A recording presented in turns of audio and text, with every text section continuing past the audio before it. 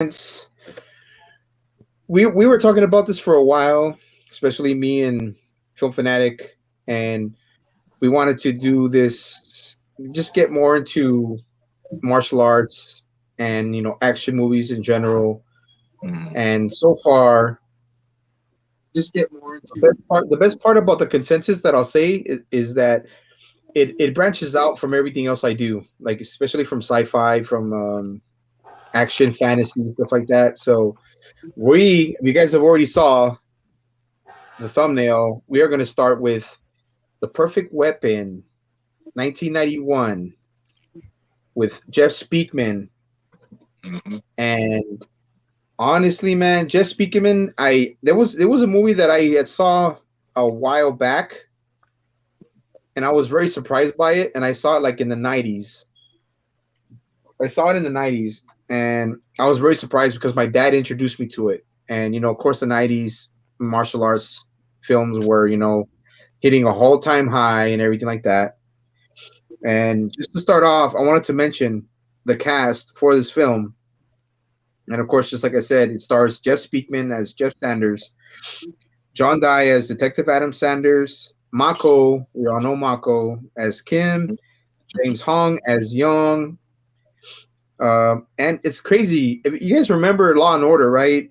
Mariska Haggerty as Jennifer. I didn't even know it was her until I read this, and I was tripping out. Like I was totally tripping out. And we have Dante Basco as Jimmy Hall. Everybody knows him, Hook and all that stuff. Mhm. I was gonna say And Rufio. yeah, there Rufio. you Yeah. go. Exactly, yeah. And Professor Tanaka, who's also a Japanese professional wrestler, and he was there Mhm. as Tanaka. And Do you know where he's from? Do you remember the no, Running Man, Sub I Zero, was. the guy with no, the skates? Yeah, that's him, Sub Zero. oh wow, I didn't know Yeah. that it was him. Oh Mhm. shit, that's crazy. Again, then there's Seth Sakai as Master Lo. He was the Kempo teacher, Yes, Mhm. and of course we have Clyde Kuatsu as Detective Detective Wong, Wong. and Kerry Tagawa as Kai. Everybody knows Kerry Tagawa, Mortal Kombat, big Things. big what do you call it? Showdown Little Tokyo, stuff like Mhm. that. And yeah, just to start off, we're gonna go in bits of say we're gonna go by say like I was talking about earlier. We want to go in like one, two, and three. We're gonna talk about first parts of the film, second part, and then finale. So I'm just gonna start off real quick, and just wanted to say, just to start the movie off, uh, I never heard of Jeff Speakman. Never heard of him in my life. I mean, this, like I said, this was somebody that just came out of nowhere. And the story, to me, the story was really good. It was a lot better than I thought it would be. And it starts off like a kid with a lot of anger issues. Father's a cop, has a younger brother, looks up to him a lot, and I mean, I can relate to the character because I had fuckload of fucking anger issues growing up as a kid. I mean, I'm not gonna lie. And I already told you guys, film, Walter, and I related to the film. I relate to the character like a lot. Like surprisingly, I relate to him a lot. And as the film progresses, he has a lot of problems, especially as an adolescent, and then he gets into the school of learning kempo. Mhm. And I mean, I really wish from when I was younger, I wish I could have had the chance to join an actual martial arts school to know what it really is about learning discipline, traditional martial arts, stuff that teaches you how to be how to accept yourself and how to just be better. And that's what I loved about it. And he grows, he learns, he has the girl that's always there, like showing him stuff, Jennifer, and he just little by little he gets to know that what I can control myself. That's the whole point of him, his father putting him into the school to learn self control, self discipline, stuff like that. And I mean, I really was getting into it, and to the point where, yeah, man, I could totally understand. I could totally relate to this. And then he gets older. You see all the belts he goes through. You see everything he goes through, starting from the bottom all the way to black belt. They have the ceremony, which is also awesome. That was totally fucking badass. And then he's obviously he's either high school or college. I don't know what it was. I think it was high school. And then yeah, and then typical football player motherfuckers, jocks talking shit, they're better than everybody else. Like, yeah, you know what, this and that. He off the Cinderella off the field, whatever. He said some shit, and then he was like I said, he was totally being, he was being respectful. He's like, hey man, we're gonna do our thing, whatever. Just leave us be. Alteron Kaiju, thank you for joining, brother. See the comment, really appreciate it. Gojira 851. What is up, Gojira 851? Good evening, What's everyone. up, Gojira? How you feeling, bro? I couldn't attend. Have an awesome stream. Like, thank you, brother. Hey, man, we understand, bro. We understand. And tomorrow's your big day, brother. I think I saw on Facebook. Tomorrow's your big day. So, thank you for joining the stream, at least, for a certain amount of time. And thank you. Appreciate that. Alteron Kaiju, thank you, brother. And yeah, just going back to it. Jeff just beats the shit out of that guy. And the guy is wearing he's wearing a football helmet, dude. And he freaking cracks the guard of the helmet after beating the shit out of this guy, because the football player actually hit his kid. He hit his little brother, man. Yeah. Anybody would get pissed off. I would have lost my shit. I probably would have ended up in jail for killing the motherfucker. Honestly. Yeah. You know what I mean? But anyway, his dad, finds, his dad, the whole school finds out. His dad gets, fed up with his attitude.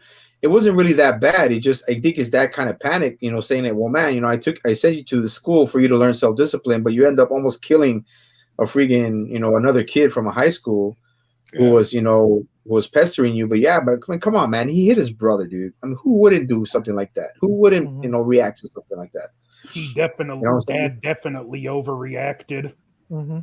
Yeah, and his dad's a cop. I mean, come on. I mean, his dad's a cop. I mean, it's like a cop cannot handle his own kid and let him know, come on, man, this is something they should know. He should have taught them. If he is, he's a cop, he should have taught them, hey, man, discipline this, you shouldn't do this, shouldn't do that, you're a cop, So that's where I was kind of like, okay, losing myself in the story, I was like, yeah, man, this whatever, but kicks him out totally. Doesn't even say, I'm not giving you no money, not doing this, I'm throwing you the fuck out, which sucked, which was like totally uncalled for. Uncalled for, because but anyway. So I just wanted to elaborate on this last scene about his dad kicking him out, and I'm gonna start with D-Film Fanatic. D-Film Fanatic, what did you think about that? I totally disagree with what his dad did. Like, what kind of father is that, man? So like, he kicks a kid's ass, and you're just gonna kick him out. What do you think he's gonna be doing out in the world? He might kill somebody, right? You just gotta hone in to his energy and I don't know, discipline even more. What's up? Samurai guy, what is up? Samurai, what's up, man? Samurai guy, the man, the myth, the legend, the badass. Thank you, brother, for stopping by, and man, really appreciate it, bro. You have our deepest condolences, prayers, bro, for everything that happened with you, bro, and may your father be, living it up in heaven, bro. Resting in peace, man. But thank you a lot, bro, for joining, man. That means a lot, man. That means a lot, bro. Really appreciate it. Yeah, man. I'll try to keep doing our thing, man. That won't be as badass as everybody else, especially as you, man. But hey, we're trying, man. Really appreciate you, man.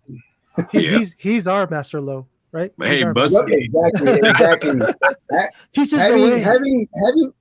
Having the inspiration that made me start not only a channel but a stream. Shit, yeah, bro. You're a badass. You're a badass. Indeed. That Fat Samurai guy, bro. Indeed. Thank you, man. Appreciate it, man. Hope you and Mayfab are doing good, man. Yes. Yeah. Yes. Best to you guys. Yes, sir. Okay, sorry about that, D. Go ahead, man. Go back to it. No, I was just saying I disagree with what his father did, but his father had to do what he had to do, right? So he kicks him out, and we see that Jeff down the line, years later, he becomes a construction worker, right? Yeah. Mm-hmm. Yeah. And going back, the opening scene shows him, doing his kata, right? To what song, guys? The Power by Snap. Yes. You dance crew. I got the power. Yep. Badass, dude. Yeah. So, with that being said, so he decides to call Kim, his family friend, and mentor, and he overhears Kim in his store having a confrontation with one of the mobsters from a Korean mafia. The mobster wanted to basically peddle drugs through his store, like he wanted to stock drugs in his store, and Kim refuses, and Jeff overhears this, so he decides to go down and visits. Oh, DJ Newbie! Hey, DJ, what oh my up? God. Oh, Hey guys, what's up? Whoa, What is dude. up, brother? thanks Yeah, I for wasn't sure joining. if I was gonna make it tonight, so but I got some free time, so Welcome. Thanks for joining, man. You My friend. always Thanks for make it. joining, You always man. make it. Thanks for joining. I bro. always try to Yeah. anyway. All these badasses, all these badass motherfuckers coming out of nowhere. Fat Samurai right now he just added, joined the chat, left a comment, bro, and now the DJ Anubis is joining the second series for the Consensus crew. So hey, man, thank you for joining, man. Ain't no problem. Anytime I could join all these badasses, I'm in. Takes one to know No one, problem, buddy. bro. No problem, man. Go ahead and finish. Go ahead and finish filming, then we'll pass it to Anthony, and then we'll go to Walter, and then we'll get with DJ Nubis after that. Sure. Speaking of badasses, so going back to Jeff, right? Yeah. So he decides to go down to go visit Kim because of what he overheard, and Yeah.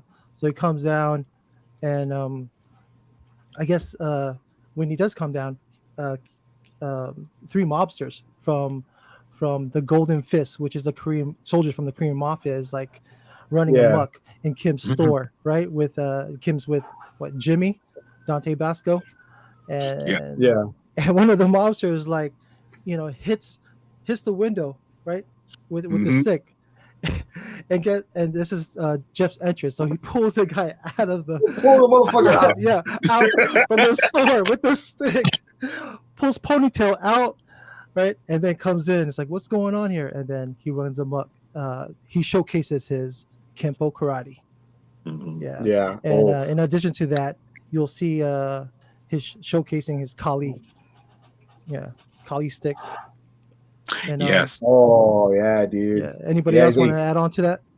To Yeah, that fight scene? Give it to Anthony. Mhm. That's it. Like, You next, Anthony. Go for it, man. I did really enjoy this film. I thought I wasn't gonna like it. And when it gets to the graduation scene with the Kempo, I'm like, this is gonna have a good message. But like, I could like kind of relate to this movie because I had anger issues too with the condensed version. There's a reason I never had a father in my life. And a family member told me when I was really too young to be exposed to why.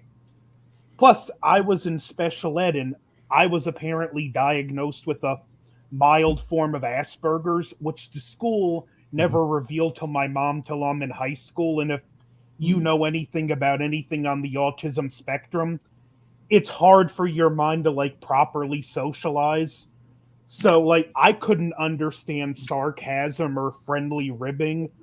So I had problems with bullying and it made me angry. So like I really related to this character, and the part in the first act I found the most interesting, like you mentioned, with the bully where the guy's picking on his brother and he goes after him and sends him to the hospital, and like the father went too far. He should have taken him aside and said, look, I'm glad you stood up for your brother. You did what I would expect you, but you need to learn to control your temper. I sent you to Kempo to learn self-control and discipline. You let your temper get the better of you, and you just didn't want to put him in his place. You wanted to humiliate him, and you could have killed him. And you need to think about that, because if you do lose your temper and kill someone, I may be a police officer, but there's not a thing I can do to protect you. But instead, he's just get out on your own, I don't want nothing to do with you because I'm more concerned about your brother. So like the father, that just ruined the character for me right there. But I like the whole how it played out from him being introduced to this lesson at the graduation ceremony. We see him losing his temper and what happened. And by the end, we see he grasps the self-discipline. I've never took martial arts, but I know it's more about the best fight is the one you can walk away from without having to throw a fist. And if you have to fight, never use any more force than is necessary. But like that opening was just a great foundation for what was a fun story with a lot more heart than I was expecting. Yeah, I mean, definitely, man. I mean, like what you were just saying, it's true because, like I said, I've done martial arts. You guys know that, and when you have to really dig deep down when you don't want to hurt somebody, man. Because trust me, those repercussions of you doing something really bad, man, can really affect you, especially at that kind of level when you're young. You don't want that going into your adulthood, you know. I've had to deal with that a lot, man. But just like you, Anthony, I dealt with a lot of bullying. You know, people trying to tell me something, and I always got into fights, man. I always got into fights all the time, and I was always the one that beat up the bully. You know, and I thought after beating up the bully, they're gonna leave you alone, but actually no. With me, it was like it was the opposite. Like the more I beat the shit out of, the more contenders and more people wanted to challenge me, and that's why it was always a bad situation, especially in the '90s, though. But you have a point, though. But now on the same subject, you know, the same scenes, you know, what we're going through is get with Jedi. Let's get your thoughts, and then we'll go straight to Anubis. Well, I'm just gonna add on to what Phil was saying. You know, when Homeboy Ponytail those that came through the window, you know, here goes Jeff, like throws them out of the window, you know, and he goes in the bottom mode, you know, and he said, "What's going on here?" You know. And he just rips on these guys, you know. He doesn't, and that's the thing about this scene. He doesn't use any kind of gun or whatnot. He just uses what's available. Because that guy about to shoot him, he throws that I think it was a knife or something like that. He just throws him and knocks him out like that, you know. And then when that stick which was a broomstick, when it gets cut in half, you see that smile on his face. It's like, dude, you just fucked up, you know, because that's the thing he uses when he's you know, in Kempo, you know, those sticks, you know, and he just wails on these guys, you know, he keep kicking his ass. And I don't know if y'all noticed this. Here's a little tidbit. When that Ponytail, when he comes back in the scene, you know, trying to, you know, get him from behind and everything, I don't know if anyone noticed it, that pad that's on the outside of the window, you know, you can accidentally see it. And when he throws it out, it's like it's conveniently there. And I'm just like, I mean, that's a movie mistake, but it's just funny how that was there, because you got to remember these films were kind of done cheaply, but in fastly, because they were bringing these kind of films out a lot at this time, you know. But it was just kind of funny to see how he just took what he had available and just ran with it, you know, because he pretty much kicked their asses, you know, and then when he was done with the sticks, he's just like puts them like that, you know, like, hey, that's how I'm done, you know, I've got it, it's good. And then when Dante Brasco's Jimmy comes on the scene, you know, he says to him, it's like, I don't know where you come from, Terminator, but you better go back, you know. You a dead man. You're a dead man. It's like, dead man. It made me think like, okay, you just saw this guy kick these guys' ass, and you tell him that he needs to go, you know, and I guess that shows how he feels. I mean, the Jimmy character feels. It's like these guys are serious, you know, and he doesn't want to try to put more heat on what's already been done. But, you know, he should know this. If this guy can kick that, he ain't afraid of this. Like, I'm going to do this, you know. So, yeah. No, man. Like, no, yeah, you're right, man. And like what Film was saying, Film had said, like, what was it that you said, Film? That like, oh no, we mentioned that. Remember, like when the fight scene, when the guy he gets the whatever it was, a broomstick or something. He just fucking goes like that. He says, "You're gonna you're gonna either work with us, and then you just see him go flying out, dude. You see his freaking like That pull was, like that was boom, great. it's right through That the was window, great. bro. I Yeah. started laughing my ass off because I forgot about that scene. I forgot Mhm. about that when I saw it, dude. I was like, what the fuck? And you just see him all fly all the way out, bro. You just see him go all the way out. And Yeah. then that's when Jeff goes in, bro. He starts wrecking shit. It starts showing what he can do with the was it Tonfa? Not Tonfa, but what was it called? Was it called film? Kali sticks. It's Yeah, the from a Kali stick. Screamo. It's Oh, like a dude. Filipino martial arts. Yeah. Oh, dude. Like he just starts freaking like, and then he still puts them. And then when he's done, he still puts them underneath his. He puts them underneath his eyes. Yeah. Like what? And I he love just that. drops it. Yeah. You know what I love about when he uses his Kali sticks? It sounds like fucking drums, man. Yep. Because Oh, it's like multiple.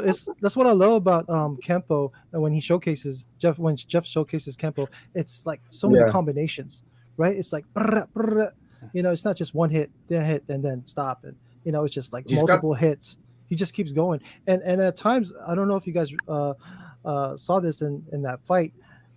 He punches rather than blocks. Like I see when Yeah. when the guy with the spider tattoo like does a kick, Yeah. instead of blocking, he punches the kick. And Yeah. I was Yeah. like, He goes. oh, okay, that's pretty cool. He jumps. Yeah. Yeah. Like, okay. He means No, business. dude. Like, no, you're right.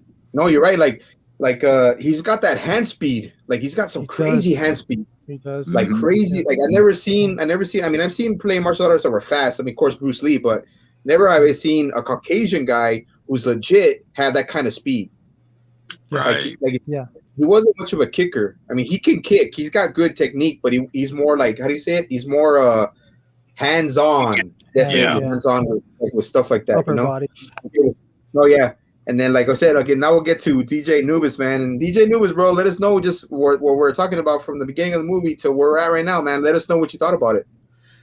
Yeah, it's been a while since I'd seen The Perfect Weapon, but it's one of those films that kind of sticks with you your entire life. And to this day, I am kind of shocked that Speakman didn't have a bigger career than he did, because that particular movie was very underrated, in my opinion. And it's kind of interesting you guys were talking about how deep the movie is in terms of the character and his growth and everything else. And I agree with that. In fact, Century, you were getting at it about your own life, about dealing with anger issues and stuff. And it's so funny because I grew up loving martial arts movies so much, but yet I didn't really have the motivation because of ADHD and all that to really study it and learn it, because it would have been so helpful for me as a teenager. You know what I mean? And so unfortunately, I am a very nice dude, but like I've carried a lot of inner anger over the years for myself, and sometimes it's like internal.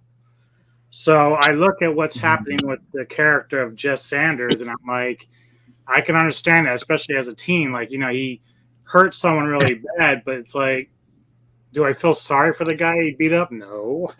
But then I sit there and say to yourself, well, it really is the wrong thing, because you can really seriously hurt somebody. Yeah. But yeah, I kind of forgot like how many people or actors were in this movie that are like big names. Yeah, me too, bro. Me too. Marissa Marte, Tagawa, who I love a lot, and of course James Hong. So it's like you got all these familiar faces.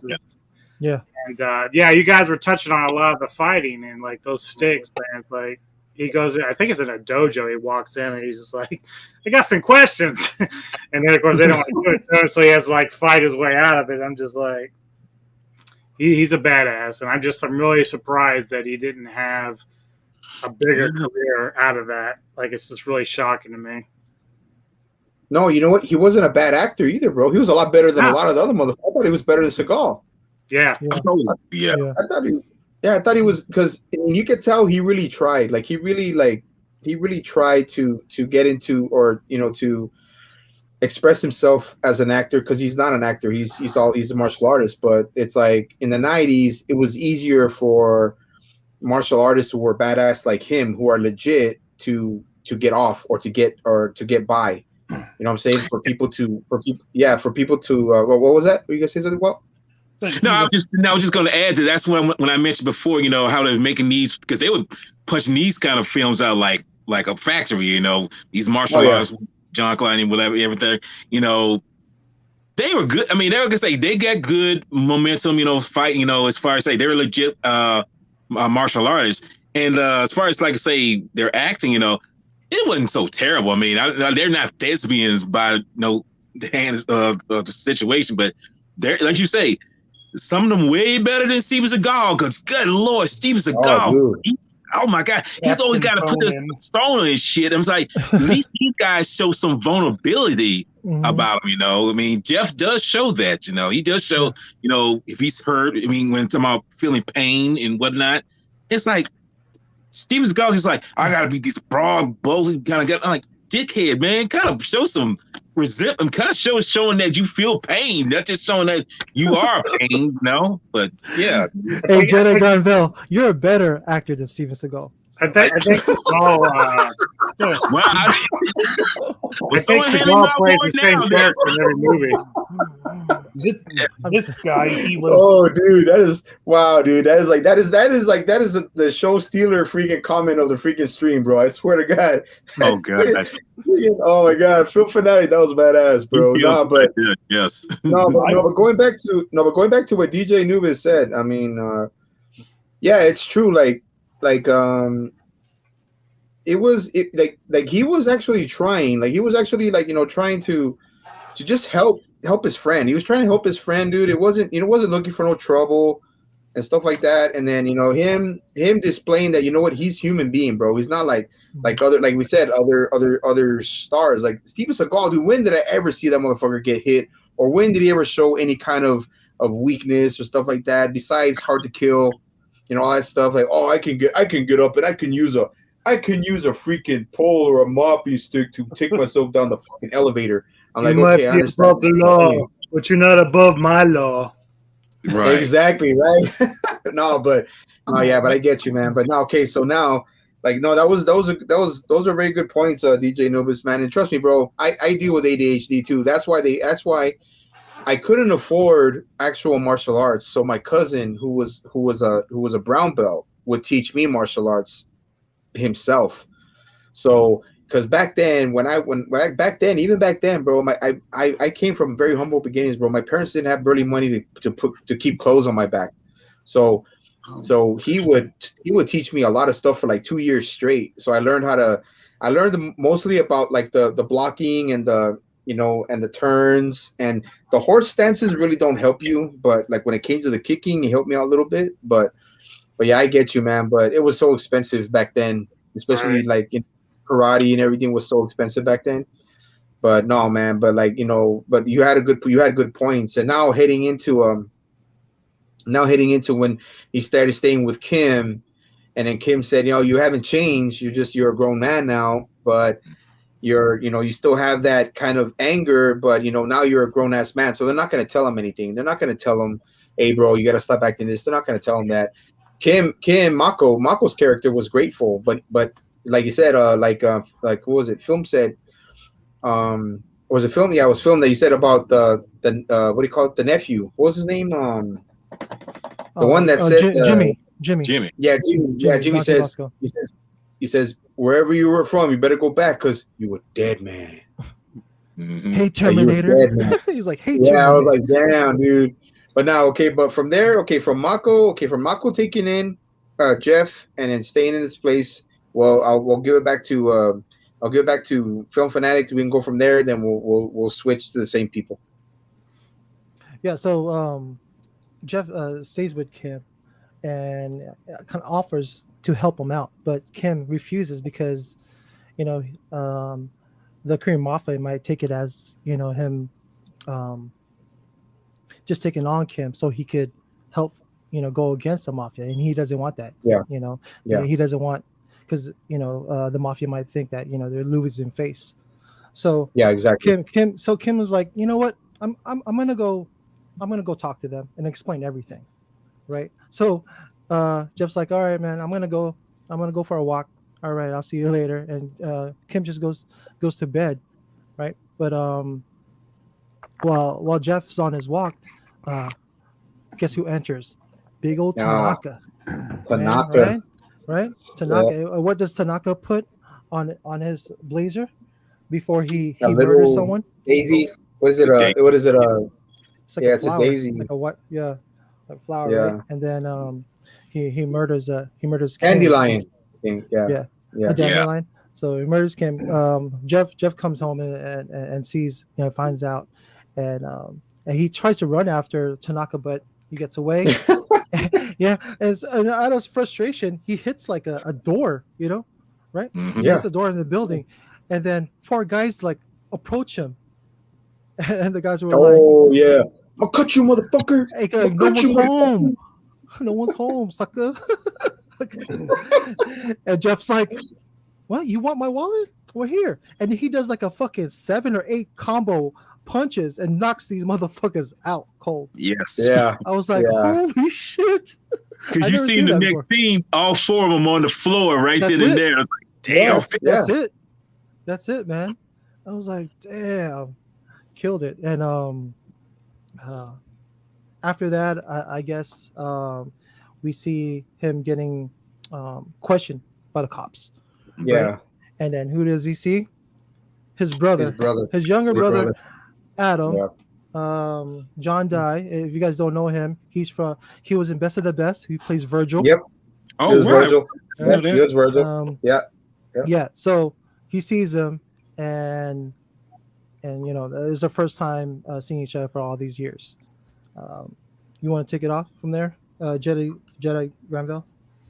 Oh, right there. It's from what it's kind of awkward because first of all, he hasn't seen his brother in forever, and it's kind of funny. The young brother follows in his his father's footsteps.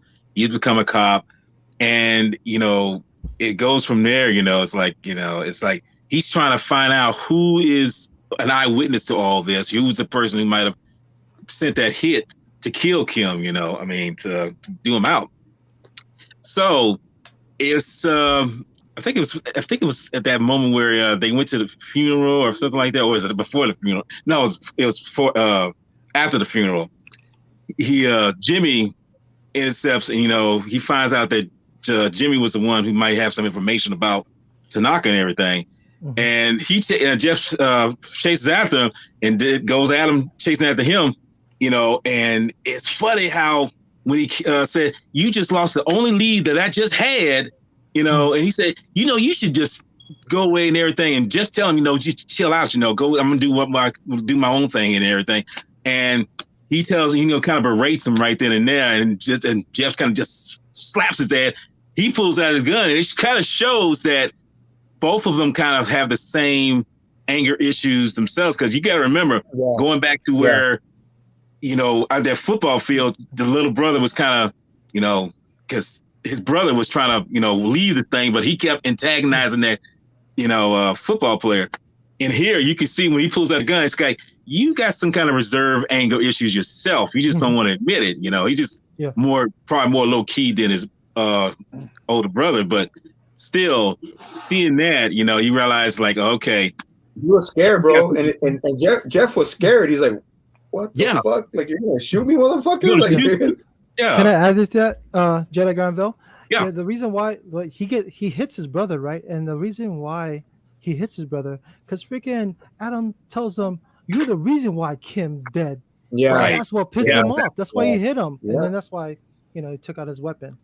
Well, he slapped him. He didn't punch him. He slapped him. Yeah, that's what I'm gonna say. Oh, he probably felt like it was a punch for him. So. Yeah. Yeah. Well, I wouldn't want to. I don't think anybody want to get bitch slapped like that too. But I'm saying like, it makes sense. I mean, it does make sense. That. Well, shit. Yeah. You don't tell somebody. Oh, you don't tell somebody. Oh.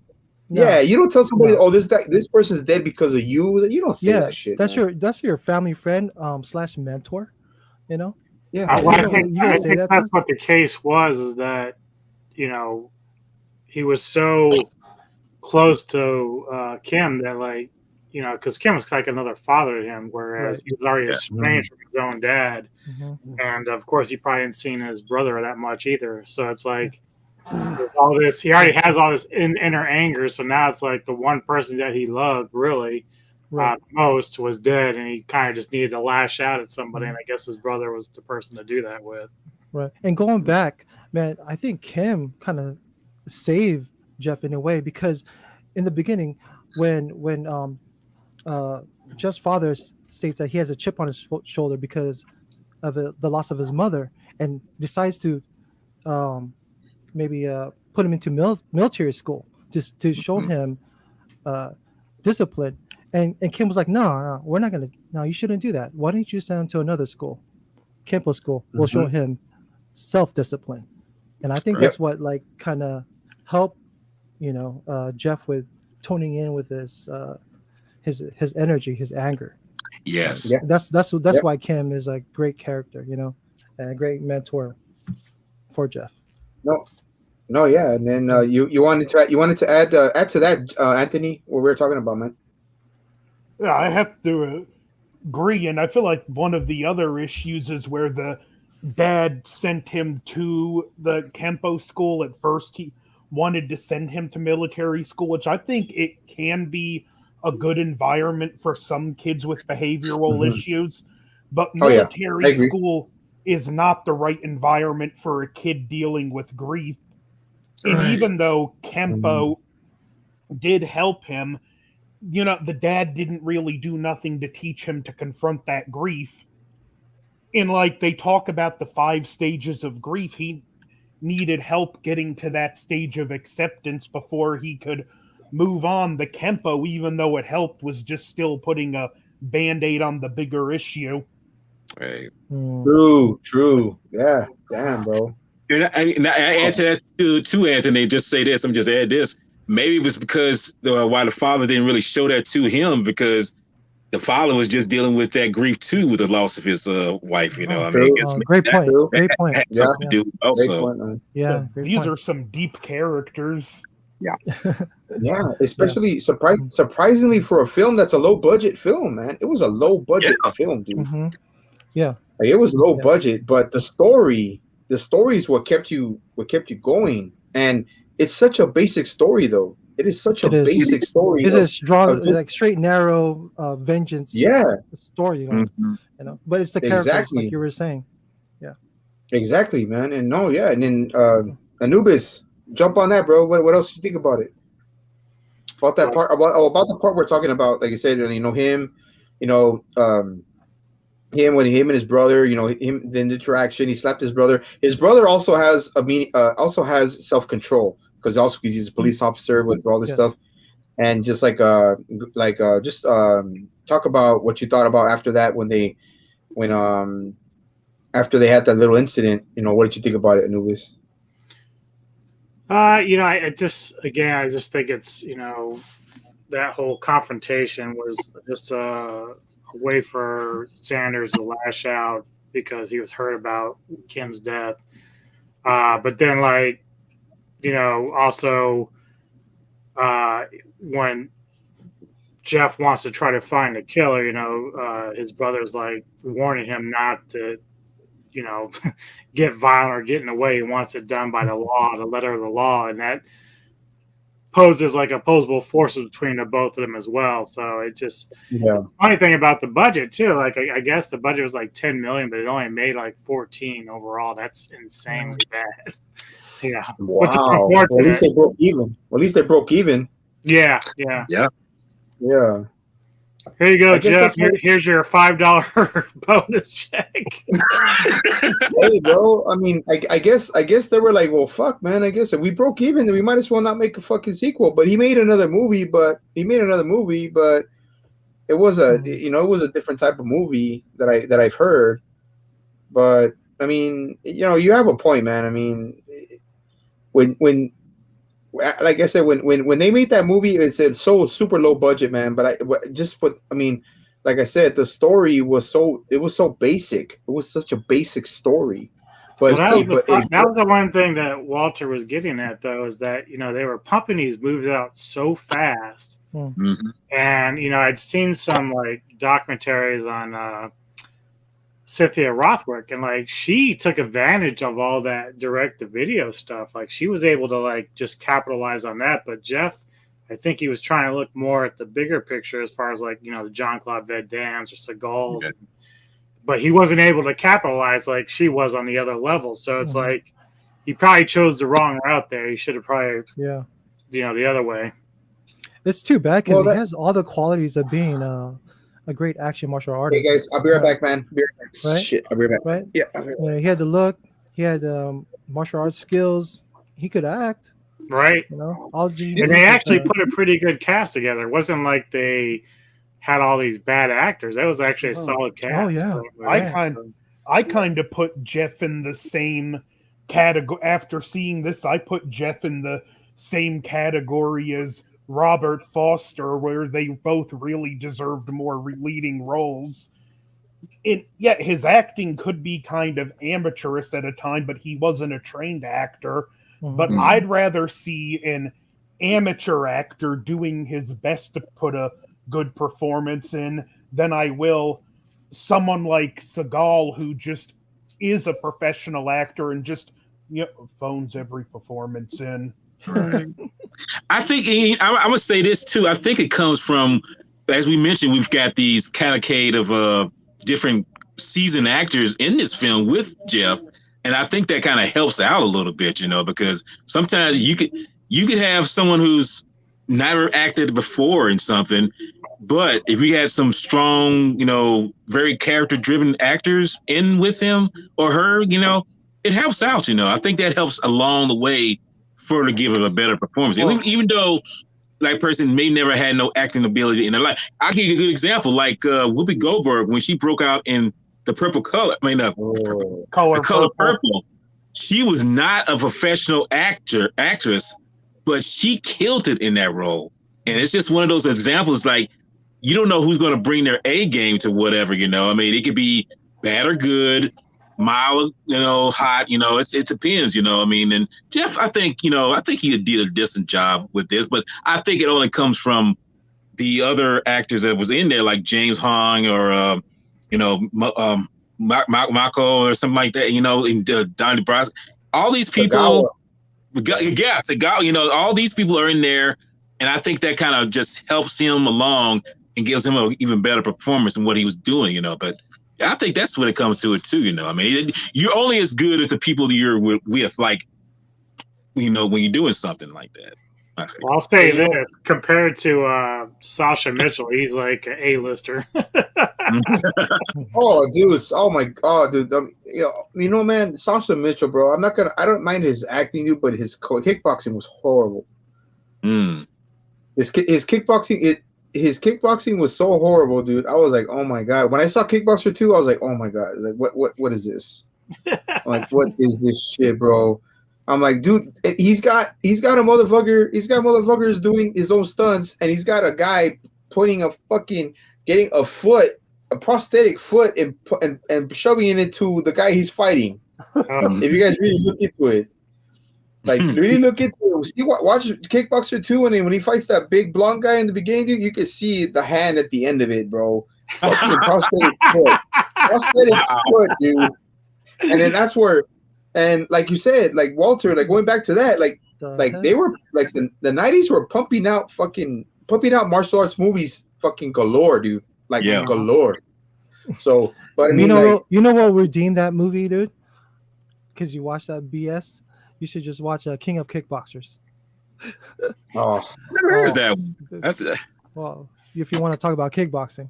I mean, Tong Po, the original actor, is what saved it for me. When he beat the shit out of Sasha Mitchell, I was like, why didn't he just kill Sasha Mitchell? Why didn't he just kill him? Why didn't he just kill the motherfucker, bro? He should have just, all of the what do you call it? All of the Stallone bloodline should have just died. In that fucking movie. Damn. He should have just died, because that movie was, okay. Zien was cool, but I mean, Sasha Mitchell, bro. I mean, his acting is not bad. I mean, when it comes to well, I think it's just more he's like an over actor. Like, it's not bad, but he overacts. Yeah, man. Like I mean, the way he moves, how slow he was, how goofy he was, and all this shit. Even in the later films I saw of the kickboxer, bro, when he had a flat top and he started wearing Muay Thai pants, I'm like, dude, you are not gonna fucking relive all this shit or how do you say it? Try to get back all that pizzazz from the first one. Yeah. You know what I'm saying? You're not gonna get it back. I mean, it's just too legit to quit. yeah, I should have just I told one of my friends, like, dude, the fucking Stallone fucking bloodline should have just died in part 2, bro. Should have just fucking been Tong Po should have just killed his student. The way Tong Po killed his student is the way he should have killed Salsa Mitchell. Straight up, bro. I swear. But anyway, now let's get to the freaking gym fight. Yeah. Let's get to the gym fight, and I want to start off with Anthony. Anthony, what did you think of the gym fight? And then we'll go from, and then from there we'll go to Anthony, and then we'll jump to Film, Walt, and then we'll get to DJ Anubis. So start it off. You're talking the 3-on-1 one, right? Yeah. I really like that, how he just went in with the competence, and he's like, well, if I have to, I'll beat it out of you guys, and I'll take you two on. And one of the things I liked is the guy he first started fighting before the other two jumped in, how he keeps hitting him hard and he gets up, and I thought the performance from this actor was great because you can see on his face, even though he clearly doesn't like this guy, he's developing a begrudging respect because he's like, I'm hitting him with some of my best stuff, and he just keeps coming back. And I too like the fact that he uses Kempo. I think that's an interesting martial arts because of how improvisational it is in just how quick he is, and that's what gave him the edge against the other two guys. The Koreans, yeah. Yeah, it reminded me of a part I read in a Jack Reacher book where he fights this crowd and a group of people, and if you read them, like, a lot of it's his inner monologue, and it's the same thing here where it's like, when you're fighting multiple people, you have to strike fast, strike hard, and put them down quick, and you see that there. And I love how, especially when the other two get in, they're just, it's like a little bit more of an arrogance, and he just, through just sheer skill, grit, and determination, he, gets what he wants. And, the saying's true, never mess with a man that has nothing to lose, and he had nothing to lose. Yeah, man, I agree, man. I mean, and these guys did not take it easy on them, and all of them were skilled. All of them knew Taekwondo, and people already know about Korean martial arts. Taekwondo is a top fucking sport in freaking Korea, and Taekwondo is so. I mean, they say there's similarities to karate and Taekwondo, but Taekwondo, bro, utilizes like thrust kicks, a lot more speed, just stance and balance. And like when I learned karate, bro, when I was learning karate, it's kind of the same thing, but like Taekwondo, like, and dude, trust me, Korea, I'm pretty sure you saw best of the best. These motherfuckers in Korea take that shit for fucking real, dude. They take that shit so seriously. I do want to add to how you said he wasn't much of a kicker.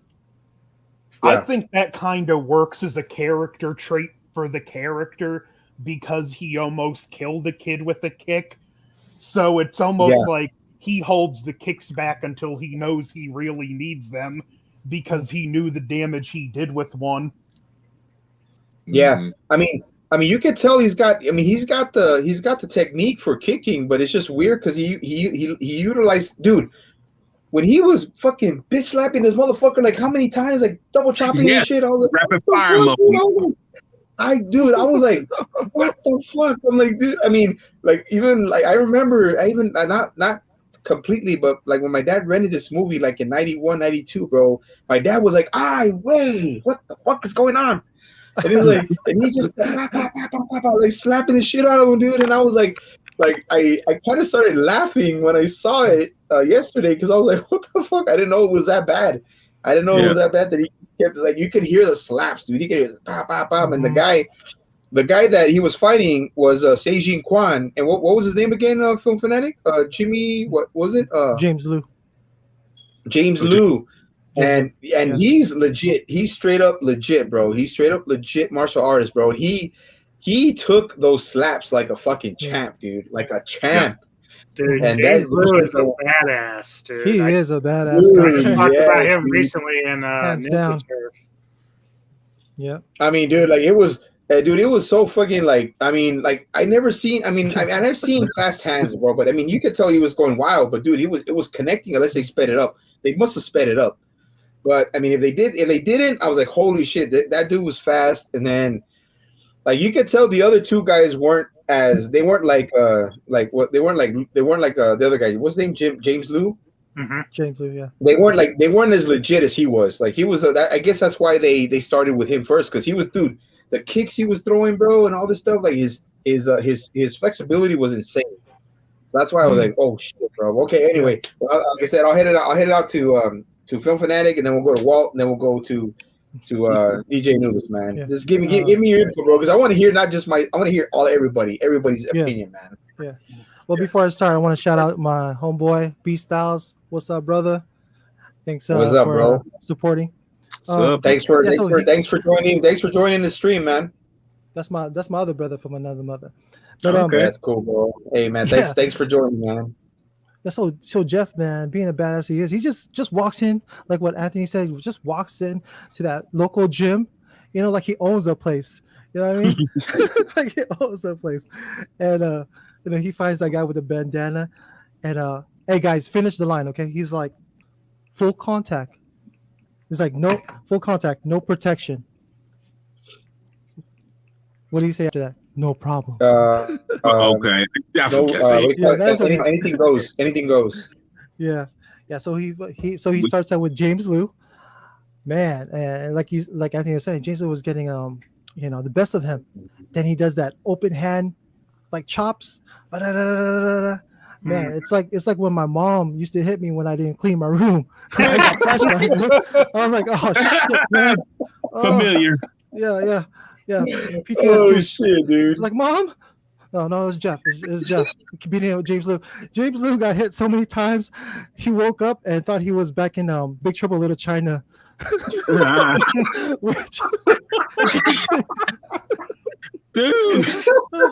What the fuck? But DJ Anubis, man, James Liu, you got to give it to him, man. He's a badass. He did stunts for Big Trouble Little China, the Rush Hour movies. He's a Rapid Fire too. Rapid Fire. Yeah, he was in Rapid Fire. Yeah. Mm-hmm. How old is he, by the way? I don't know.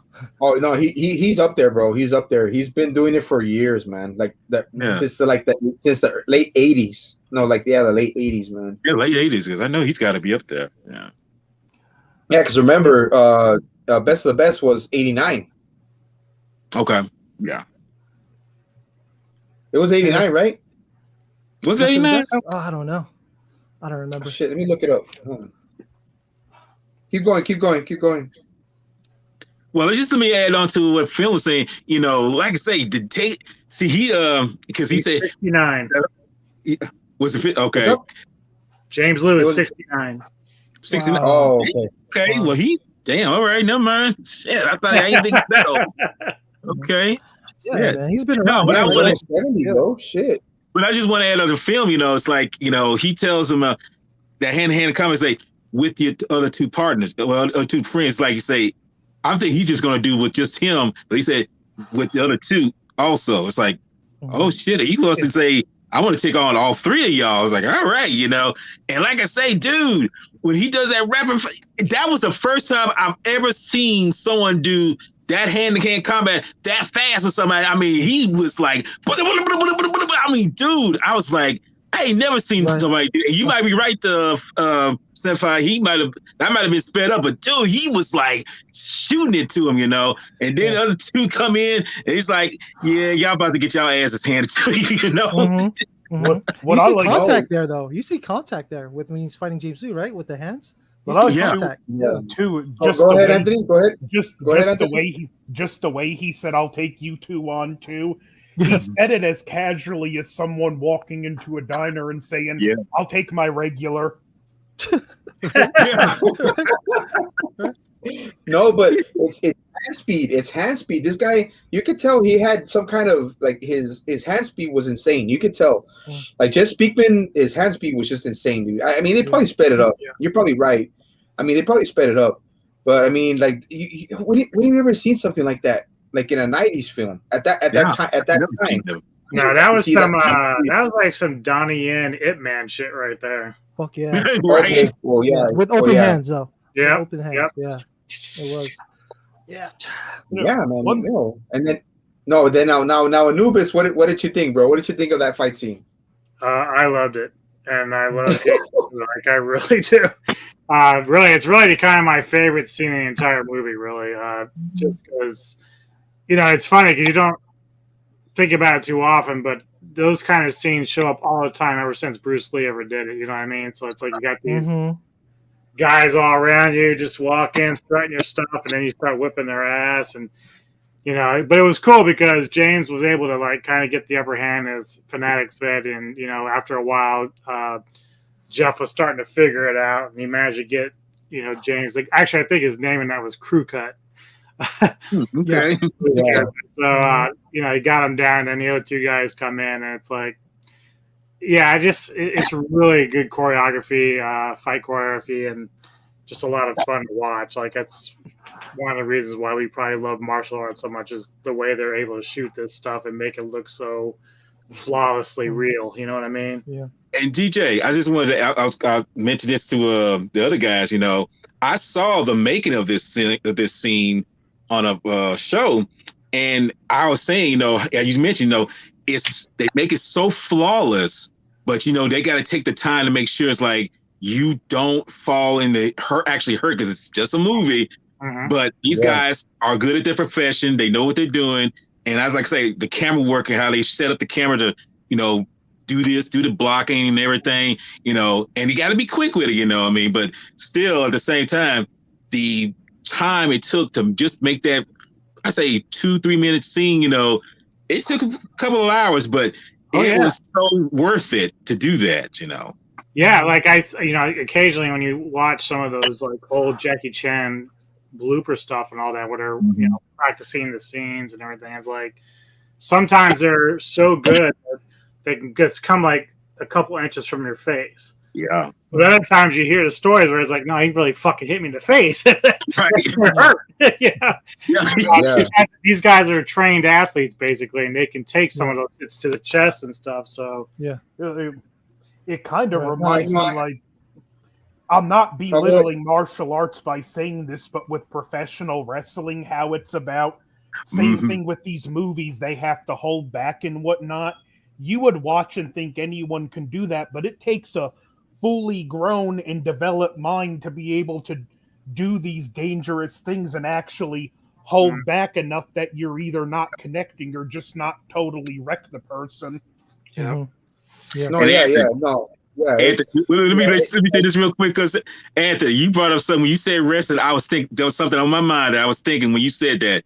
I was thinking about that fight between Roddy Piper and Keith David and They Live, dude. Oh, I love that fight. The alley, dude, in the alley, dude. Roddy Piper actually said that Keith was killing his ass. They trained and everything for that scene, but Keith was killing him. When they were doing that scene. So I love dude. Keith. I'm thinking about that. Well, I mean, just put on the glasses, man. I mean, dude, but professional wrestling, bro, it's they have to make it look real. So when back in the days when professional wrestling was professional wrestling, and it's not a fucking dumbass big ass show now, where motherfuckers used to hit motherfuckers like other wrestlers that were really into it, that were really about the company. You say, hit me. Why? Make it look real. Hit me. Hit all me. Those like the what was the barbed wire, and was it ECW or something? I mean, those guys are nuts. They're nuts, man. ECW with the nails and barbed wire. Oh my God. Yeah, I mean, even the Undertaker told Bret Hart to hit him as hard as he could. Yeah, he told him let's, and then Bret Hart was like, "You do the same. Let's sell this shit." That's why it was so good. That's why it looked so good. Like, man, when I found out the wrestling was fake, bro, I was like, "What the fuck is this?" I'm like, I mean, what? Like I thought they were just super athletes. Yeah. I thought they were super athletes that were winning stuff like that. And then when I saw Roddy Piper versus Bret Hart in WrestleMania 8, bro, I was fucking wow. That was like holy shit, bro. That was like what got it for me. But anyways, like I said, we don't want to get off. I don't want to get off the topic too much, but you guys have a point. Like Anthony said, professional wrestling, you want to make it look good, just like in. Just well now, like I said, now everybody's a pussy. Now everybody's a pussy now in Hollywood. Nobody wants to get hit. Nobody was, oh, you hit me. Oh, you hit me. Oh no, I can't do 2 scenes for 2 days. I mean, come on, dude, seriously. But these guys in the 90s, I mean, these guys were like, okay, make it look as real as possible, because that's the best way to gain the fans, to get the people, the audience. You know, that's what people start forgetting, man. Now people, they forget about the audience's reaction. Think about what we do. Think about them. And these guys put their life, they put their lives, their everything into martial arts, bro. So they should at least deserve something like some of that. You know what I mean? And like I said, and dude, and Jeff Speakman, Jeff Sanders, dude, he didn't go off without getting hurt, bro. They fucked him up. They fucked him up. Right. Like he thought he was gonna bulldoze through James Lou, dude. Fuck no, dude. No. Yeah, he hit him in the solar plexus at one time, you know. So yeah. He was having trouble, man. So okay, like I said, I'll start. Okay, now I'll start off as we get to. I mean, like I said, this movie's kind of long too. I kind of realized the movie's kind of long, but okay. So let's get off to Say we already get past the gym fight, and he starts talking with what I forgot. I keep forgetting his fucking name. That kid that was so annoying, bro. Jimmy. Damn, Jimmy. No, so yeah, Jimmy. After the gym fight, that's the reason why he went there, to get information. Okay. He's trying to look for the guy with the spider tattoo. So when he beats the guys up and he gets Bandana in his arm lock, Bandana gives up. Hey, they all hang out at the Crop Pit Club. Yeah, and the Croc Pit. Yeah. So you take it off. Elaborate. Keep going then, Phil. Keep going. Keep going. So we could go off to the Crop Pit Club. So he goes there. He goes there, and he finds the guy with the spider tattoo, the mobster. Then he fights like various wicked mobsters in there. You know. Yeah, they start fucking him up too, because he's just totally outnumbered. Right. There's all mobsters there, and just him, you know, and he gets knocked out, right, by I think I hit a bottle to his head. Yeah. And then you see Tanaka come from behind him, and Tanaka was about to kill him, you know, with a head blow to the back of his head, but from a distance, from an unknown character, you just hear like, "Hey, stop!"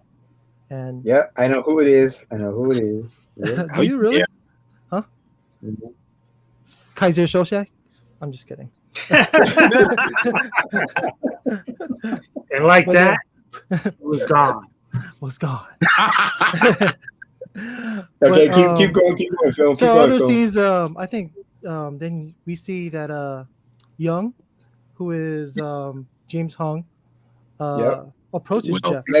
Legend. Right. Approaches Jeff and informs him that he has information of who killed Kim, who ordered Kim's death. It could be one of the 4 big bosses, Korean mafia bosses. And he's one of them, but I think he gives up. Oh, he tells Jeff that this guy named Kai might know who ordered that Kim's death. So Green eyes. Yeah. So who's Kai again? Well, isn't there? But I was gonna say film. But I'm sorry, bro. I didn't mean to interrupt. But isn't there like there's a connection between the Yakuza and the Korean mafia, right? I don't remember. Was there? Because I think I heard that the Yakuza, the Jimmy saying one time when he was talking with Jeff, that the Yakuza has the Yakuza has a connection to the Korean mafia, so that's where they get the goods from, the majority of the goods. Because they didn't say, because they didn't even really say if it was in California or something. I'm pretty sure it was California, but they didn't really say they didn't elaborate too much on who runs the goods and who really who really supplies them. Yeah. So I just heard that it was I don't know. I don't know if Anthony knows, or I mean, I don't know if Anthony or even Anubis or well, I just heard that they have that Young is connected with the China with either the Japanese or the freaking the Yakuza because remember, Tagawa is Japanese. Yeah. So that's what I'm saying. Like it's like he's Japanese. So that's what I'm saying. Like I heard they said there was a connection between Yakuza enforcers and the Korean mafia. I don't Anyways, remember. yeah. It makes I must have missed that. it makes. I got to say, I must miss that too. I think I remember hearing that line, and it does make sense. Mm-hmm. Oh. Keep going, film. Keep going, film. Oh no, Yeah, so go on, so Jeff goes to Kai, who's played by who? Kerry Tagawa. Perry, I Yeah, can't say his name yeah. right. So Chainsaw from Mortal Kombat, right? Great role. Great role. Mm-hmm, mm-hmm. And he ends up like choking him. And he finds him in his car and like chokes him right from his window. And, Yeah. And Kai gives up a mob boss named Wu Sam or Sam. Oh, Sam, right. And so that's when Jeff goes to his building, right? And I think Wu Sam's has like an elevator outside his building, and he goes on top of it to get inside, climbs into a window, and Almost gets crushed. and he gets he ends up like kicking his Sam's guards in the hallway, right. Yeah, I think he uses the extinguisher at one point. He does. With some whack ass guards, bro. Some whack ass guards, bro. Yeah, they're just chilling, man. You know, they're just there for the paycheck. That's it. So he finds Wu Sam with his family, and right before he kills him, he tells him, "Yeah, it wasn't me. I was Kim's friend," and Jimmy comes in and confirms that. Like, yeah, Sam's like my uncle. They were friends, and everybody knows that Young killed Kim. Dick. Tracy. Tracy. That's where you know it's 90s. It's all 90s right there, bro. Dick. That's it. Tracy. But what's after that one? Yeah, Dude, so that was. No, you know what? Sorry, I didn't mean to cut you off, bro. Just it's like you could tell, like at that point already, bro. Jeff is like, motherfuckers. You guys are having. They're throwing him into circles, bro. They're just setting him into circles. Yeah. And that's what I liked about the story, because the story wasn't dull. The story kept getting little by little better and better. And I mean, come on, dude. This story was a lot better than a lot of the stories they use fucking nowadays, dude. I mean, come on. He was being used. He was being used by people that had freaking people underneath other people. You know what I'm saying? So that was a good part. That's what I liked about it. And he even told himself, like, man, I almost killed this guy for nothing. I almost killed this innocent motherfucker in front of his kids for nothing. Yeah. Yeah, because Sam says, he sent Young sent you to kill me to eliminate some competition. It's like he sent an outsider to do this. Because if he used one of the families to try to kill this person, it's like that would be pointing the finger at him. And he said, this is where the title of the movie comes in, The Perfect Weapon. Yeah. I got the that was a part of That's right. All a master manipulator needs is to know the thing you want and to just subtly suggest the way that would benefit him the most is the best way to get it. Right. Yeah, dude. I mean, that was like shit. But no, but Phil, yeah, you did a good fucking. That was good analysis, bro. One of the best analysis you've done, man. I swear to God, bro. Defense Fanatic he's gonna be badass, dude. He's gonna be badass. Yeah. I swear to God. It's all a lie. No. Lies, I tell you. Lies. No, okay. Let's throw it out to Jedi Grant Vale. Then we'll go back to Anthony. Then we'll get over the Anubis man. Then we'll get to the finale. Dude, now, like I said, we mentioned about how Sam was saying, that he sent an outsider to try to kill me and everything. Then, he's trying to get some kind of, not so much evidence, I guess. Now, try to ID the dude who actually killed Kim. But at the same time, his brother comes along and, tries to say, okay, let's try to get this guy, who like I say, who sent to kill him. Legally. Yeah, legally. That's what I'm saying. That's what I'm trying to say. So I'm kind of say, he's going to just do it, but no, he's trying to do it legally, and he figured like, but like I say, when it comes around to that point, it's like he realized like, oh shit, because when he tries to ID him, which he does, let's see right here. They're in the car with Adam and everything. And oh my god! Don't remind me about that shit, dude. I'm telling you, scene, and I forgot this scene because I totally forgot about that scene. But that's the thing. I didn't realize he did this until I watched it again. It's like, oh shit, he did that shit. He's ducked down. He's trying to make sure to see that that's who it is. He has a newspaper identification. I'm like, are you fucking serious, man? I mean, are you literally like? Dude. It's like that's him. Like, I'm like, he's like, it had holes in the newspaper. If there was any stupid, man. If there was any stupid fucking part of the movie, that was it. That was fucking. Oh shit! Oh shit! Okay. that was live, folks. That's our host right there, folks. Okay, we got technical difficulties. He's fine. He's fine. He's good. Yeah, he's good. If there was ever a part to stream, that was it right there. Wow. There you go. Hey man, nothing works out better. But hey, it's once shit goes down, everything's going no. But dude, I swear to God, man, I'm not gonna lie. If there was any stupid part of the movie to put, that was the stupidest part of the movie. And I was like, oh my god! Identification. I'm like, oh my god, dude. I was like, and then they go. I really hated Jimmy, bro. I hated Jimmy. Like I hated him. Mm-hmm. You had to see his character.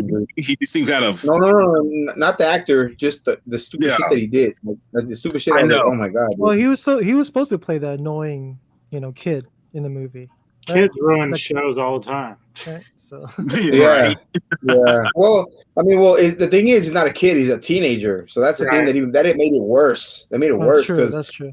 Yeah. And he was just like, dude, he put the two little eyes between the positive identification. I'm like, oh, I hate that fucking name. I hate that man. I just hate that word now. Oh my god, dude. Kidding me, man. And like I said, it's been a while since I've seen this film. Keep going. Finish it off. But like I say, where's my rant? That was it.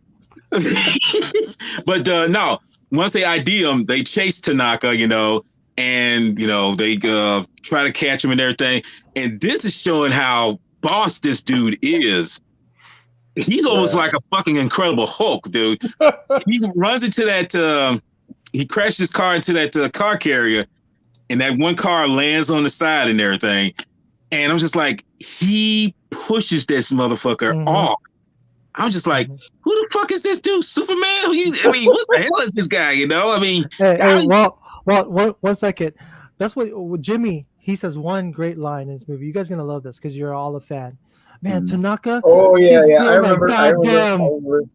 Yeah, that's right. Godzilla. Goddamn Godzilla. Yep. I love that line. He's like, guys built like goddamn Godzilla. Yeah.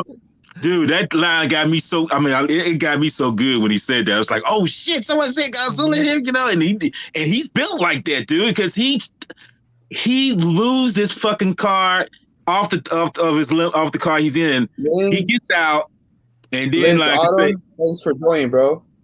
Sorry. I'm sorry. Oh, you talking about okay? Sorry. Yeah, no, just somebody who's on chat. I don't know the guy, but hey, let me finish it off real quick though. He the cops who got him up in handcuffs, about to put cuffs on him, he takes him out like quick. And then Adam gets that taser. He said this thing's got 50,000 volts. He said, and he's still coming. He knows. And I'm gonna light you up. Shoots him one time. He just like pulls him out. It's like, bitch, that's all you got? And he say, shit. And then he shoots him again. And then he say, now your ass is down.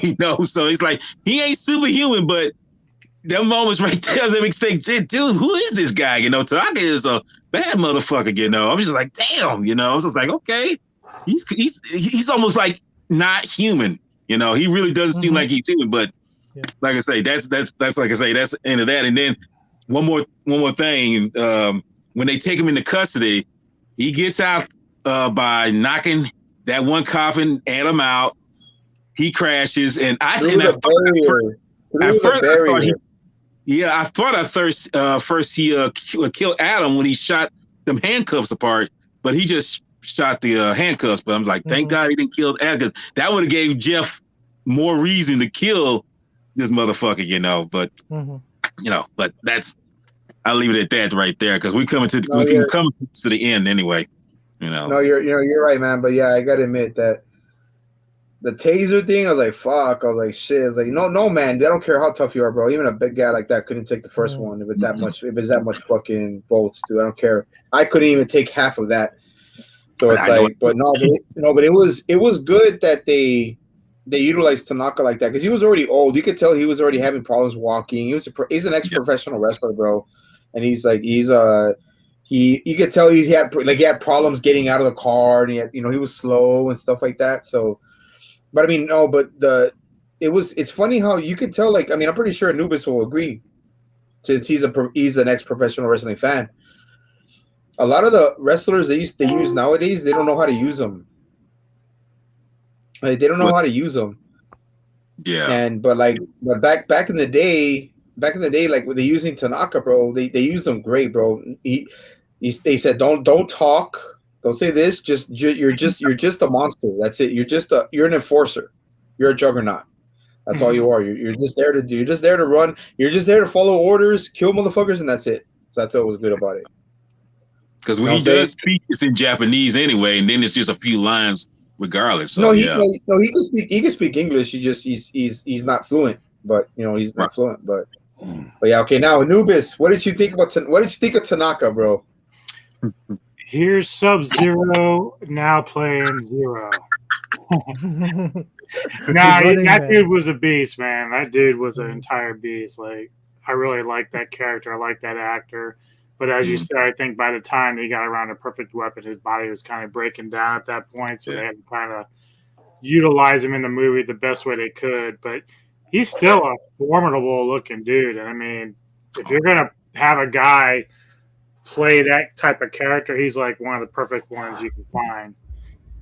All he's really missing is like a top hat he can spin, Odd job, yeah, but at least he isn't like that motherfucker in rotting in prison, fucking for raping girls and shit. Right. It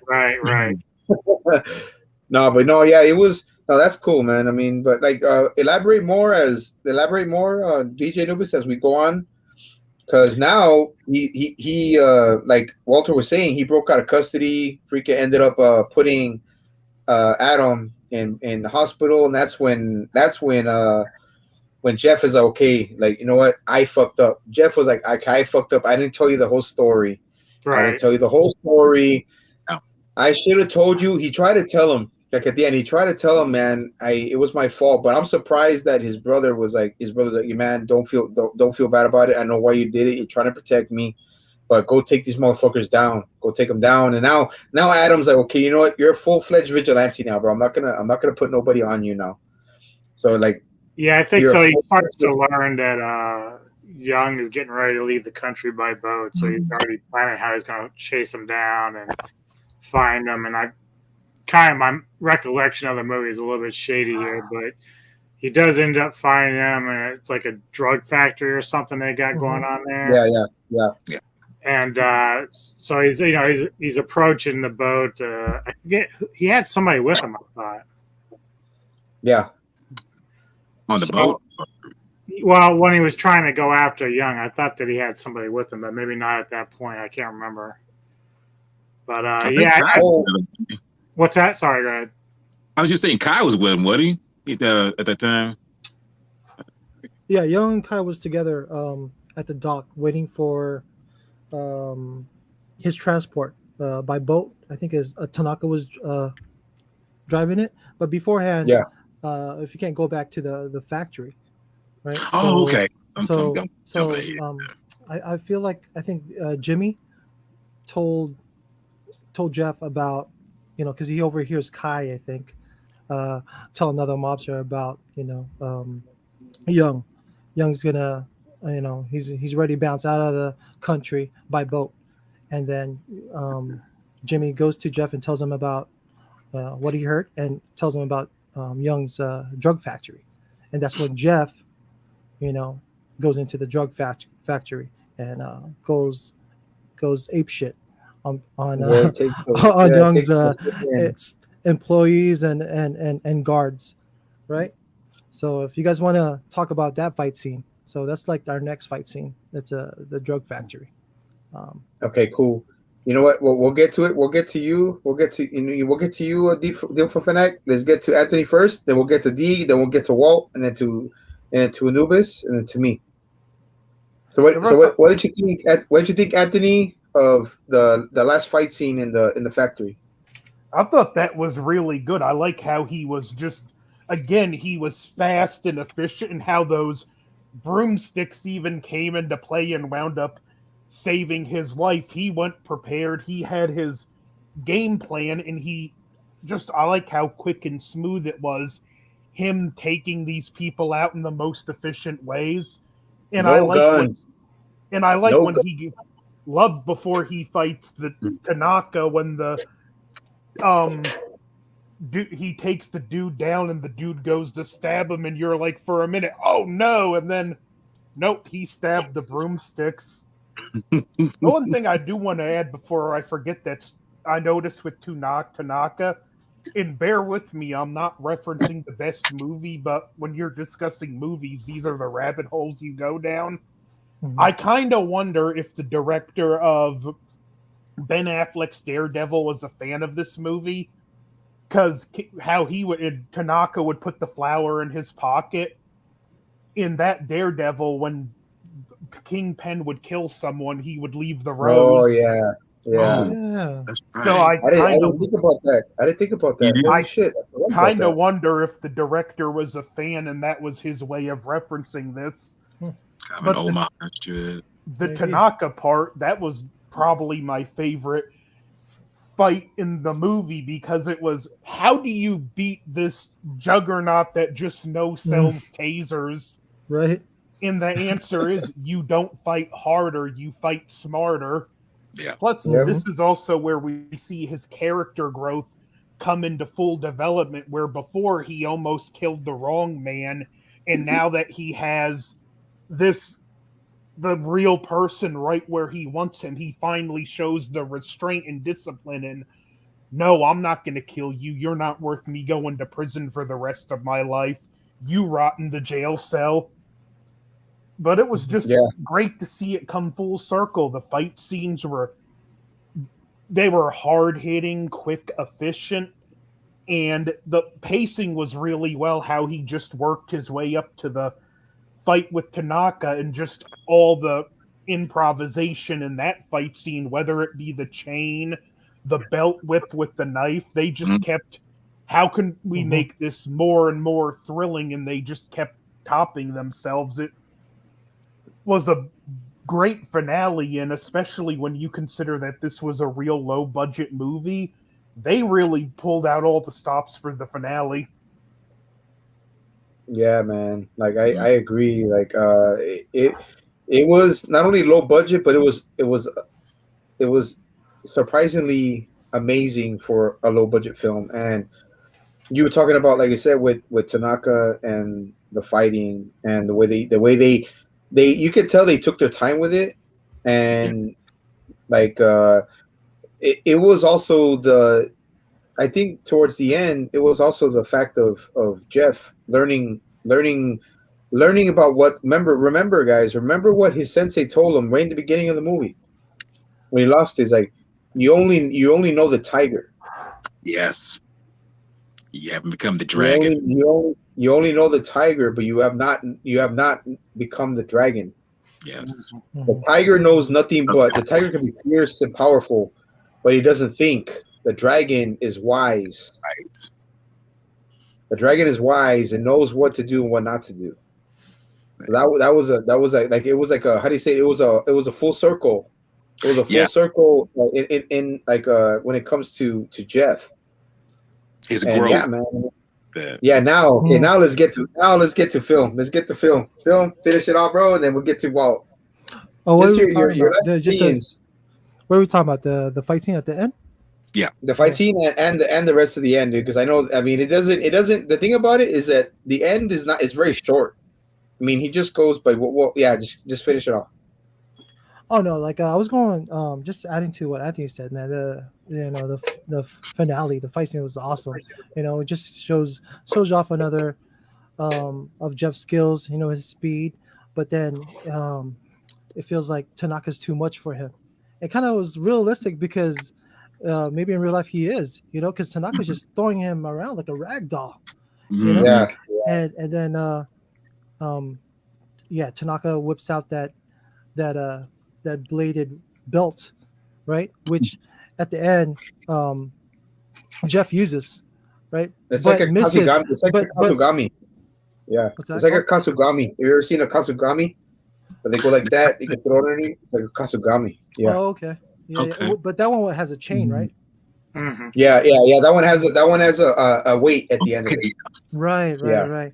Well, Jeff throws it, and then he misses, and it hits like a gas tank, right? Yeah. And like what Anthony was saying, you know, fight smart. So Jeff sees like a piece of chain, you know, on the ground, a metal chain, and then he throws it, ignites the tank, and blows Godzilla away.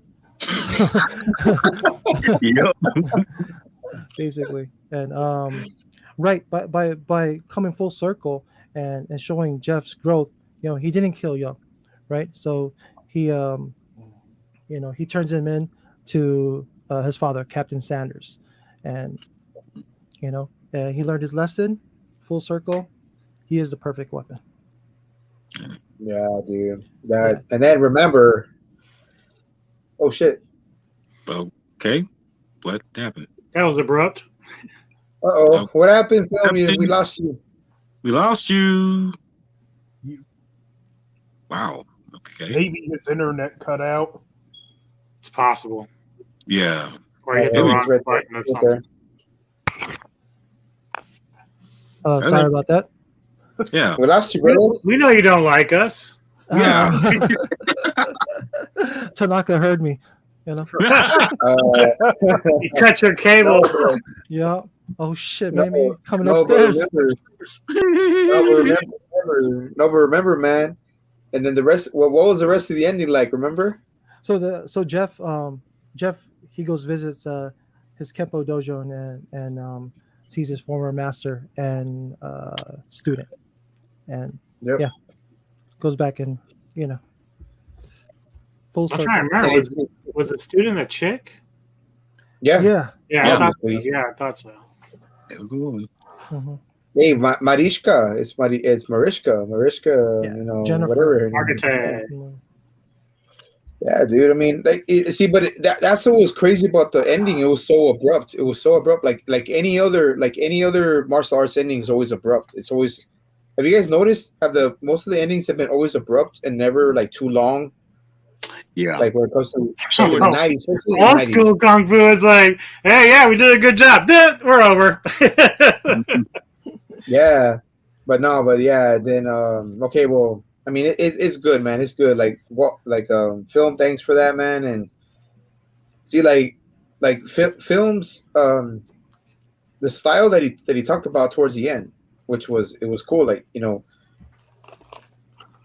Jeff found out he came full circle, found out that, you know, he doesn't have to fucking always beat people's ass to get a point across.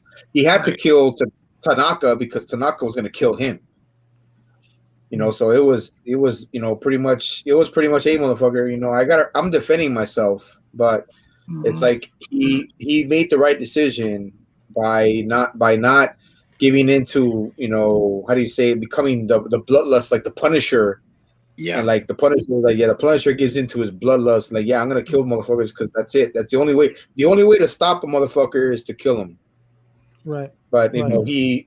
that's the whole point about this film, and it was so cool about the film, man. Well, anyway, like I said, I'll get to it. Walt, no, Anthony, finish off the film, then Walt, and then Anubis, and then it'll be me, and then we'll jump straight to freaking.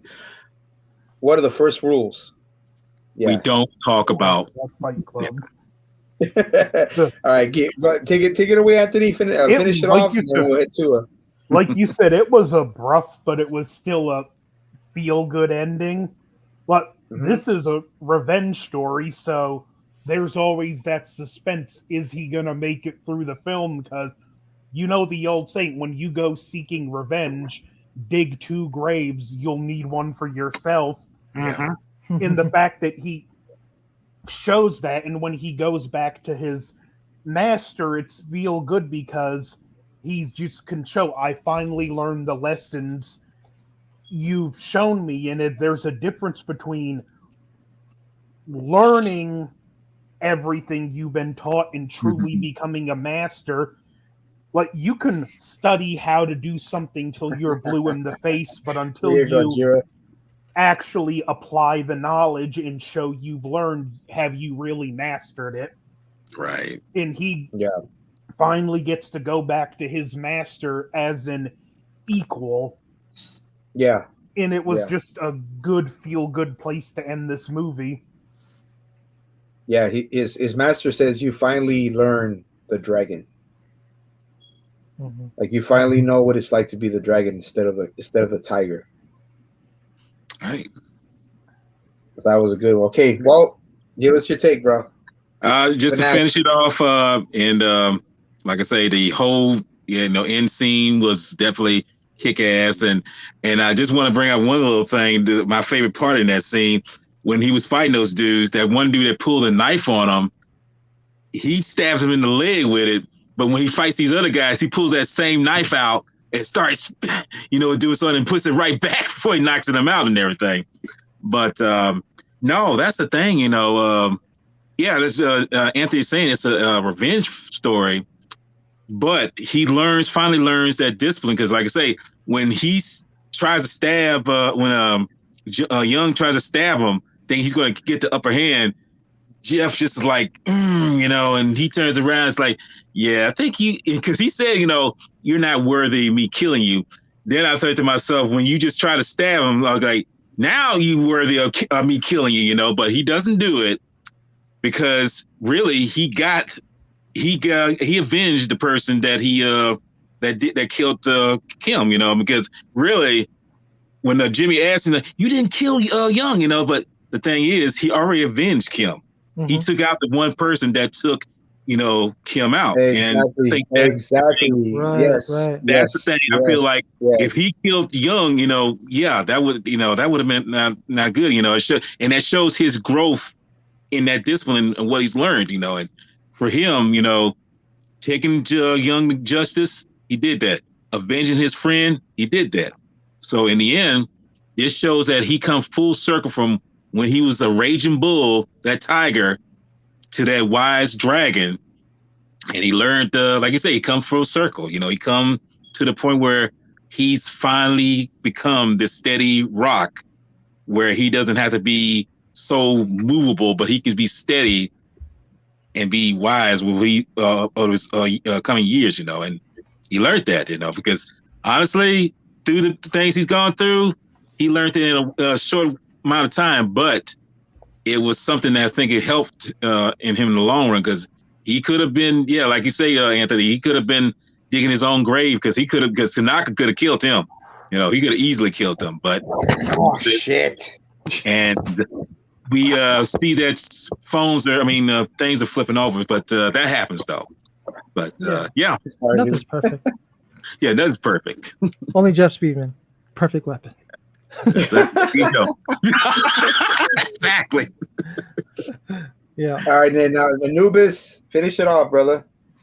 Well, you guys covered a lot of what I was going to say. So I'm not going to really say too much more on it, other than the fact that I do think this movie shows a lot about just the character itself. It's not just a martial arts movie, but it's also about the inner growth of a human being coming full circle, as you guys have talked about. I'm not going to be able to hang around for your next discussion because I got to work early tomorrow.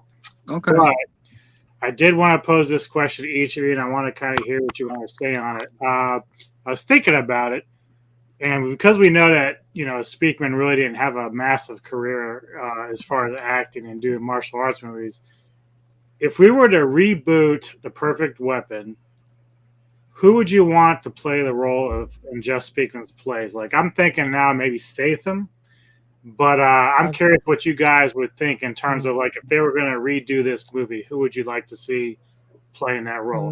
It doesn't have to be a white person either. It can be anybody.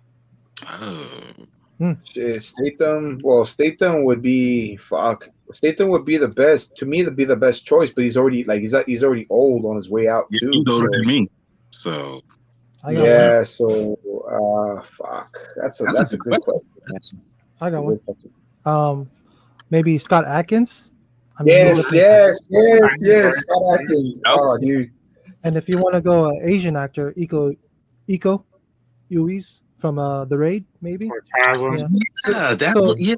Or Taslim. So instead of Kempo, Iko could showcase Indonesian martial arts. Judo. In that way. Oh shit! Maybe Tony Jaa. Ooh, yeah. Tony Jaa. Nah, Tony Jaa be jumping up though. He be jumping off the walls and everything, bro. He be like fucking Spider-Man. He be like fucking Spider-Man. That's my boy. Tony Jaa, that bar scene from Anbach, that's for sure. Oh my god, that's the best. Oh man. Yeah. That's a good question. Would the setting have to be the same place? Not necessarily, because you're rebooting it, so you can kind of make it any way you want. So even if you took something like Iko or Joe Taslim or whoever, you can use the premise, but you can put it just about anywhere. Okay. Because a lot of any new martial artists, bro, a lot of them are coming from Europe, man. Mm-hmm. Yeah. And coming from Europe, like, I mean, come on, dude. The U.S. is pretty much freaking hiring European actors to play freaking Americans. Right. Bro.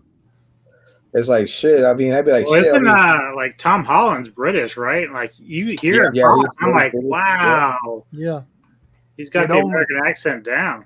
The accent only shows with Statham when he yells. Right. Yeah, Statham. Yeah, that's the only thing I could think of, man. I mean, well, shit, dude.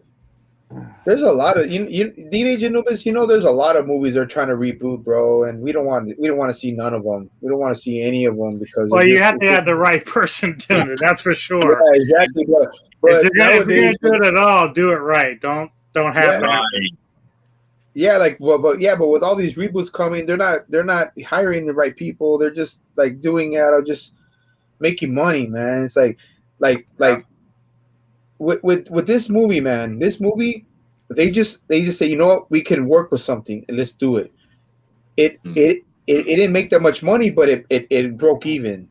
So which is good. But remember, like just like Walter said, you had said earlier, they were throwing fucking martial arts movies out the shit, bro. When it came to the 90s, all they did was martial arts. Now they're CGI. Now motherfuckers don't even want to fucking. Now motherfuckers that are martial artists, even martial artists, don't even want to get dirty no more. They man, I'll do this and then I'll get a stunt. I'll get a stunt double. No, I'll do this now because I want to stay healthy. I don't want to pull my groin. I don't want to fucking pull my nut muscles and shit. Yeah, like what that, they say. Someone was mentioning the Matrix movie, the last one. They were like, it wasn't continued fighting. They had to like stop motion or something where they were just doing by piece. Yeah, dude. It's terrible, man. Terrible. I haven't seen it. Nah, dude, go ahead, film. Was that? No, I said I haven't seen it. I haven't seen it. Before we let PJ Lewis go. So I think sorry. No, go ahead. So I think if I was gonna reboot it, I would either go, because this is not the most well-known movie. I would either have an extensive casting for an unknown but talented actor that knows his martial arts, or the movies we were discussing, the Kenshin movies before the stream. I would reach out to the guy who played Kenshin in those movies and ask if he would be interested in the part. Because I don't know if he's a martial artist, but I know he can make the stuff look convincing on screen. Right. Who's the guy? Did you guys ever see the G.I. Joe movies? Oh, I saw one. Are you talking about Ray Park? Who plays Snake Eyes? Well, Ray Park's really good, but I'm thinking of the guy who played Shadow. Oh, hold on. Oh, Storm Shadow. Who plays Storm Shadow? Yeah. Shit. He was a really good actor and martial artist. Yeah, he was. Yeah, he was good. Oh yeah, he was. He was in. Oh, I hate to mention it, but he was in Elektra. Okay. Hey, there's Lone Wolf. Okay. There's Lone Wolf right there. There he is. Lone Wolf. What up, bro? What's up, bro?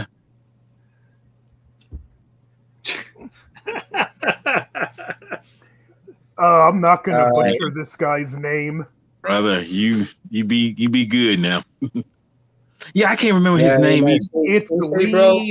They say do your thing. Lee Bong Han. Lee Bon Han. Yeah, he was in Elektra. He was the main guy in Elektra. Yeah. I think he's a good actor. He's a pretty good actor. Yeah, he's a good actor. He was in. Have you guys seen the remake Magnificent Seven? Yes. Yeah. Oh, he was pretty decent. Yeah, he had the blades. I think he was in that movie. And holy shit, he was like Ethan Hawke's partner. Yeah. I probably need to see that. That's good. I don't. You know what? He's not a bad actor, and he supposedly he's a martial artist, but I don't know. I never see him do that many martial arts, especially in Elektra. Yeah, there's a heavy like horror crime drama movie, Korean movie that he made. It's called I Saw the Devil. Oh, that's a great movie. Someone told me about that. If you guys ever seen Old Boy, the main actor, the lead in that movie plays antagonist. Mm-hmm. And I Saw the Devil. Yeah. All right, guys. Well, enjoy your evening. Sorry I can't hang around. Anubis, thanks for hanging out, man. Thank you, guys. Hey, man, give props to DJ Anubis. He has his own channels called Metal Tavern Radio. DJ Anubis, my boy. Thank you, my brother, for joining the Consensus Crew live stream number 2, man. And we'll talk soon, bro. And I'll keep in touch with you, brother. All right, guys. Enjoy your evening. You too, brother. You too, brother. Stay safe, man. All right, man. So now we're ready for something we can't talk about. the Film Fanatics' favorite movie, but we cannot talk about it. We cannot talk about it. What's the first rule? What is the first rule? We don't talk about What is the first rule about Fight Club? You cannot talk about Fight Club. Mm-hmm. Now, what's the second rule? Do not talk about Fight Club. You cannot talk about Fight Club. Can't talk about Fight Club. What's the third rule? Shit, what is the third?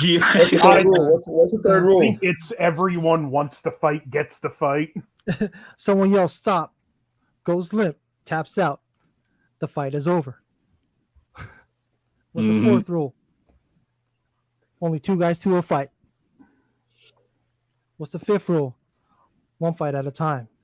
What's the 6th rule? No shirts, no shoes. 7th rule? Fights will go on as long as they have to. And the 8th and final rule, if this is your first night in Fight Club, you have to fight. Yes. Fuck, I would love this fucking place. I would love this place every single day. Man. You are crazy. I'd be the fucking champion in fucking Fight Club. You would. I had to say you would. I think he would have started. You know. Nah, I would have started. I'll take over. Yeah. Nah, I'm just joking, man. Nah, I'm not a fighter. I'm a nice guy. I like to watch like I said, I like to watch the birds chirping. I like to watch sunrise. I'm very, very, very calm. You know, I like to pick lilies. I like to pick lilies when I'm by myself. You know, it's just me, man. Yeah, I can imagine you doing that. Yeah. Having a bird lay on your hand and Yeah. You can see him in the corner painting a vase. Yeah. Yeah, right. Sounds like all bullshit to me. All right, guys. Now we are going to talk about Fight Club. Okay. 1999. 1999. Maybe late 1999. Yes. Yeah, we were still young back then. Film. Mm-hmm. I know. I was We were old as still fuck. young back then. No, I'm just kidding. Middle Well, school. I was just coming into my 30s at that point, but yeah, I gotta tell you, this film. Let me just break this down real quick. Just say my little piece. This film, I didn't know what to expect from it because I thought the words "Fight Club" was like, okay, just some guys randomly fighting each other. But this film goes into a much deeper level once you start watching it. It's like, okay, this is not exactly what I thought it was, because at first I thought I was going to be disappointed with it, but no, this is something that lets you down a rabbit hole of much more richer things that it really affects us all. And as I say, it mentions to me. Go ahead, Shaka. Well, can I just tell you? Yeah, movie's a fucking mind fuck. That's what I'm talking about. This is a total mind fuck job of a movie. I mean, because I did not expect none of that. I didn't expect none of that. It's a mind fuck that I can actually accept. Like I could, wow, right? Dude. Like when you hear the title, you know, Fight Club, you think you're going in just thinking, okay, I'm gonna see just an action movie. Yeah, Brad Pitt, Edward Norton, let's go. But it's more than that, like you said. Well, you know, the underlining story, it's insane. And even the, I'm sorry to cut you off, Century, but like even the camera work, cinematography, and the effects is brilliant. It's brilliant. And you know what the funny thing is? The film tells you exactly what is going on, little by little, till the reveal of what it is, what's going on, like maybe kind of halfway. Yeah. And you just like, holy shit, because they put it in the film little by little at the beginning and then kind of midway, but it's like, really, this is what's going on. And then when you finally find out what it is, they're like, oh, you shitting me? This is what's going on. So I'm just like, because I'm thinking it's all about these damn clubs, but it's like, no, this ain't about this. But I mean, because even Brad Pitt's character says, you know, you gotta rethink everything you thought was going on. This ain't what it's about. This ain't about Fight Club. This is about something bigger than this. Yeah. And I'm just like, okay, I guess. Yeah. And you know what? I'd rather these films be like that. You know, something like this. Right. Well, I mean, like, okay, before we get started, because we're going to start off with film, because this was film's choice, man. And honestly, it was his choice, and I was like, I'm not gonna lie, I jumped right on board with it. I was like, yeah, let's fucking do it, man. Let's fucking do it. And like I said, remember, my channel is a sci-fi, you know, freaking basic sci-fi stuff like that channel, and never would I thought I have a let's say a review or kind of a freaking, you know, a discussion on a movie like this, because this movie fucks with your mind, bro. It twists your brains in and out. So that's the thing that what I like about it, and I want other people to know that, you know what, especially me and me, Anthony Jordan, you know, especially Jedi Grant Bell, you know, Film Fanatic's already been a freaking movie buff. He's more of a movie buff than I am, but like I just want to say now before we start, I want to get Anthony's like real just before we start getting into the film, you know, we get into you know, part 1, part 2, and then we get to finale. Anthony, what are your opinion? What was your first opinion on this film, and what did you think about it overall? Listen, I went on like expecting to see this action movie, and as I'm going on, I'm shocked that there's very little action in this action movie, but you have these interesting, sometimes unlikable, but charismatic enough you want to stick with them characters. And like I was in, then you get to this like mind twist of an ending, and when you actually watch the film the second time, much like with Friday the 13th New Beginning, the twist with who the killer is, you were given a handful of subtle clues throughout the movie, and it's a movie that you can't truly appreciate until the second watch when you see how layered it really is. Yes. Oh yeah. So that's your first take before we get into it. Yeah. Yeah, man. Because I want to see, because like I said, I want D-Film Fanatics first. You know, go from the first, bro, till we hit the second, and then we'll jump off of you. We'll work off of you like we always do, and just let us know, bro. Because I know you love this fucking movie, bro. Because it was your choice. So yeah, it's okay. It's okay. Let us have it, bro. Let us have it, bro. It's okay. It's okay. No, I just want to say too, like what I thought about the movie beforehand. You know, going to this movie, I didn't know much about it. You know, 1999, I don't barely remember, but I went to it blind and just just hearing the title, Fight Club. Okay, Brad Pitt. I'm gonna see some action, but you know, the movie on IMDb, it says drama. It's no action. Yeah. More like a thriller. It should be like a thriller, no? Right. Wait, And it's comparing it to the movie that we just talked about before, it's just a straightforward storyline. This is not the case, right? It has a story, but it has an allegory.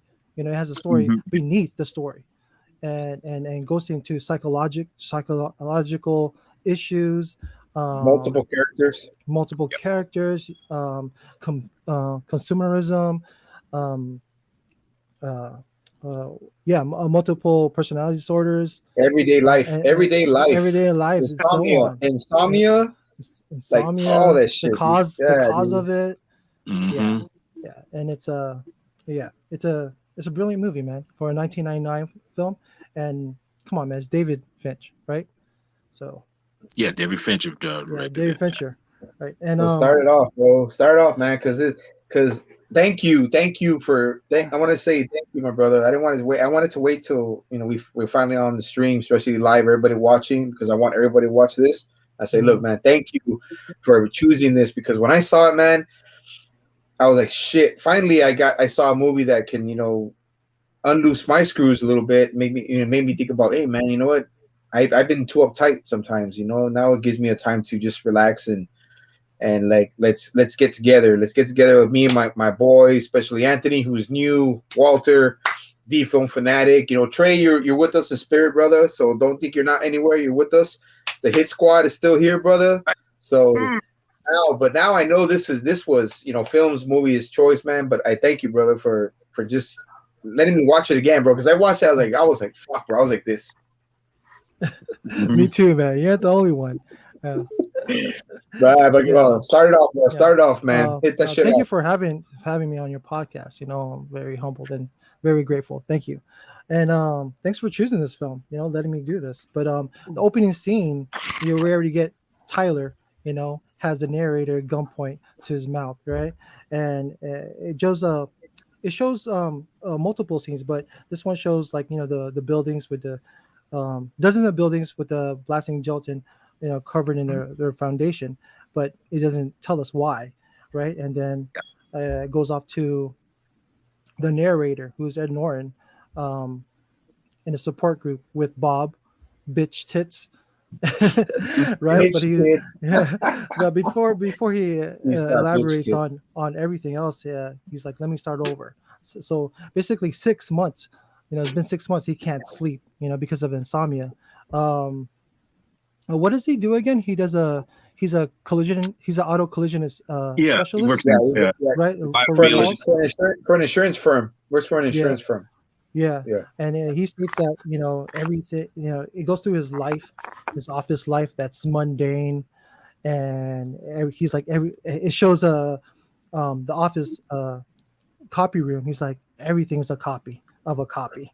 Yeah. And then we see a first glimpse of pop up of Tyler Durden. This Yes. quick pop up image. Yeah, He's it goes and it comes and it goes right there. It's Yeah. quick. Right. So he shows his mundane life, and it shows him, shop it. He shows him in his apartment. Everything is like IKEA. Condo. Right? Condo. Oh, I'm sorry, condo. Ordering Yeah. ordering on the phone, all IKEA stuff, and it seems like he's just a big time consumer. That's his life, just purchasing everything from. Doesn't even look for women, bro. Doesn't look for women. Doesn't look for parties. Doesn't even look for fucking. I'm like, dude, if you had that much money, I'd be banging so many women. It's not even funny. Like, I swear to God. Right? Yeah. So So he becomes a slave to the IKEA nesting instinct, right, per se. And then it shows him go to a doctor, doctor visit, trying to get some pills for him to get some sleep to help him with the insomnia. The doctor's like, man, all you need is a good natural sleep, And then the doctor gets up, and we see the second glimpse of Tyler Durden, right behind the doctor. I don't know if you noticed that. It's like a second pop up of Tyler. And Hey guys, keep going, bro. I gotta use the restroom. God damn it! yeah. I'll be right back. So the doctor is like, you know what, man? No. The narrator says, man, come on, doc, I'm in pain here. But the doctor is like, that's not pain. You know what's pain? You should go visit those guys in the support group for testicular cancer. So now you will see really pain. You see really pain, right? So you guys could jump in as anytime you want. So he goes to the support group, testicular cancer, and meets. Who does he meet? Bob. Bitch Titch, who becomes his emotional partner in that group.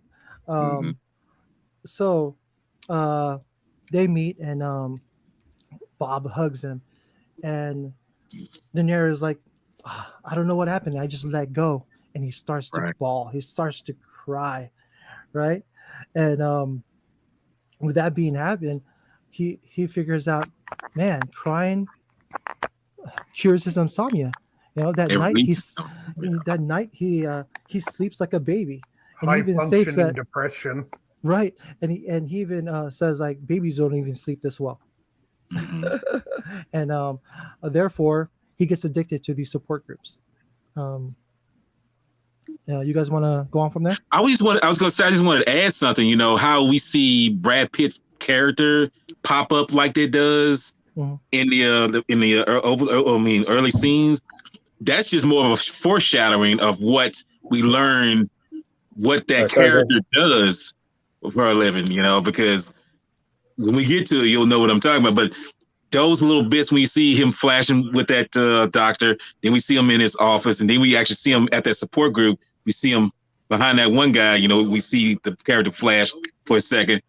It's more of a foreshadowing of something that Tyler Durden does later on in the film, but we'll find out from it later on. It's kind of weird how they do that so subtly, but it's effective. You see it, but it's like, did we see this? And like I say, we're coming to that where that's going to happen. But yeah, I saw real quick, right when the first scene, I saw some motherfucker pop on the side, like, I was like, that's something. That is something that we're gonna see. Because I saw like a flash. Like when he first started the movie, he's working in that what do you call it? Working in as a consultant, and you can see he was getting copies. You can see Tyler Durden on the side. He was like posing or something. I saw it real quick. Yeah, I saw it real quick. I think by him flashing like that in the movie, I think that's I feel that's the narrator, the psychologically, the narrative. The narrative. Yes. Narrator. The narrator, like he's psychologically or mentally projecting, like slowly projecting Tyler Durden into his life. Right. That's the other thing. That's why I get. It's like. And I think you know what? I'm sorry, Walt, but you can also. I thought about it. Anybody could also be mistaking it for schizophrenia. That's true. That's true. Yeah. Yeah. No, I was just going to add that, as you say, it's just like that. It's just that character is about to come to life. As I said before, it's foreshadowing some other things, but we seeing that character is gradually becoming full force as we gradually see him being projected. You know, when I say projected, when we see him flash, it's like, no, that particular persona is coming out more and more, slowly and subtly, Right. and eventually it will just pop up. You know. So, yeah. All right, Anthony, what do you think, brother? I thought this just the beginning was really interesting, and it's no secret this movie deals with mental illness, and like Walter said, yeah, there's schizophrenia in there too. Like, I had a friend in a group home, and he was schizophrenic, and he told me there are times I carry on conversations with the voices I hear. But when you see him, like, the day-to-day mundane life of his job, and that he's buying all this stuff from the IKEA, and like, that's a symptom of someone who's high functionally depressing, where they just convince themselves they need to buy all this stuff for fulfillment. He's going to the doctor, told that he needs something for sleep, and that's something I can relate to. I struggle with sleep issues. I had a doctor that gave me a medicine once, and as it kept getting less effective, it's like he wouldn't listen like this doctor, and rather than giving me something new, no, I'll just up the dosage. And it's like, doc, what part of this stuff is getting less effective don't you understand? If you up the doses, it's not going to be long before it don't work again.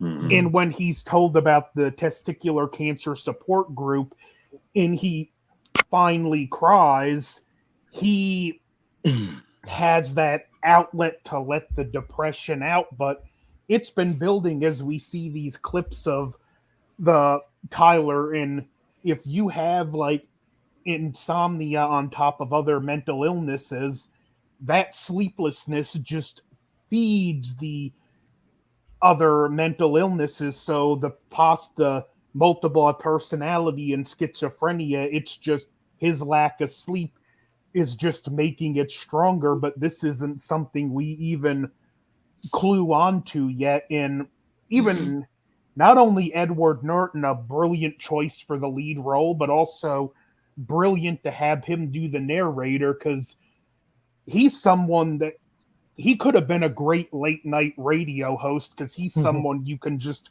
listen to talk. And this film sets a great foundation of this massive puzzle box that is Fight Club, and it does hook you very quick. No, yeah.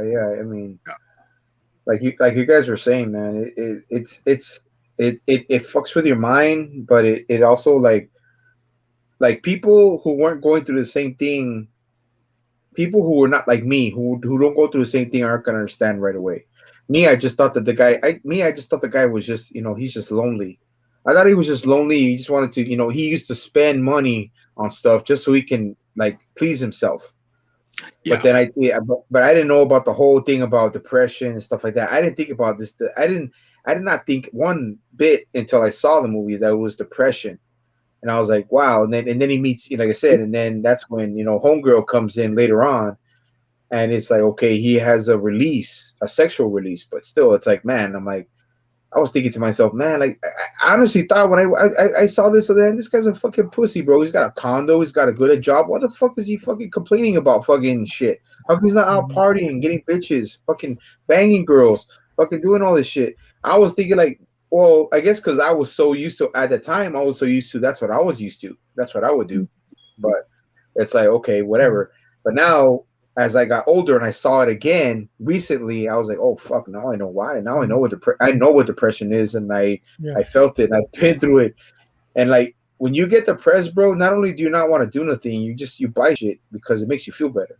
Yeah. And you're like, also kind of afraid to go out and be around others. Yeah, especially me of all people. I'm very, very afraid to do that because I'm afraid I'm gonna fucking kill somebody. So that's what that's the thing about, you know. But I mean, yeah, but but pertaining to the movie though, I mean, this guy, like, you know, the movie made sense in a way that it was still realistic. It was still very realistic about what people go through, especially with insomnia. Insomnia can fuck you up real bad. You guys know that. Yeah. Mm. You know, you guys know that.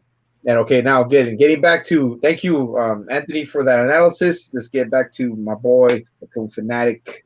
Tear that shit up, baby. Well, I just wanted to add on to that real quick, if I may.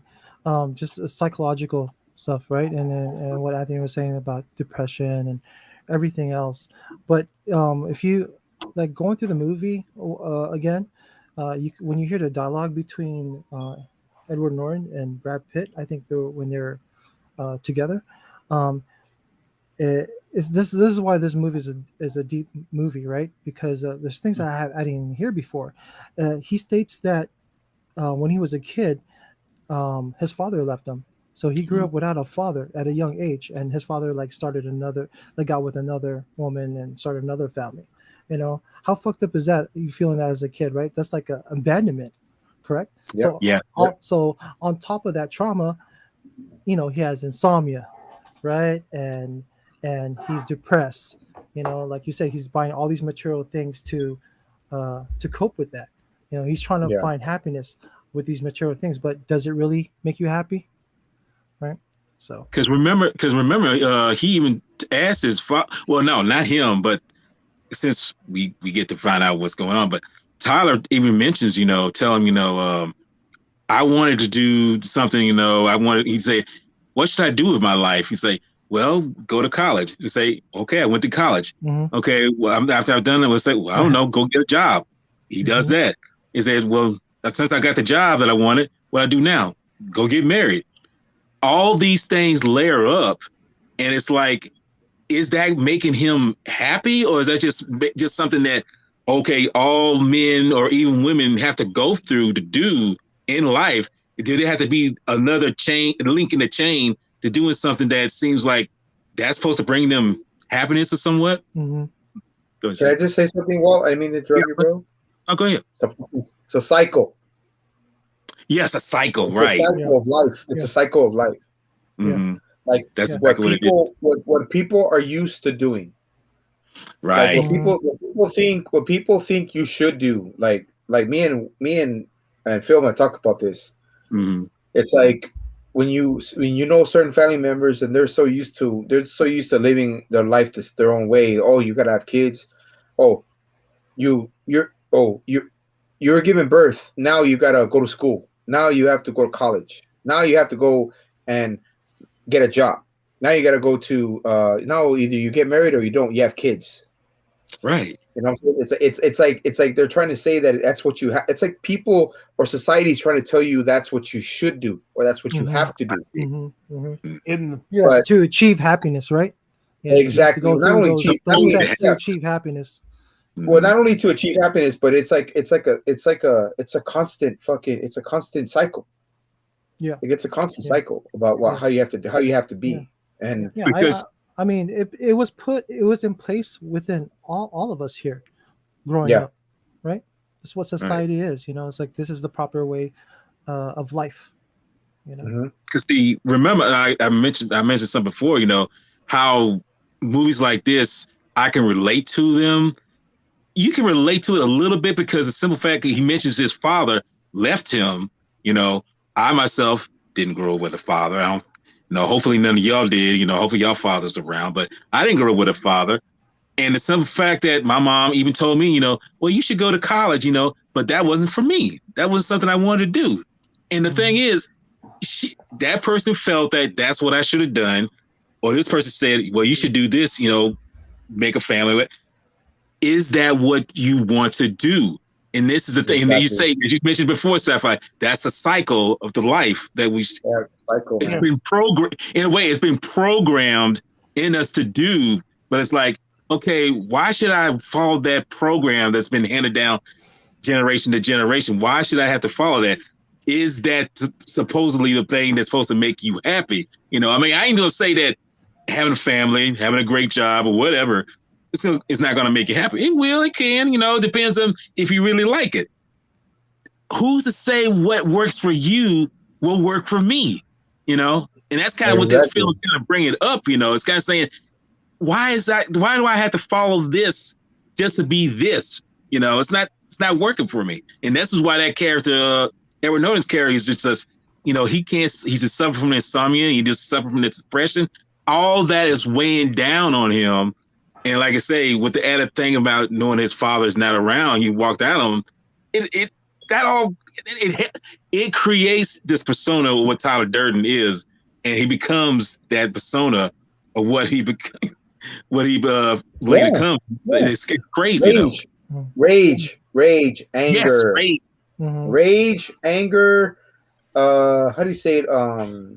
What's the other? It was another word, dude. There's like he's so stuck on what he's doing for one. He's so stuck on what he's done that he doesn't know. He doesn't have another way to release, like going out partying, all this stuff. Because trust me, going out, like even having a job like he has, and going out and partying, bro, wouldn't make it better. Trust me, it would not make it no better. And it would not make it any better. You can bang any chick you want. You can get all this ass you want to, but all they're gonna do is take his money, use what he's got, and that's all it's gonna be. So that's what I guess Tyler Durden, that alternative or other persona that was created, said like, look, man, fuck the system, fuck the world.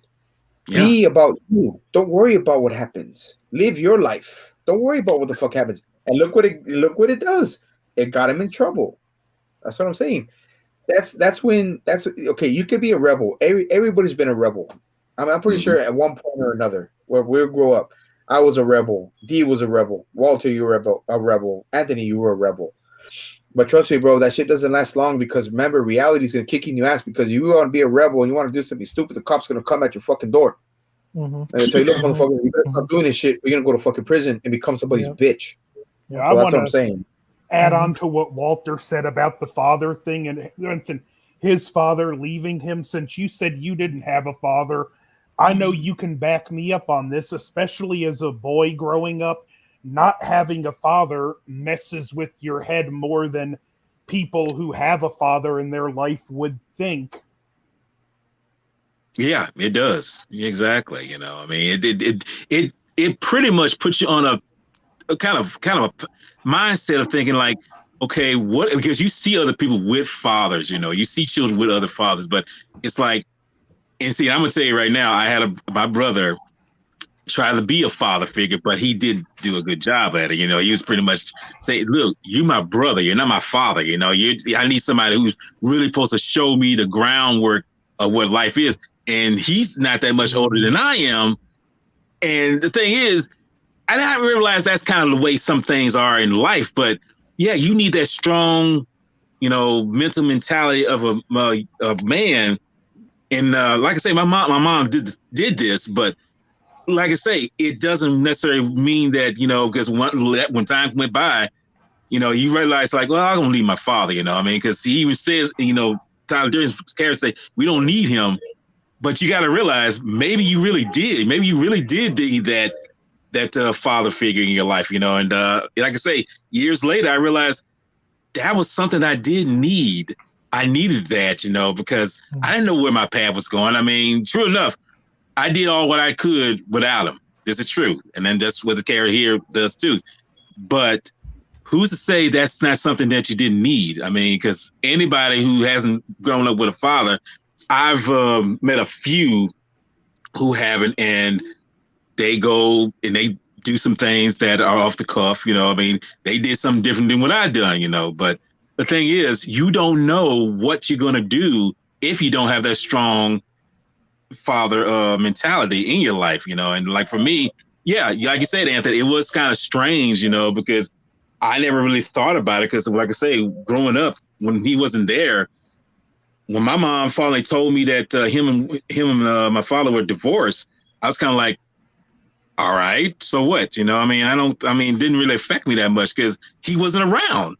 If he was around, maybe that would have affected me. But since he wasn't there, I couldn't feel nothing really for that. But years later, when I realized like there was something missing in my life, that's something missing in my life.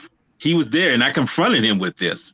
You know, so, and I realized, like I could say, that father mentality in this film, and I think because it mentions something about God, I don't want to go too far into it, but he mentions that, fathers are supposed to be models of God. And if God just leaves you there, why should I need him, And in a way, and fortunately, that didn't deter me from God. It just deterred me from what my father did. But, that's kind of the thing. I'm like I say, I don't want to get off top basis, but that to me, I feel that you need in life for any person who grows up, No, you're right. No, and Anthony, that's good, man. And like see a lot of this stuff about this movie, man, is like it makes a lot of sense with everything that would happen into, especially with the characters. So now, like I said, we already got to Anthony, we already got to Walt, back to film. Now let's talk about when he starts going on the flights. It starts, then he finally meets Tyler Durden. Right. So it just shows him like a montage of like going through different his mundane life, right? Going through different flights. He's at different places because of his job and always on a flight or on a plane at the airport. Then he meets I think he wakes up from like a nightmare he has, like a head-on collision on a plane, and he meets Tyler Durden, and where was it? Tyler Durden is states that he makes and sells soap. Mm-hmm. Yeah. Right. And then I think he says mix equal parts of gasoline and frozen orange concentrate. You can make napalm. He just comes up with like different facts. And I don't know. He's a charismatic character. Right. I'm sorry. Walt, no, I was just going to add something. Just a little side note. I don't know if you know this, but when the guys who were making this film, Fincher and them, they actually looked up how to make napalm. And some advisors say you can't put that in the film. You can only put in like maybe one or two facts or ingredients.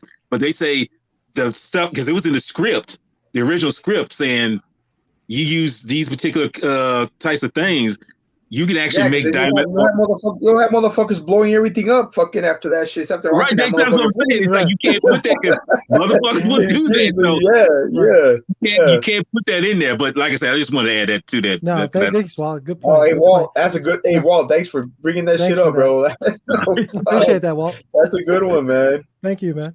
But when you meet Tyler, like he's so opposite from the narrator, right? Edward Norton. Like look at their looks, their style, even with clothes. Like you could tell in the narrator's wardrobe, it's just like plain, right?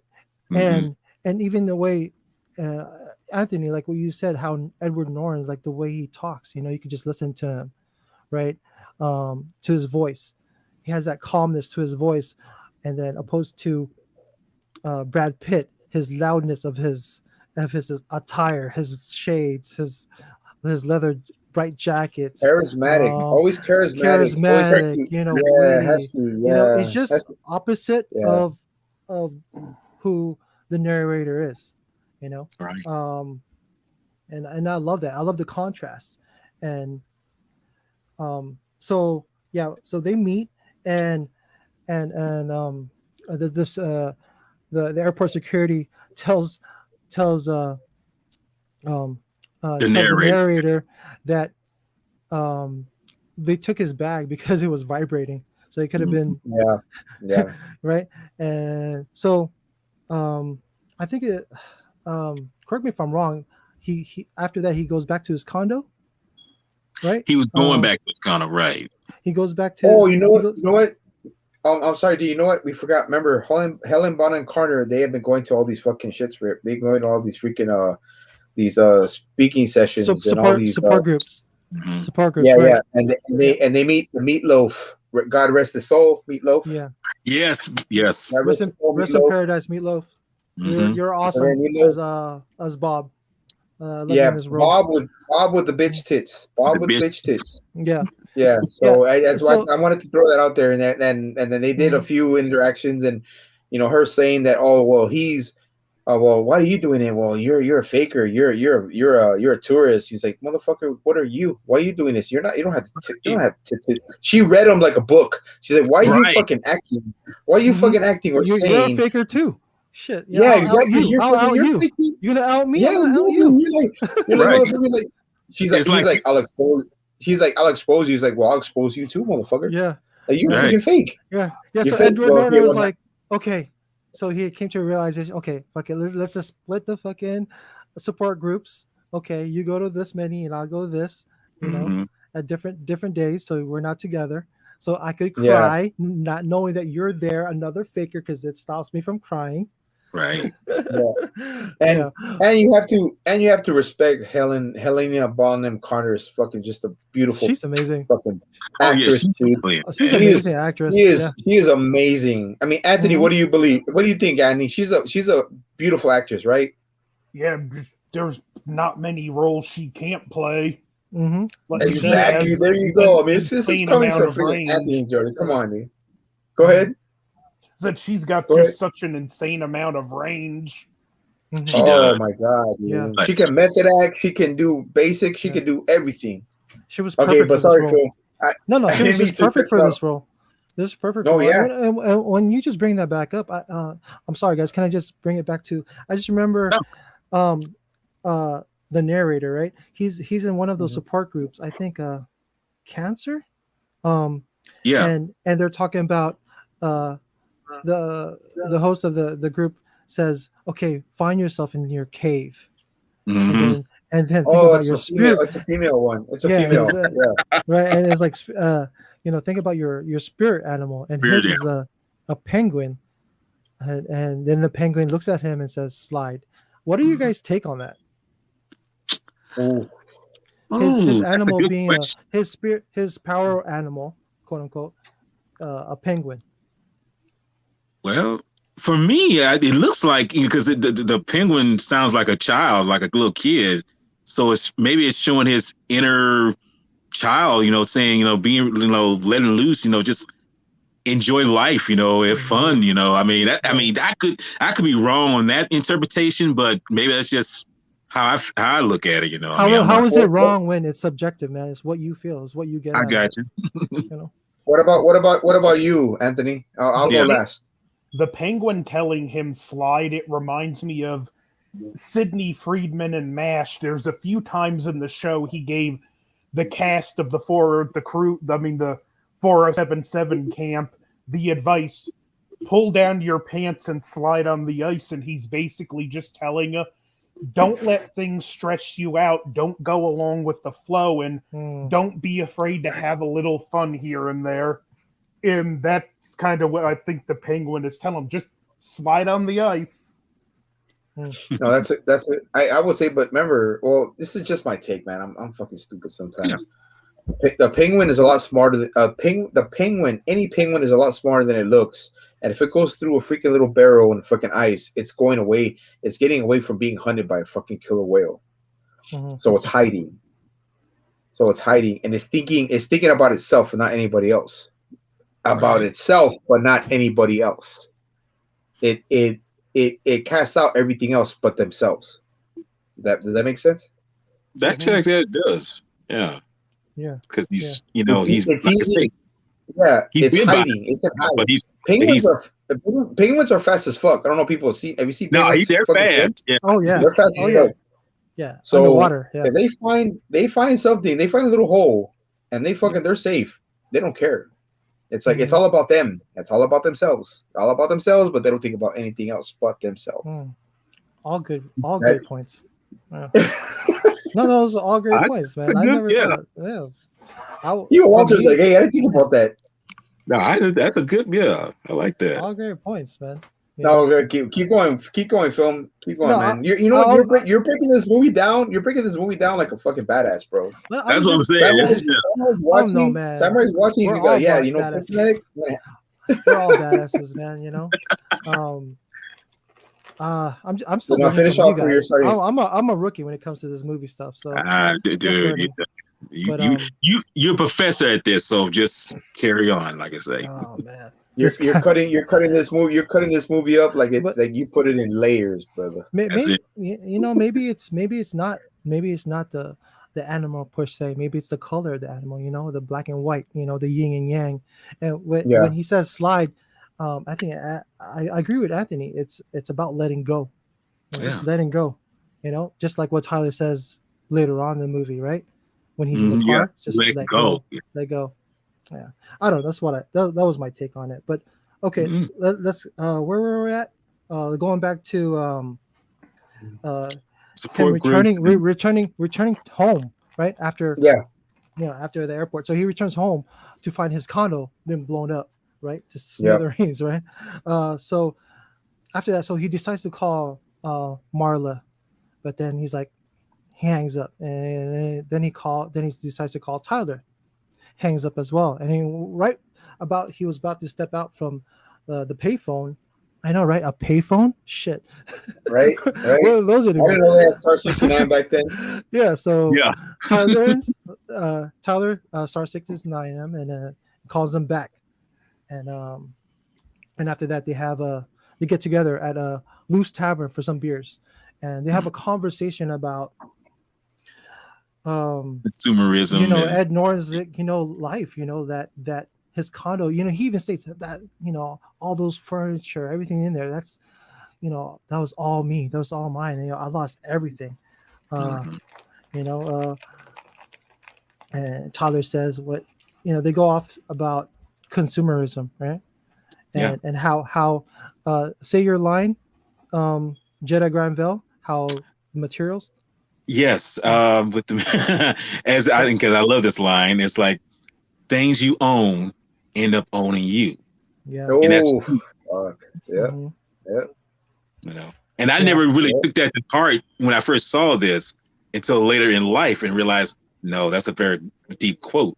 It's a very Hmm. deep meaning because, yeah, who goes about thinking that your house, which I'll put it like this, own a car, own some clothes, own all these things, you lose all that.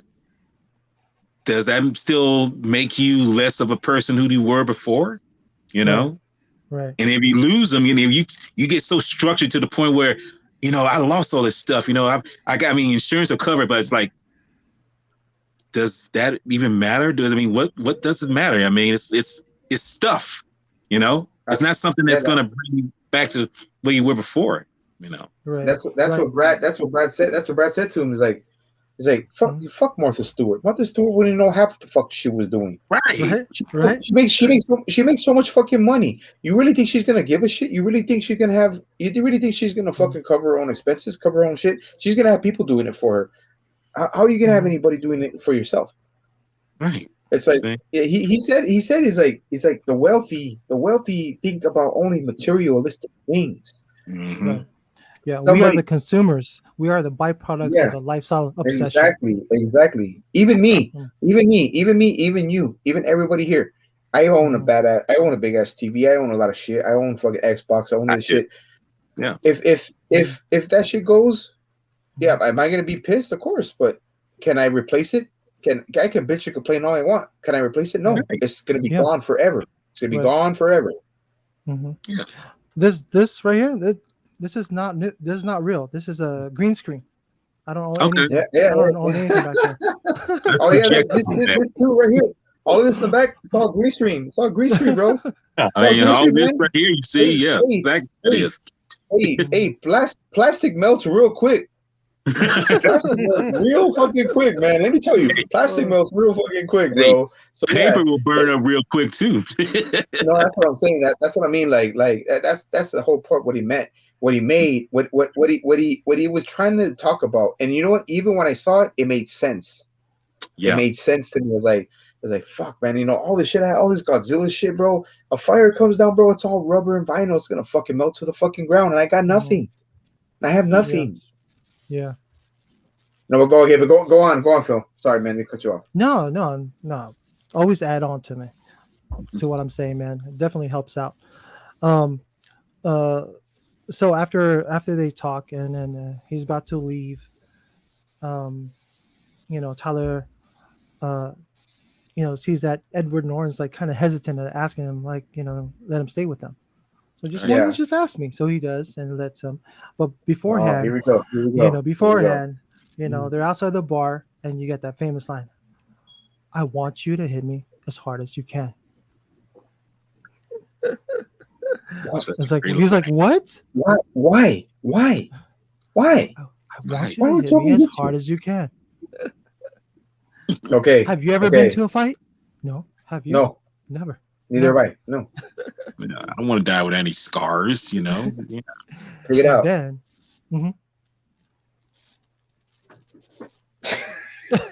Motherfucker! You hit me, You mean my ear?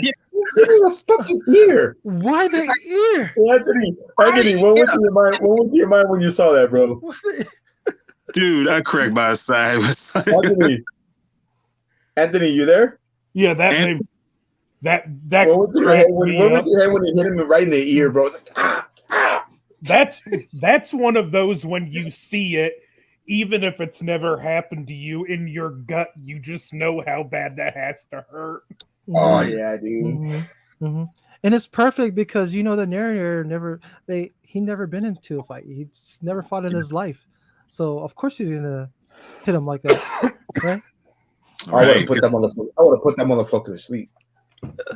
Well, I think he'll knock his head off his neck. No, but no, like you were saying, like a film, man. Ow! Give me that! Ow! Give me the fucking ear! He's like, oh, sorry, I messed up. No, that was perfect. And then he hits him back. Yeah. What is a film? What does BP do? Oh, dude. Oh yeah. BP beat the shit out of him. All those scenes, bro. Fucking kicked his ass, dude. Well, that was amazing because that was their. We got Lil Loki. There you go. Loki? What up, Lil Loki? What's going on? Yeah, we've been on for a while, bro. So thanks for joining. Glad to have you. Appreciate you. Yeah, that was a great scene. That was their first fight. Outside that bar. And go on, elaborate so we can jump to Anthony, then we'll get to Jedi, because Jedi he's real technical with them fucking words and shit. I try. Yeah, then we just see them go off to Tyler's place, which is a fucking shithole, right? Mm-hmm. Of a house, a rundown house that's in like the other side of the town. That's industrial area of town that like there's like no one there, just them, and rundown house. You can see when the water, right? When they use the water. Oh my god! It's not even clear. It's like sewer. It's like rust. Sewer rust. Yeah, oh, that's dirty, boy. It's like if you probably you need a tetanus shot just to like walk. That's what I was gonna say. Yeah, exactly. Yeah. And then the narrator goes down the line of he explains more of what Tyler does and who he is. He's like a night person. He has a part-time projectionist job, right? And sometimes works at a waiter in a bank, banquet waiter who captures with food. But going back to being projectionist, Jedi Granville, you want to elaborate on that? Yes, dude, I tell you talk about this movies, bro. He puts his dog on movies, man. This is what I was talking about, foreshadowing. Dude, I love this moment here. Hey, listen to this little part. Listen to his little part of the movie. Mm-hmm. The narrator explains what Tyler does when he's whatever he does. He does this side job as a projectionist, and the thing he does the most and loves to do when he's projecting these, he was talking about these this thing where he splices pornographic videos. Is the way he does it, and this shows how dated this film is. Because it came out in the 90s, but I don't think they do it anymore. A movie doesn't come on one big reel. It comes in a few, as he mentions. That's how films work. And when they have to do a changeover, they have these little marks up in the right-hand corner that tells the projectionist when it's in the change. If you look for it, it's in this right-hand corner, and Tyler does this like, boop, you know, in the industry, we call them cigarette burns. That's the cue to change the one film over to another. And Tyler even says, you know, who would want this shit job, you know? And the narrator says, well, it forced him more creative, you know, opportunities, like splicing pornographic frames in the family films. So when that moment comes, when you, because it's a shot of a guy's, yeah, like a big fucking huge dong, yeah, showing up and right next to Mickey Mouse's face. But the thing is, here's the funny thing: when the moment comes, you know, the people are whatever characters are singing this, and then you hear this moment when this woman says, you know, it's like. I mean, everybody's just like, I was laughing, bro. I was laughing. I was like, oh my God, I was laughing, bro. And you just like, and he said, like, that's when people get a taste of Tyler's brilliance. And he says, a nice big. That was such a funny. Whoa, where'd you go? Where'd you go? We lost you said a nice big cock. YouTube censored him. Yeah, YouTube censored him. Yeah, they censored you, bro. A nice big cock. Yeah. Oh God, but no, dude, that was so funny to me. It shows some of the audience, the little girl like crying. Yeah, that's what. Oh, no, the one I love the most. God. Did we just see that?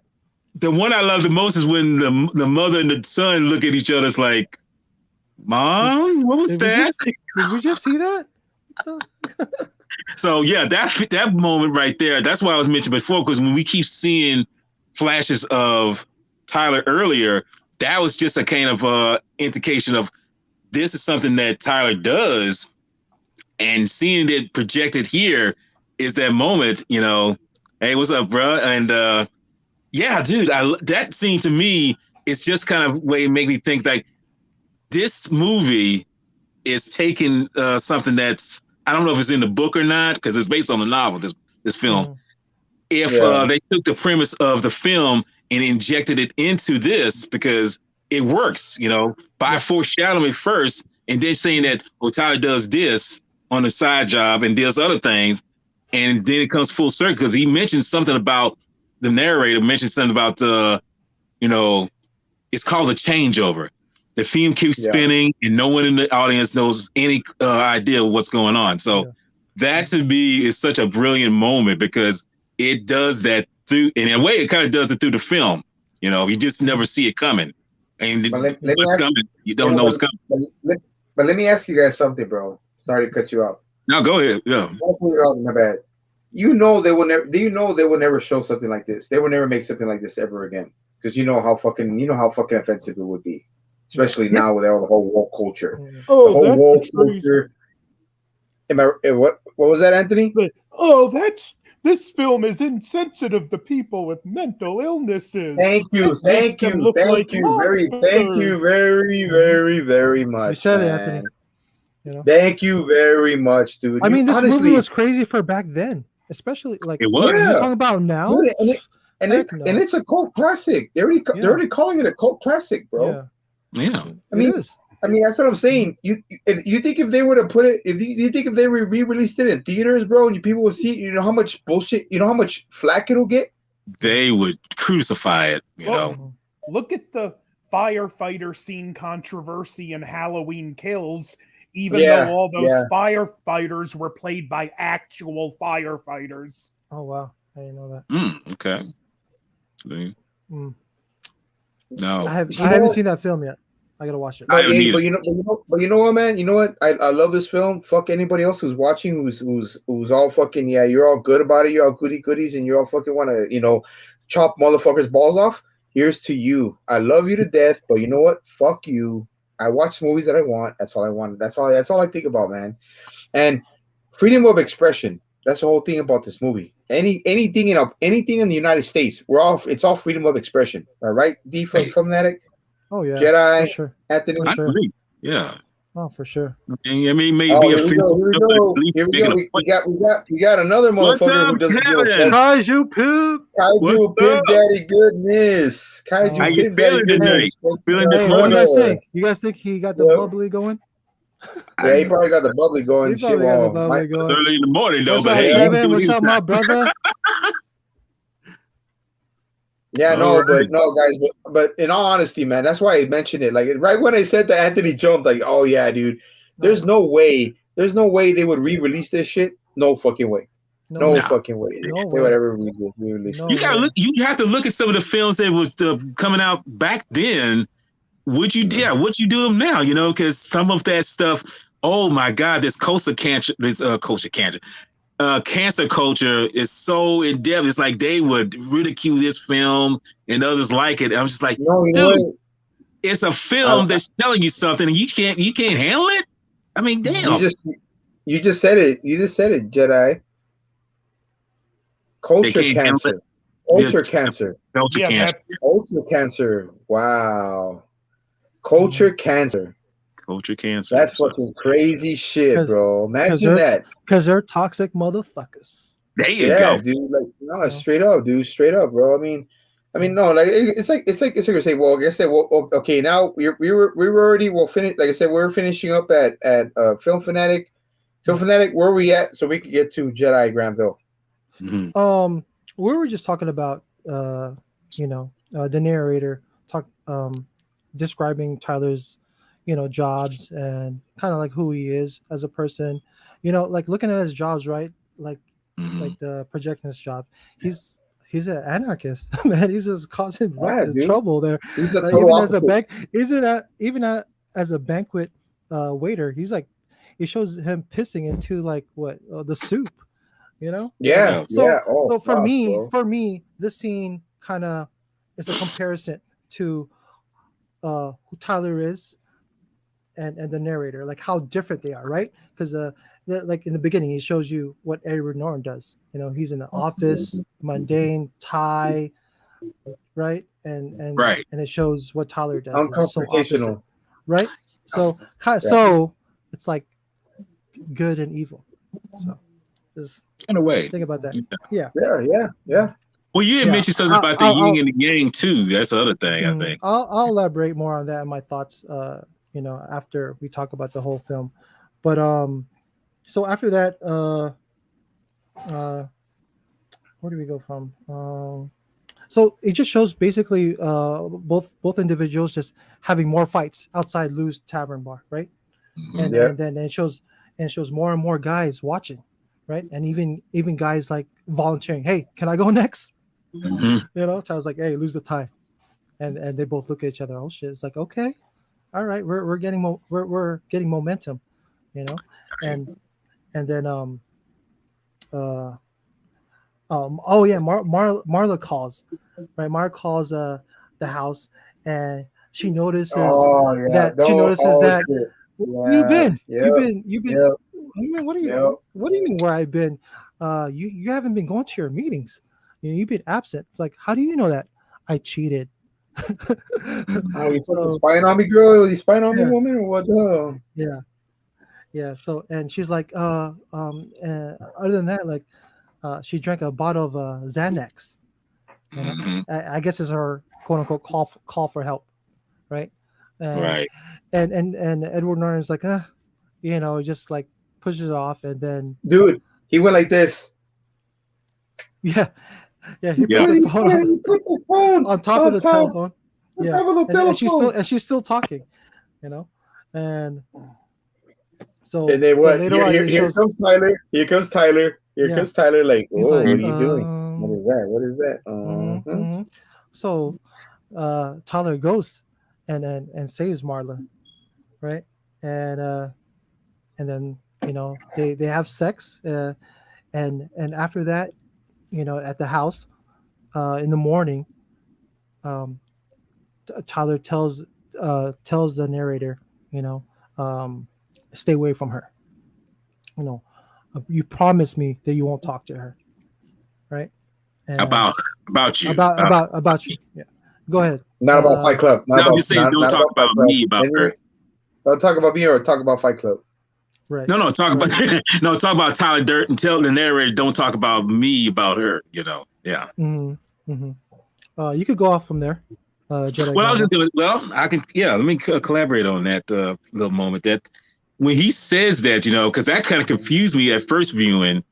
When he tells the narrator, it's like, I can't have you talking to her about me. You know, I'm just like, well, wait a minute, weren't you just having sex with this woman just a few hours ago? That doesn't make any sense. And it just kind of was kind of confusing me at the time, you know, because when I first saw it, it's like, you were just having sex with this woman. Why are you telling him not to talk about you when you just had sex with her? Well, it'll come into play later, but here's an interesting thing. When he says that you told me, you promised me 3 times. That's almost like a hint of something that what's its name in the Bible that Jesus said that you would deny me 3 times. It's almost a biblical situation in that moment where Peter. he said, "Who's?" It was Peter. He said that too. Peter. Yes, thank you, you, Anthony. Peter, Jesus said to him, you know, you would deny me 3 times. Well, the narrator promised him 3 times, and to me, that was kind of like that's just a foreshadowing that you will betray him regardless. You know, even though that's, you know, what his alter ego is. But yeah, that comes into play, and we find out later on, you know, as the time goes, he plays opposite to her, Maria's character, and you know, he's kind of like, okay, they go back and forth with them, you know, coming over, sleeping, and all the time you thinking like, okay, well, this is just Tyler doing this and everything. And then the next scene we see, you know, not the scene with him going to the door. He goes to the door and you see him, Brad Pitt standing there, butt ass naked, you know, glistening and everything. And she want to finish her off? Want to finish her off? Yeah, want to finish her off. Yeah, right. You know, and then she's asked the question. It's like, who are you talking to? You know, it's like, and it's kind of funny how when she says that, it's like, I don't even catch that. Because I knew it. I read it, bro. I read it real quick. When I saw it. Even with the first time I saw it, I read it real quick. But I didn't catch it. I read it real quick. I knew that it was. Either. I caught it. I was like, it was like, yeah, it's different. It's different. It's like, because remember when she would talk to him and she would come up, you know, she's all fucking, you know, she got the shit fucked out of her, and she's fucking like walking all like, you know, I gotta go, and she's gonna make coffee out of that dirty ass water, and then the guy's like, what the fuck are you doing here? And the fuck, and then he's like, what the fuck are you doing here? Why are you here? And she's like, what? Like, what do you mean what I'm doing here? Like, what the fuck are you doing here? Right. I mean, and then she's like, well, fuck you then. She leaves. I knew that. That's when I read that. I read that shit real quick. I knew it, dude. I knew it. It was not him. It wasn't him talking to her. It was not him talking to her. You could read it in her face, her facial expressions. Like, I read it real quick. We were just intimate last night. What the hell? And then whole different person now. Yeah. And then fucking Tyler walks in. He's like, "Yeah, bro, I banged the shit out that bitch. She's the craziest shit she says out of her fucking mind. Oh, right. You're such a dick, and this and that, and you're like, and he's like, and then you don't think about it. The first time he said all the fucking shit that comes out of her mouth, and then she was saying shit that she had already told him before. She told him shit that she already said before. That's when I knew. I was like, yeah, dude. That's when I was like, I mean, I didn't know fully, but I knew that something was fucking wrong with him. Something was fucking wrong with him because it was the same person. It was the same person she was talking to. But this showed how deep this film was for me, because I swear, man, if I caught that the first time, I was like, yes, I got it. But that shows how dense, for me, that shows how deep. You didn't get it the first time? You didn't get it the first time? I didn't. I really didn't. Me either. Oh, dude. No, see, that's the thing. I got lucky. I got lucky because I knew it was, but the thing is, even though I got it the first time, I still didn't comprehend that it was still 2 different people. It was two different Right. personalities. I didn't know that. No, But I didn't knew that it was something different because I thought they were sharing her, Yes. but they weren't. I was like, It what? was one, even though it was the same person, it was one guy. It was one different personality fucking the other woman. That's what I'm saying. Spoiler Like, alert. I'm just I didn't catch it. Like I say, when the first time I saw it, I didn't catch that, and then when it was revealed later on, I'm like, you can hit me with a sledgehammer. I was like, the fuck, because I did not see that. I mean, and it's funny how. What about you? What about you, Anthony? Yeah, I missed that part too. Yeah. We all did. We all did, man.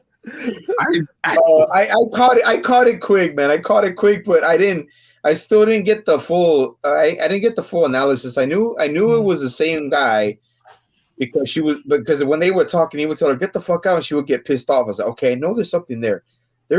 He's doing it, but then I was like, okay, there's something different. Mm-hmm. But then I realized, okay, so he was taking. Remember what Tyler said. Do not talk about me, right, to anyone. Yeah. And what did he do? The first time he met with her, what did he do? He talked about him. Yeah. That's why he took over. And that's why I say I don't know why I didn't catch that the first time. It's like it was right. He told her about him since the beginning. But he didn't say anything because he didn't tell everything. He didn't tell her everything. Think about it. How does he? Oh man, I could do this. Yeah, well, how come she still comes around? Because he's hiding it so good, dude. Right. If she would have saw something like that, she would have flipped the fuck out. She's like, you're two different fucking people. It's Looney Bird here, Yeah. So she's crazy in her own right, but then she's cuckoo in the fucking head too. Yeah. She's fucking in the head.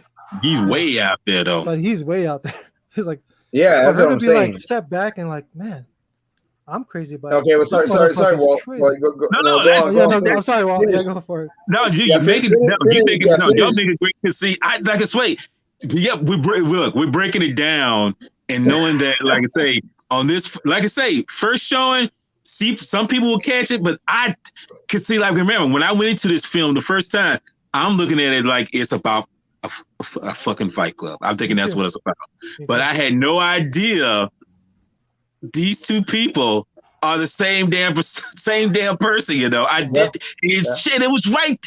That's the thing. It was right in my face, and I didn't catch that. But knowing that she keeps coming over back and forth, you thinking like, why is she doing that? But we realized that both there's something appealing about him because he fucks the shit out of her and everything. But in that time, this is where we get to find out about what Tyler does that he does the most. Well, I say the thing he likes the most, which is make soap. Making soap. What's the first rule? What is the first rule? What is the first rule about Fight Club? You don't talk about it. What's the second rule? Do not talk about Fight Club. You don't talk about it. But no, he tells him that the best way to make the soap, and this is something that's with human liposuction. Yeah. And I'm gonna tell you, like I'm gonna nitpick something right here with this. When they go to the liposuction. When they go to the liposuction area, now you see that they got the leftover fat in these bags. Not that part. The fact that they're in these dumpsters, I'm pretty sure you would not have the discarded fat in dumpsters where anybody can just pay. Those cans where you saw that says biohazard, those cans right there, that's where they should be. That's where they should be placed. But for story's sake, for a movie, they have to have that so they can get the fat out. The health inspector would go into cardiac arrest on site. Right. Exactly. I mean, what did you think about that scene, Anthony? Just out the top of your head. That was I remember thinking like, yeah, that was one of those something ain't right. Like that could never happen. Mm-hmm. But it was great how this movie does sprinkle those little moments of absurdity. Right. because I think in the end, and like I say, in a way, the movie is kind of a fantasy, but it's dealing with all in this guy's head. And we see that he's able to get the fat, take it back. They take it back to the house. They make they start boiling and everything. They say about the harden the tallow, and everything to make that hard surface and everything. And he's telling him little bits of beasts. And remember what I mentioned before, how they say you can make certain things into explosives and whatnot. He's saying, you take off a little bit of this, you add a little of a dash of sawdust or anything like that. Now, I told you before, those key ingredients are actually real stuff that can actually make dynamite, but they had to leave out certain things because they can't say that in this. Because I said before, it was in the original script, but you can't mention this stuff. You can't. You cannot do that because somebody will come along and try to make that stuff. But I'm getting off. The lie they use, that stuff will really burn you up if you get it. Yes, yes. I mean, I didn't realize lye was that potent. But go figure. Talking the lye. Black olives become black olives because they're actually soaked in a mild form of lye. What, Senpai? I thought you. No, I was just. No, my dad sneezed, and I called. Oh, okay, all right. No, go ahead, Anthony. I'm sorry, I'm cutting you off. You mentioned the lye and how that stuff will eat you up. Black olives, if you ever eaten them, we get black olives because they actually soak them in a form of lye. Oh, okay. I didn't know that. Fun fact. Dude, there's a lot of shit about this. There's a lot of shit I didn't know about until I saw this fucking film, bro. Honestly, I'm not gonna lie. Yeah. There's so much stuff that I didn't know about. And you would think that films would actually put shit like that on TV. I remember, just like you said earlier, they couldn't put all the chemicals on because if they fucking did that, when it comes to make TNT, then everybody be blowing shit up. They would themselves. Right. Exactly.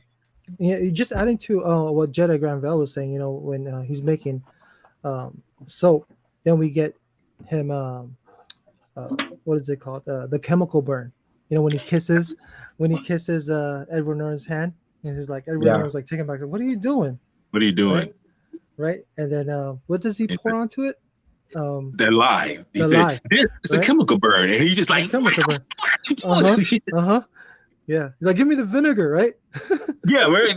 And the funny thing, before he gives him the vinegar, when he's trying to meditate, he's trying to, not feel the pain.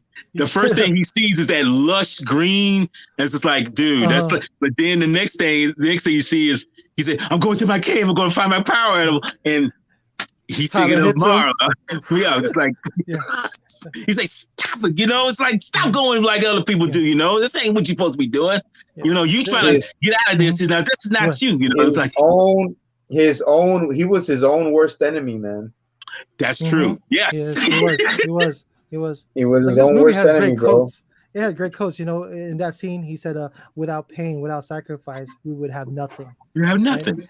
It's only after we lose everything that we are free to do anything. It's great quotes. What was that, Anthony? That quote about there, that reminds me of any of you who have ever seen Full Metal Alchemist Brotherhood. I love the quote at the end of it. There's no such thing as a painless lesson. They don't exist. That's a great quote. You know what? And I'm gonna elaborate on that. You know why?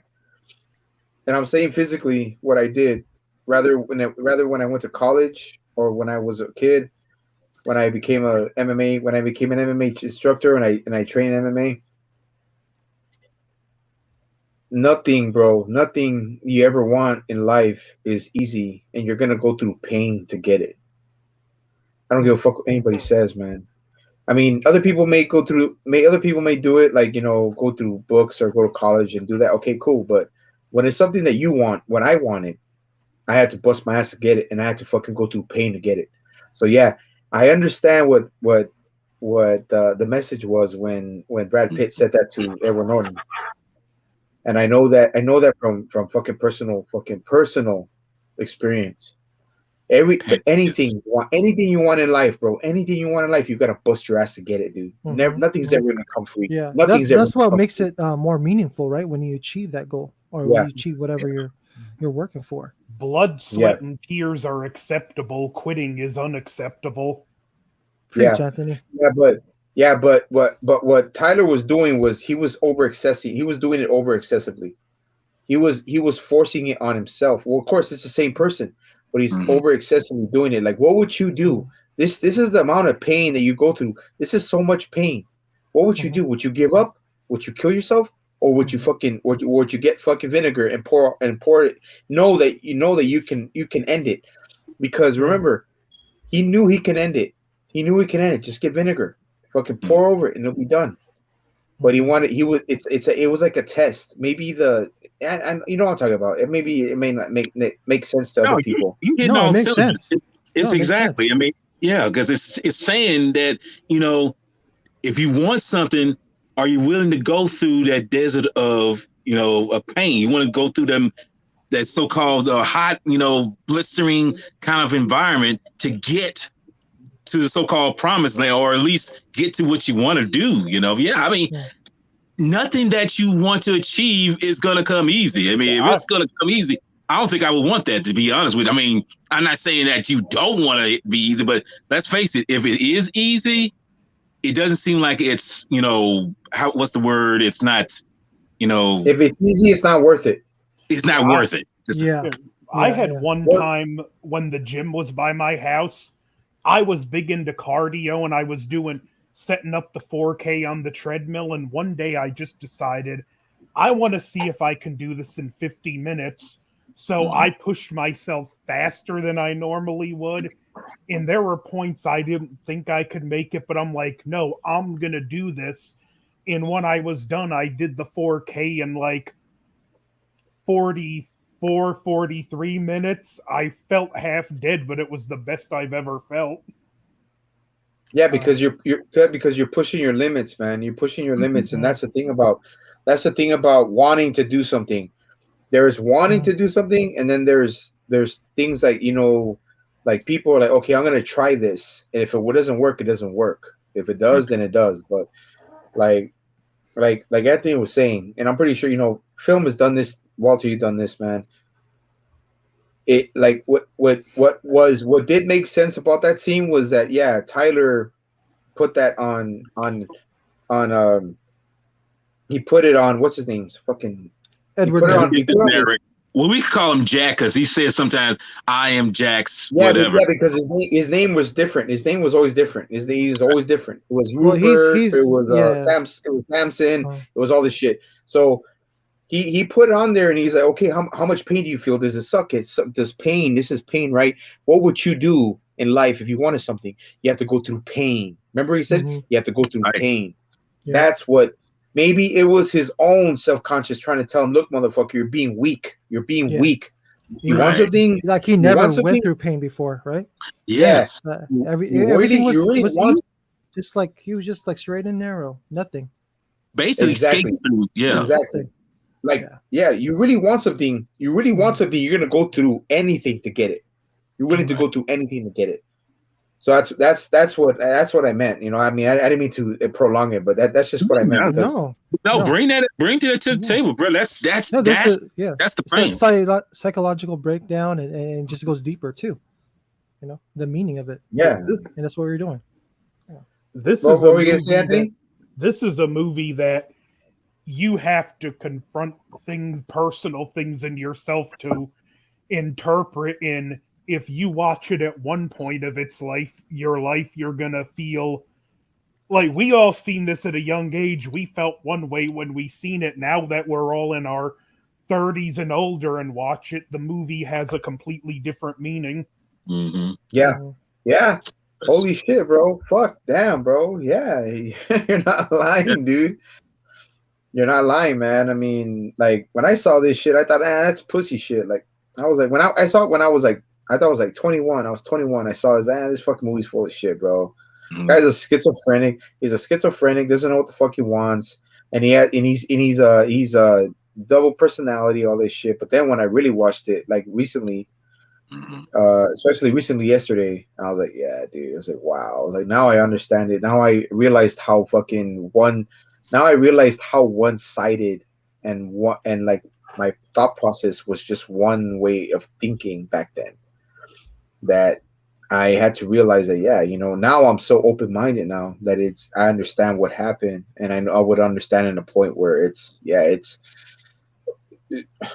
when you have to when somebody goes through something like that, it's crazy as fuck, dude. But imagine how many people go through this shit on a fucking personal basis, years, every day, every fucking day. Yeah. Yeah. But remember, it does have good points that make sense, but it's still, like I said, it's still a '90s film. I don't care. It was '99, but it's still a '90s film. Right. And I was 19 when this movie came out. I was fucking 19 when this movie came out. Yeah. Now I'm 40. I'm 40 fucking one, and I realize and I make it just like me in film, man. It was a part of our culture. I mean Anthony's probably about a few years younger than we are, film, but 35. yeah, you're 30. Oh yeah, dude, yeah, He's young. Yeah, you're young, bro. I'm a year young. I'm a year older than Century. 42. Yeah, I'm the old dog here. No, but Jerry you Granville's like 25. Yeah, he's like 21, bro. He's like 21. Yeah, he's immortal. No, I'm an eternal. That's what eternal. But remember, man, some of the lessons from this movie, it's not even lessons. It's just the way the movie was portrayed. You'll never see a movie like this ever. You'll never see another movie like this ever. Not thinking the person's a film like this. I mean, no, not because everybody nowadays, all these other fucking producers and fucking movie makers already chop everybody's balls off, so they don't want anybody to do anything they want to do anymore.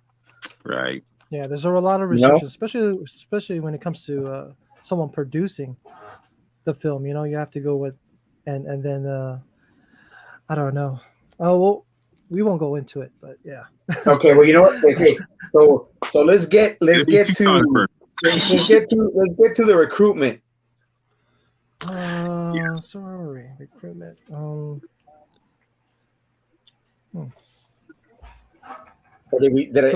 I passing a few things? Well, before they do that, they still in the Fight Club mode, but this is when it kind of starts where they start to say, "Hey, getting out of control." Starts getting out of control. Because they say that one scene where he sells after he fights that guy who owns the bar. Oh yeah. No, wait. Let's get to when he fucking frames his boss. Yes. Okay. Yes. Well, that's coming. Yeah. That's yeah. We'll start off when he frames the boss, and I'll start off with Anthony. Then I'll get to D-Film Fanatic, because D-Film Fanatic he's gonna dissect this part. He's gonna dissect this part. I swear to God, he'll dissect this part. I had to switch chairs. Go back to what the topic was. No, I'm saying what did you think? Give us your analysis on when Edward Norton's character frames his boss. Yeah, that was just the point where it wasn't just the multiple personality anymore, but Tyler was subconsciously taking root in the narrator. But it was like a great scene because it was so cathartic, because we've all had those bosses and we see how the boss treated him. So it's like, haha, you treat me like this, you're gonna pay now. And it shows too how just the company we keep, for good or bad, whether it's someone in your head or not, is gonna slowly change. Thank you, Pimp Daddy Goodness. Affect you. I've had friends that a friend that he's always battling addiction and he keeps falling back into it and it goes back. I keep telling him, it starts, one of the most important things is it goes with the people you choose to be around. And, it's a biblical principle, iron sharpens iron. And if you're with a certain type of people, it's going to rub off and you're going to start to be more like them. You're going to be more either you're going to be better or you're going to become a more worse, devious person as time goes on. Yeah. That's all I got. Hey, I was gonna ask, hey, Pimp Daddy Goodness, are you watching, dude? Because I can act your ass. If Pimp Daddy Goodness, if you're watching, man, I can send you the link if you want to join. No, but keep going, Join us. keep going, Anthony. Join us. Join I us. got. That's Hey, all I got on this one. Just to add to that, Anthony, that scene itself kind of, I don't know if you guys agree, but it's kind of a glimpse of what you see when he fights Tyler outside the bar, right? Because in fact it's not First really time. him. Yeah, it's not really him fighting Mhm. Tyler, right? It's him fighting himself. No, So first time right. we get a glimpse of that, right? Right. When he tries to blackmail his boss. And Yeah, you see, because he says like, I remember my first fight with Tyler, and right? again, It kind that's of another, reminds me of that fight, right? The yeah, first fight with Tyler. Exactly. and that's another moment where I said I didn't catch it the first time that, you know, that's actually him. Yeah, it's That's actually really him. like there's so much like sprinkled through the whole movie It is. of clues, right? And I'm sorry, just my ADD. Just going back to when him and the narrator and Marla exchanging what's that Phone called? numbers. Phone numbers. Yes. She even Yeah. says he gives her a business card and she's like, it doesn't have a name. What is it? Cornelius, Travis, Rupert, and he doesn't even state that, right? So just like Right. little things sprinkled in throughout the movie. But going back to You always change him names. Every single time I see you, it's always different names. yeah, so just Make- kicking his own ass through that scene, it was amazing. You never Makes- seen that before, right? Makes you never wonder if there were like multiple personalities like vying for dominance and Tyler was just the one that won out. That was the most Right, dominant. He was the most You know what? dominant, That's right? a good point. That's Okay. a great point. Yeah. Yeah. So, do you remember his boss's face while watching the shit go down? It's like, what the fuck? Yeah, because he's just like when he picked up the phone and then he sees him punching himself, it's like, Yeah. Yeah, and then the security He's like, comes in, right? The security barges in, and he's on his knees, bloody, and his boss is like, he's like, please don't hit me again. Please. No, like he's like he grabs the shirt, he's like, no. yeah. Right, and then you see him walk out the office with his stuff, like, yeah, I own it. But and blood is still dripping. Blood is still dripping down his mouth. He's like, yeah, motherfuckers, He's like, you guys yeah. stuck working. I'm getting paychecks at home. Mhm. No, because he To framed finance my his club. own boss. Yeah, I He know. framed his own I know. boss, bro. He framed Yeah. his own boss, dude. I He's know. like, yeah, motherfucker, He I blackmailed framed him. us. He He blackmailed framed him. him like, hey, if I was still working, I would have done the same thing too, bro. I'm like, hey, motherfucker, like, hey, you know what? You hurt me. Okay, let's go, man. Let's go. Right. Daniel Durden, don't you dare. You need to calm down. No, I won't. No. Oh, No, God. like I said, I'm a peaceful person. I don't like violence. I hate violence. Violence is Right. bad. But So who hasn't dreamed of sticking it to their boss in an epic way? Oh man. Oh, Man. Yeah. well, I'm leaving blessed. that I'm alone. blessed and I'm lucky. I'm blessed and I'm lucky, man. I am my own boss. So I am lucky and I'm blessed, man. Walter's like, fuck you, motherfucker. Shut the fuck up. I still gotta live with my boss and watch my boss fucking face every single day.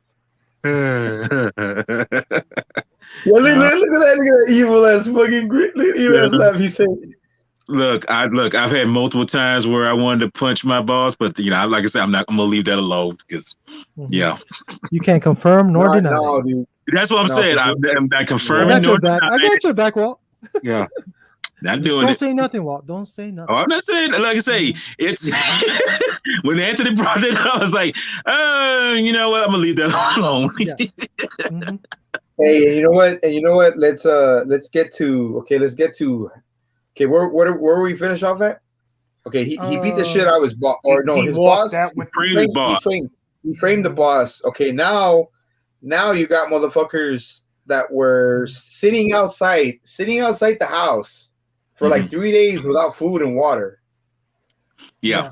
He calls it the applicant in front of the house, right? And he's like, and they would still come out, keep them like they would still come out. You're not getting in here. You're not getting. And then Meatloaf comes. Mm-hmm. Meatloaf comes, bro, and you could tell that freaking the other side of what the fuck his name was of Tyler had a good side because Meatloaf was gonna walk away, but what did he do? He pulled him back in and say, "Man, just wait it out. You'll be a part of it." See, that's where you can know he had that human aspect to him. He wasn't all fucking crazy. He had a good side to him. Yeah. Right. Well, that was his side. That was the narrator's side, right? Tyler's different. Exactly. He's on their side. And he said just stick it out, whatever. And then Jared Leto, dude, I don't even know why Jared Leto was in this movie at the last minute, bro. Because fuck, I didn't even recognize him until I saw. I was like, that's Jared Leto. He was just he was really young at that point. Can I add on to that, Century, if I may? Go for it, man. Yeah. When we see those applicants like starts standing in front of the house, then we see Fight Club become militant, right? You know, because Tyler becomes kind of like a drill sergeant. It's like, you're too fucking young or whatever to get in. You know, just give it up, just go home. You're not getting in here. Right. You know, and then he lets him in, and like you said, Bob comes. It's like, your tits are too big. You're too old. Get out of here. And then he backtracks his own shit, and he's walking away. And he's like, no, like just you saw Edward Norton go in there. Okay, just stick it out. He looks at him and stick it out. Yeah. And this is when we see Tyler and the narrator build an army, right? Within their house. You know, we're getting more and more of these guys. They're kind of like soldiers of Fight Club, you know, and members of Project Mayhem. So let's go into that Project Mayhem. So beforehand, Tyler's been giving out homework to all these members. Mostly, it's all through vandalizing. Good night, little Loki. Good night, Loki. Go ahead, bro. Go ahead. No. So then we see members of the club vandalizing a huge building, right? And you see the side of the building is like a big happy face. The happy face, right? Happy face, right? And what's the first rule about Project Mayhem? Do not talk about Project Mayhem. Right. Don't ask questions. right. Yeah. And then you see, because they're watching it through the news, right? And you see the commissioner, you know? The commissioner, he's all like,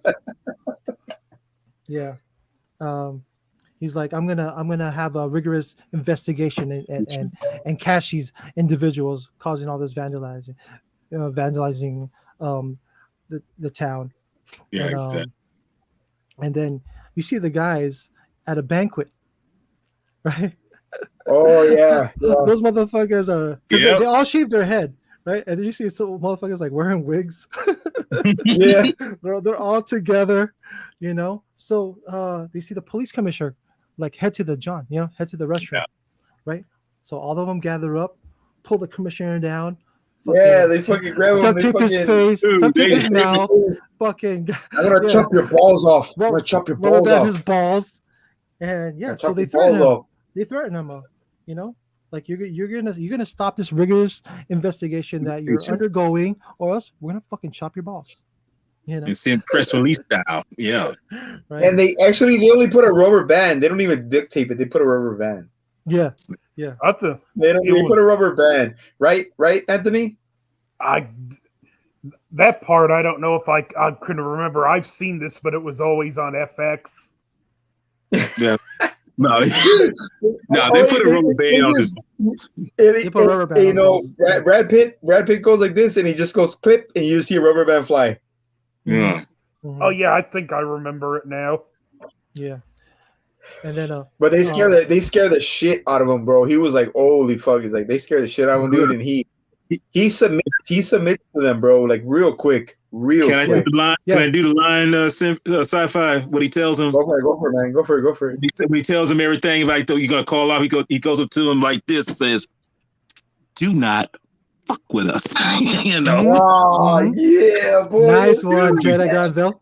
Dude, that Yeah, shit. bro. He gets close on him, dude, and say like, "Do not fuck with us." You know, it's like yes, you know, because he's like, all right. Well, I always knew you got a little thug in you, motherfucker. I knew you got that thug in you, motherfucker. Hey. I knew you got a little thug in you, shit. Hey, that was wow, dude. Like that's what I'm saying. Like this whole movie surprised you in every single way. It was out of nowhere, all kinds of crazy shit, like all kinds of crazy stuff, man. And then when they're planning and get everything ready, when freaking Edward Norton gets back to the headquarters, and then he sees freaking Tyler, and then all the motherfuckers are there, bro. And then remember they put that big ass freaking happy face on the building and fucking marry that shit, dude. I was like, that's where Edward Norton's like, what the fuck is going on? What y'all doing? And then I'll leave it to Anthony. Anthony, remember what happens when they have to bring back somebody? Refresh my memory on that one. They had to bring back what was his name? Meatloaf when he got shot.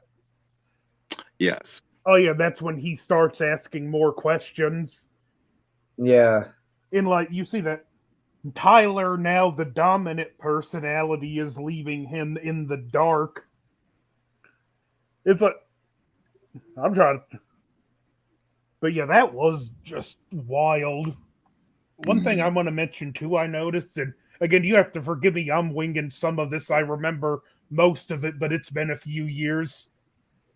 But I think when you mentioned a smiley face, one thing I always wondered, and the film never mentioned, that they said they think this could be linked to underground boxing clubs. I always wondered if there were like other copycat fight clubs springing up because of this one. Anthony, we can't talk about it. Yeah. That's the first rule. That's the first rule. You broke the first rule. I'm just joking.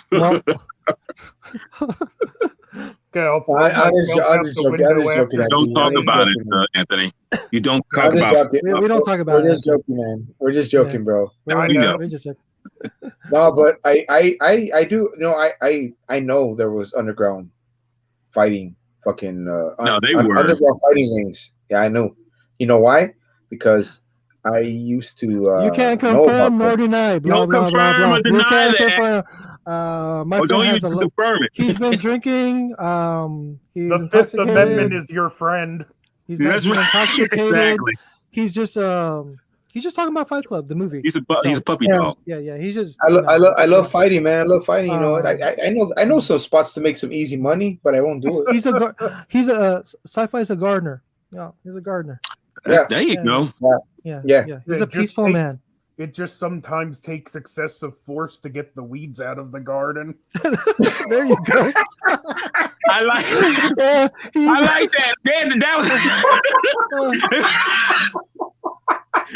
That was dude. Dude. Holy shit, Anthony, bro! You wow! Now I know you definitely got a personality, my brother. That was good. I like that. No, but I am a ruthless, crazy motherfucker that loves to fight. But anyways, let's top it off on the movie, and let's go with okay. We already got to Anthony. We already got Jedi. Film fanatic. Let's finish it off, bro. Because you got the most fucking technical knowledge of this shit, bro. Let's finish it off.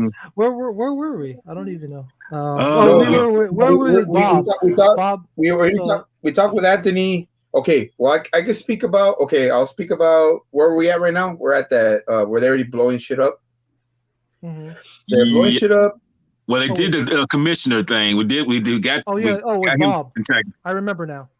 Mm-hmm. So Bob, out on homework, right? Out on assignment. Yes. Back together. You know, vandalizing. You know, part of the city. He gets shot in the head. So they bring his body back. To to the headquarters, you know, to the house. And then they say in Project Mayhem, we have no names. In death, a member of Project Mayhem has a name. Yes. Right? His name That's is when they give Robert. That's when they give his Paulson. name. Yeah. Yeah. His name is Robert Paulson. Paulson. Robert Paulson. His His name is Paulson. Robert Paulson. His name is Robert Paulson. Yeah. Then we get the narrator, Edward Norton, the narrator, because of, you know, he was close to Bob. You know, Bob was his friend. Feels that, you know, they're just going overboard with this. He's like, this is getting too out of hand. This is getting too crazy, right? What happens after that? He goes to the room where Tyler was at before, which was actually him. But he looks up any information about what he might have had, and he opened the drawers and he finds these used plane tickets stubs, and he's like, wait a minute, he's been to Chicago, Los Delaware, wherever, you know. Right. And he's going to backtrack. And first when he gets there, he gets a phone call from that investigator, the cop, about who talked about how his his condo blew up. But aside from that, he goes he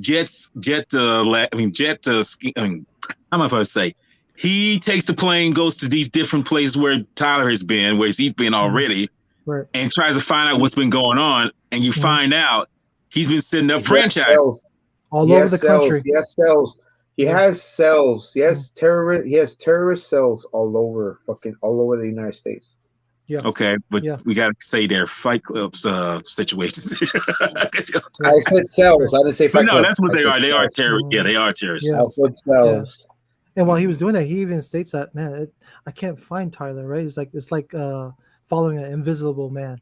Man. Yeah, and he was the man the whole time. He was always one. He said I was always one step behind. It's like, you know what, you know why you're one step behind, because you are the same person, motherfucker. Mm-hmm. That's why. Yeah. Then it goes to a scene when he's in one of the rooms, right, the hotel room, right, and he before that film, he goes to that one bar. And yes. The guys are saying his name is Robert Poston, and that bartender says, you know, he asked the bartender, who do you think I am? He's like, your name is Tyler Durden, sir. And then he said, put your seats back in your right position, because he's about to get mind fucked right then and there, because he's like, what the fuck? Now he goes to the back to the hotel. Mm-hmm. He calls up Marla, thank you. Calls up Marla, and he asked her, did we ever have... Yeah, see, he was going to do that too. No, I think it was just crazy. No, he called up Marla and asked her, have we ever done it? She said, what done what? Have we ever had sex? She's asking him, because she's wondering, why are you asking me this? Well, that sounds so stupid. I mean, because she knows who he is by the fact that he knows that that's the person, you know. He said, well, so we did have sex. It's like, no, we did make love. It's like, do you want to call it that? And then when she says, you know, you hate me, then love me. You do this and this. And then he said, is that the situation of our relationship? You fucked my brains out. You fucked my brains out. That. And when she says Tyler, he said, we have lost all cabin pressure. I'm like, fuck, you know, it's like, this is where my mind fucking blows up, because I'm like, I didn't see this coming. That's why I say I didn't see this coming. When he said women personality, you didn't see that coming, right? I did not see that coming. Because did it so well. Because by this time we don't see Tyler for a good bit, you know. And then when she says, Tyler Durden, you fucking freak. He said, I'm not there, you know. It's like, and then we see Tyler sitting in the chair. He said, what the fuck is going on, you know? And Tyler says, I think you know what it is, you know. Remember what he said. Remember what he said way back. I'm going to just go way back before we finish it off. Remember what he says. Remember what he told Edward Norton's character. You're speaking too much about me. You're letting her know too much about me. you did. He said you did. He said you lit the wrong thing. What? You let her know who I am. Yeah. Right. And that's You when let her know who I am. You let her know who I am. That's where it all fucking. That's where I was able to tell, because she's like, who? Because remember when after fucking Brad Pitt's character would bang the shit out of her, and she would come to the kitchen, and he's like right there, just getting like a regular motherfucker, getting his coffee, get ready for work, and he's like, what the fuck are you doing here? Mm-hmm. What the fuck are you doing here? And she's like, really? It's like, he's like, and I told her, what are you doing? And he told her, what are you doing here? What are you doing in my house? Yeah, what are you doing in my house? He's like, is it your house? Yeah, it's my house. Well, fuck you. She would walk. That's where I started getting it. It's like, oh, that's where I started getting is okay, it's all fucking. But anyway, go back to finish off what you're saying, Well, like I say, we'll get to Anthony, and then we'll get towards like the end, before the buildings, and we'll get the buildings. Now, this is where the true mind fuck comes into play, because he tells this whole movie was a mind fuck. That's true. It is. That's what I'm saying. It's a biggest mind fuck. And he asked him, okay, how you know, like, how you know this and this and everything? How you do all this? And Tyler tells him, like, I think you know. No, I don't. It's like, yes, you do. Mm-hmm. Why would anyone confuse me of me being you? And then that's when he starts to have these flashbacks to the moments where it's like, and then he says, you got it. He's like, it's like, no. And then you see when he's sharing his hand with that lie, he says, say it. Yeah. Say it. He's like, because we're the same person. And dude, I'm telling you right now, I'm losing my shit in this moment, because I'm like, this 180 shit. I was like, no, you got to be fucking kidding me. This is going to, but he tells him that, and it's like, and then when I thought about it, it's like, fuck me. All this makes sense. All these hints were dropped so early, and I didn't see that shit coming. And then when I went, and when you mentioned about, don't talk. Yes, dude. No, look. Me too, Walt. Me too. It went 50 miles over my head. Like... dude, it was so in my face that I did not see that. And when he says, I look how you want to look, I fuck how you want to fuck, I'm capable of things that you are not, I dress how you want to dress. Yes, dress when you want to dress. Everything. What do you think he always had those coats? What do you think he has big ass coats? Right. Big ass coats, fucking big ass glasses, the wild hair. Yeah. Motherfucker dressed like he was in the 70s. It was a fucking 90s. Yeah. So I mean, come on, bro. It's just so loud, Right. And the character is not. He's just. But then he explains to him why he's going through this. Because you were looking for a way out. You were looking for something to change your life, and you could not do this on your own. Mm-hmm. And it never dawned on me that that's what was going on. And I'm like, damn, how the hell did I not see this? I'm saying, dude, I've seen many films that do some strange shit. But when I'm looking at this, and the funny thing is, here's the thing.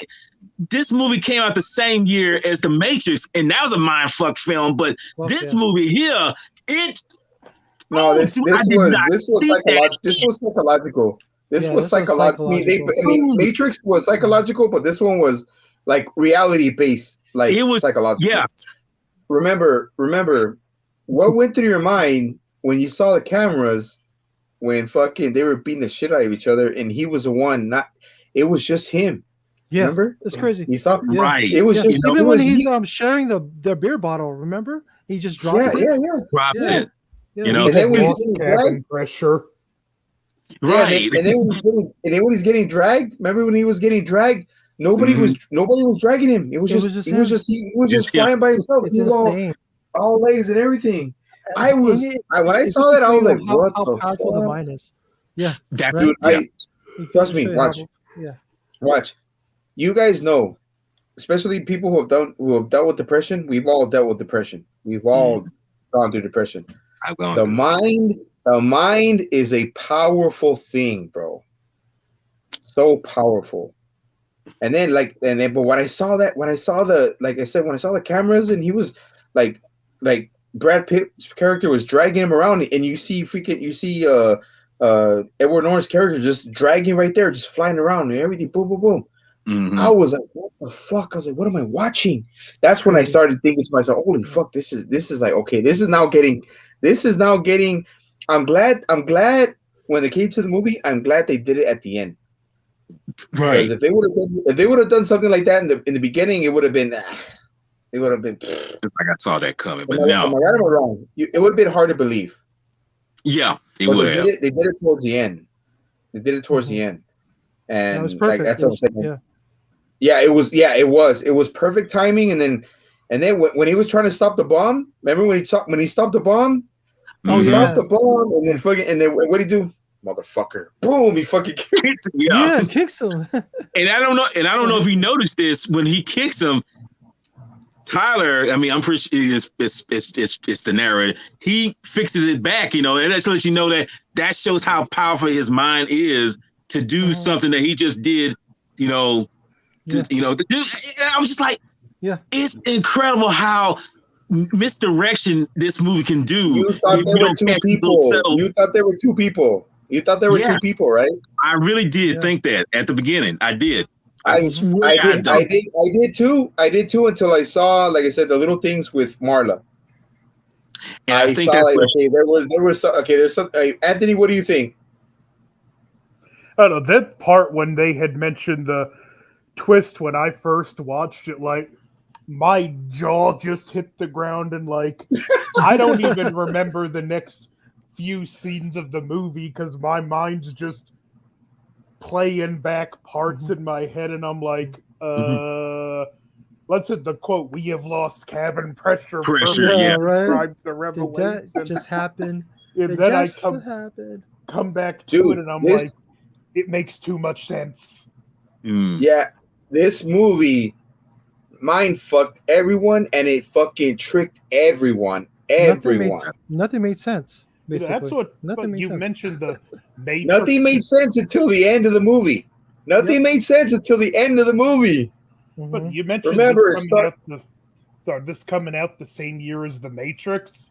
I know The Matrix was the big cultural thing at the time, but for me, this one has head and shoulders withstood the test of time better. Yes, indeed.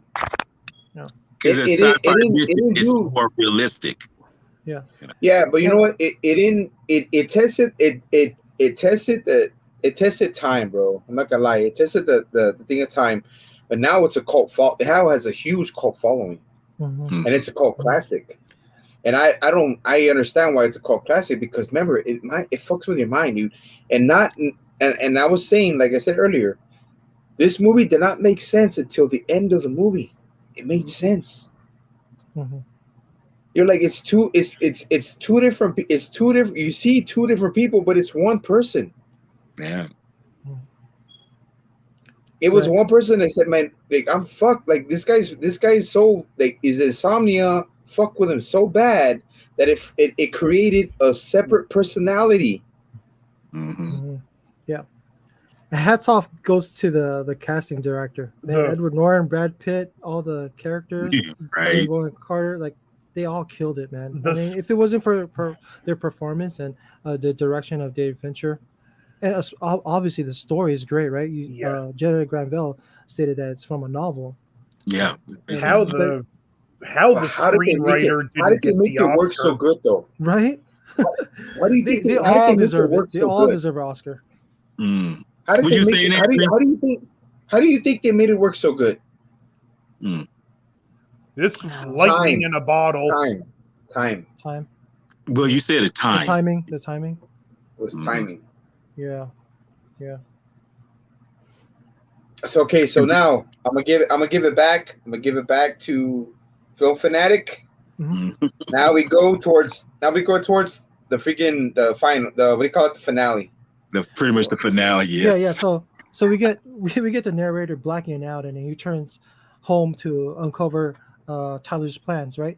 Uh, in regards to erasing the debt and destroying the buildings that contain all the credit cards. So he finds Marla. He apologizes to Marla and tells her that she needs to leave town because she's like she's a threat, quote unquote, Yeah. right? Yeah. And then he attempts to turn himself in, right? I know. Oh, He attempts fuck. to turn That shit. himself in Oh, to the authorities and states that he's a leader of a terrorist organization, right? And then when he's in the room with the detectives, he finds out that these detectives are Fight Club members and And you members know of what? Project Mayhem. By this moment, when that happens, it didn't surprise me at that point because like that that would that make that threw me sense. off. That threw me off though. Yeah. Oh, did it? Like, Yeah. no, it threw me off because I was like, oh shit. So I didn't know it was. I knew it was deep, but I didn't know it was that deep. Mhm. Oh, you mean the franchise itself? Yeah. Yeah. I was like, Mhm. nah, like they can't. Like I thought it was already kind of like a I thought it was kind of like it's a play or some shit like that, but no. But when they try to do the same thing and tear them down or whatever they're trying to make or trying to like tie them down, I was like, okay, yeah, they're definitely fucking. Yeah. It goes to They're show you from like psychologically, everyone has issues first of rule. depression, right? Well, they said first rule is not to. The first rule is that you know what you sir you told us to say that, sir, and you told us to not obey you, sir. Right. Mhm. Say. Yeah, Because you got to remember when because see before this we got to remember that that the guy I'm trying to remember I'm getting brain fart right now. See, I was about to mention something that it was referred to earlier, but it was something to hear. No, it was when he was talking to that commissioner who was going to go on the so-called rigorous investigation. The Yeah, but people he they said, stalled the him. They people you stalled him. going after, the people you going after do every mundane thing, check out your trash, cook your food, all this. So when we see these cops try to take them down and everything, it's like makes sense, right? Makes sense. That so makes sense because these guys are exactly just like them. They're everyday guys. I mean, cops do the mundane things, but they do a job that any other cop would do. And when you see them do that, I'm like, fuck, dude, he is really ingrained this shit to some people, So I like, that makes sense. That's why I say when his reveal that it's this double identity coming out, and then when that happens, like it all falls into place. That's a great point, General Yeah. Granville. That's a great point, General Granville, because I remember he states that, like, we protect you while you sleep. Mm-hmm. And a cop can be one of the most mundane jobs out there, depending where you are. Right. Small town cop. The whole night shift is just riding around or parking, waiting for something to do. Yeah, it goes to show you everyone needs a release of something, right? Right. Yeah. So they need something. Yeah. That's why I go out into the night. I go out and prowl into the night and see what the shit goes on. We need to lock you up at night. That's what we need to do. Keep going, Phil. Keep going, Phil. Yeah. So after that, the detectives try to cut off his balls, right? He escapes with one of the detectives' guns, and then he tries to disarm one of the explosives in the building. While trying to get into the building, he sees Tyler. Right. Well, projecting of Tyler, right? Yeah. And he's like, "You're not gonna get in here." And then next thing you know, Tyler's inside the building and he shoots, and nothing happens, right? So he gets in. He tries to disarm the bombs, like I said, and he disarms one of them. Yeah, he does. He does, and then we have that fight that we get. Oh, dude, them two. Tyler beats his ass, and at times you see him, like Sentry stated earlier, that he's just Edward Norton getting pulled by himself, which is crazy to see. and then you see like Tyler like different areas of of of the room or of the basement, right? Like he gets away from him at one point, and then next thing you know, he freaking clotheslines him right next to him. Mhm. Do Yeah. you remember that? Right? He said, And then "Come He's all- on, he's don't all- he's go!" all- And boom. right? Wow. And there's I love it because there's references to my seafood Bruce Lee. You know, when Yeah, he takes off his seafood, jacket. seafood. Yeah. Yeah, and even Seafood. when he pulls Edward Norton's hair, right? That's a reference. Yeah. He's like, You know what? I didn't even notice that. Yes, I didn't notice that. Yeah. Mm-hmm. And then no, like he was like, wow. He took the thing off. He said, wow. No, he was like Brad Pitt. Like Brad Pitt, I think he had fun with this, man. I don't think he at all like thought anything stupid about it. I think he just had fun with it. Plus, he was young. That was into his younger career. Right. Yeah. And dude, like, I don't know what the fuck. I don't know what the fuck Brad Pitt takes, dude. But you cannot hold a body like that 10 years later and be in Troy and look like a fucking ripped motherfucker. He bulked There's up no for fucking Troy. He bulked up. There's for no Troy. fucking way. He's way. already ripped and toned. You know. Yeah. All he needs is muscle mass. Yeah. Yeah, but then. Oh, okay. We'll finish it off. We'll finish off, then we'll talk about it later. But no, finish it off, film. Finish it off, and then we'll. Yeah. Oh, so then we get so Tyler ends up subduing the narrator and has him at gunpoint on top of the building, and then he realizes that, right, you know, like he's just one person, you know, like you're me, I am you, you know, and it's like if you're holding a gun, if you're holding a gun, that means I'm holding a gun. I have right? the power. There you go. And then he realizes like he puts a gun to his head. He's like, "What are you doing?" And then he puts it in his mouth, like, "My eyes are open," and shoots. Pow! Wow! And like through his mouth, and you know, like, and blasts his cheek open, right? And then we see Tyler's mental projecting just dies, right? Yeah, because he says, and he's just, that smell. "What's that smell?" "That's your head." And you see how big of the hole is in the back of his projection bed. I mean, it's blows it out. Well, that was a plan. The plan was for his mind state to know that he's dead, to understand that he's gone, and well, that still was kind of controversial to me because like, okay, if you shoot yourself, then your personality is gonna think he's dead. So I'm like, okay, well, it makes sense. It makes sense. Yeah. I mean, it makes sense a little bit, but well, to me, it made a little bit of sense. But no, it makes perfect sense to me. I mean, of course, my mind's not that great, but you know, it's no, but remember when Edward Norton shot into the thing, he shot sideways. He didn't shoot like right. It's like right his cheek. Yeah, it came out of his cheek. Yeah. Because I don't know if you noticed, he had a hole coming out. Ricocheted out of his mouth. I don't know if you noticed that. He had a hole coming out of his jaw. And even when Helena Bonham Carter came in, it's like, oh man, she's like, this girl's never gonna come with you again, bro. You're fucking psycho. She never. Right. She's a crazy bitch too, but she's never gonna fucking come back with you. She's never gonna come back with you, bro. That's why they're the perfect couple, because they're both crazy in a sense. You know, he's just a little more crazy than her, but that's because we see, exactly. This film's really about toxic relationships too. Oh yeah, that's very true. And I've been in plenty of them, man. Plenty of them. You know, film could tell you that too.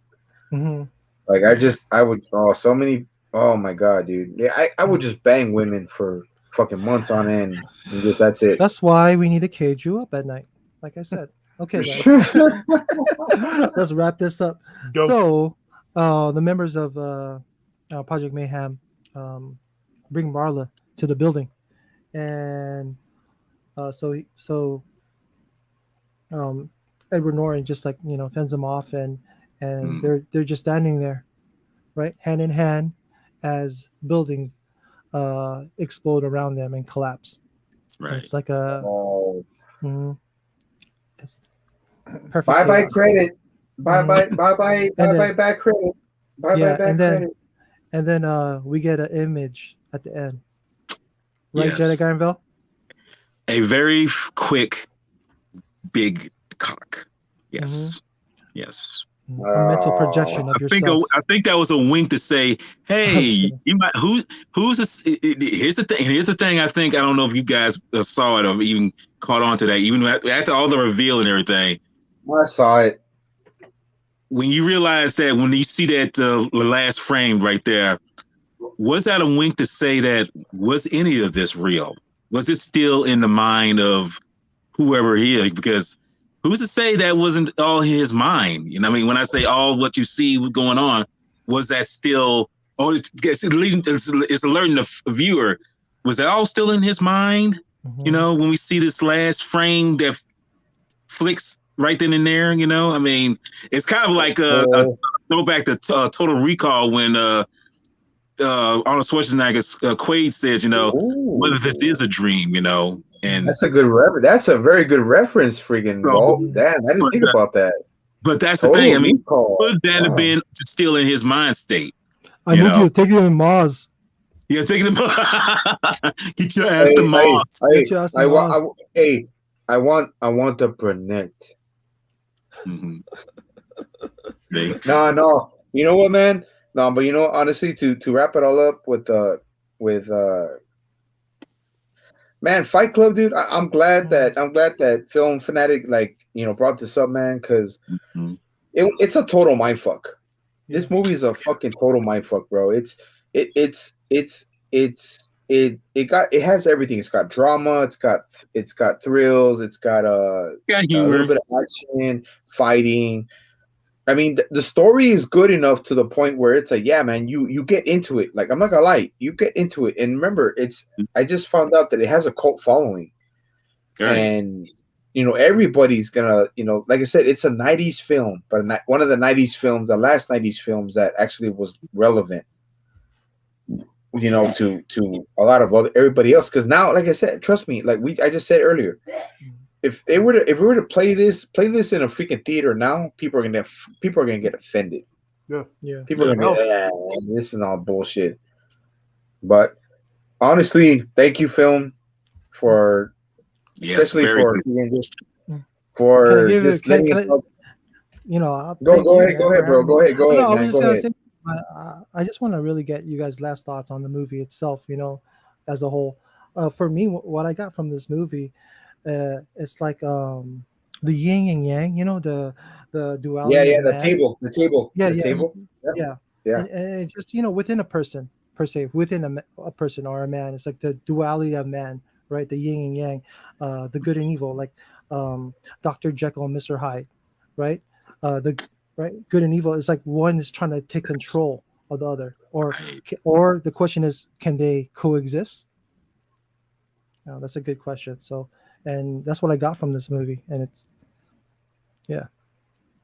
Okay. No problem, bro. I mean, like I said, thank you for recommending, man, because like it was out of nowhere. It was out of nowhere, and we just said, you know what, let's do it. And he said, okay, you know what? Film was like, hey, let's do Fight Club. It's like, okay, cool. I knew it was gonna be a crazy live stream, but fuck, bro, we got through it really, really, really quick, and I enjoyed it, man. I enjoyed Fight Club, man. Especially that I rewatched it. Shit, dude. I was like I said, it fucks with your mind. Fucks with your mind. Fucks with everything you think about. And it's like I wish they could make movies like this again.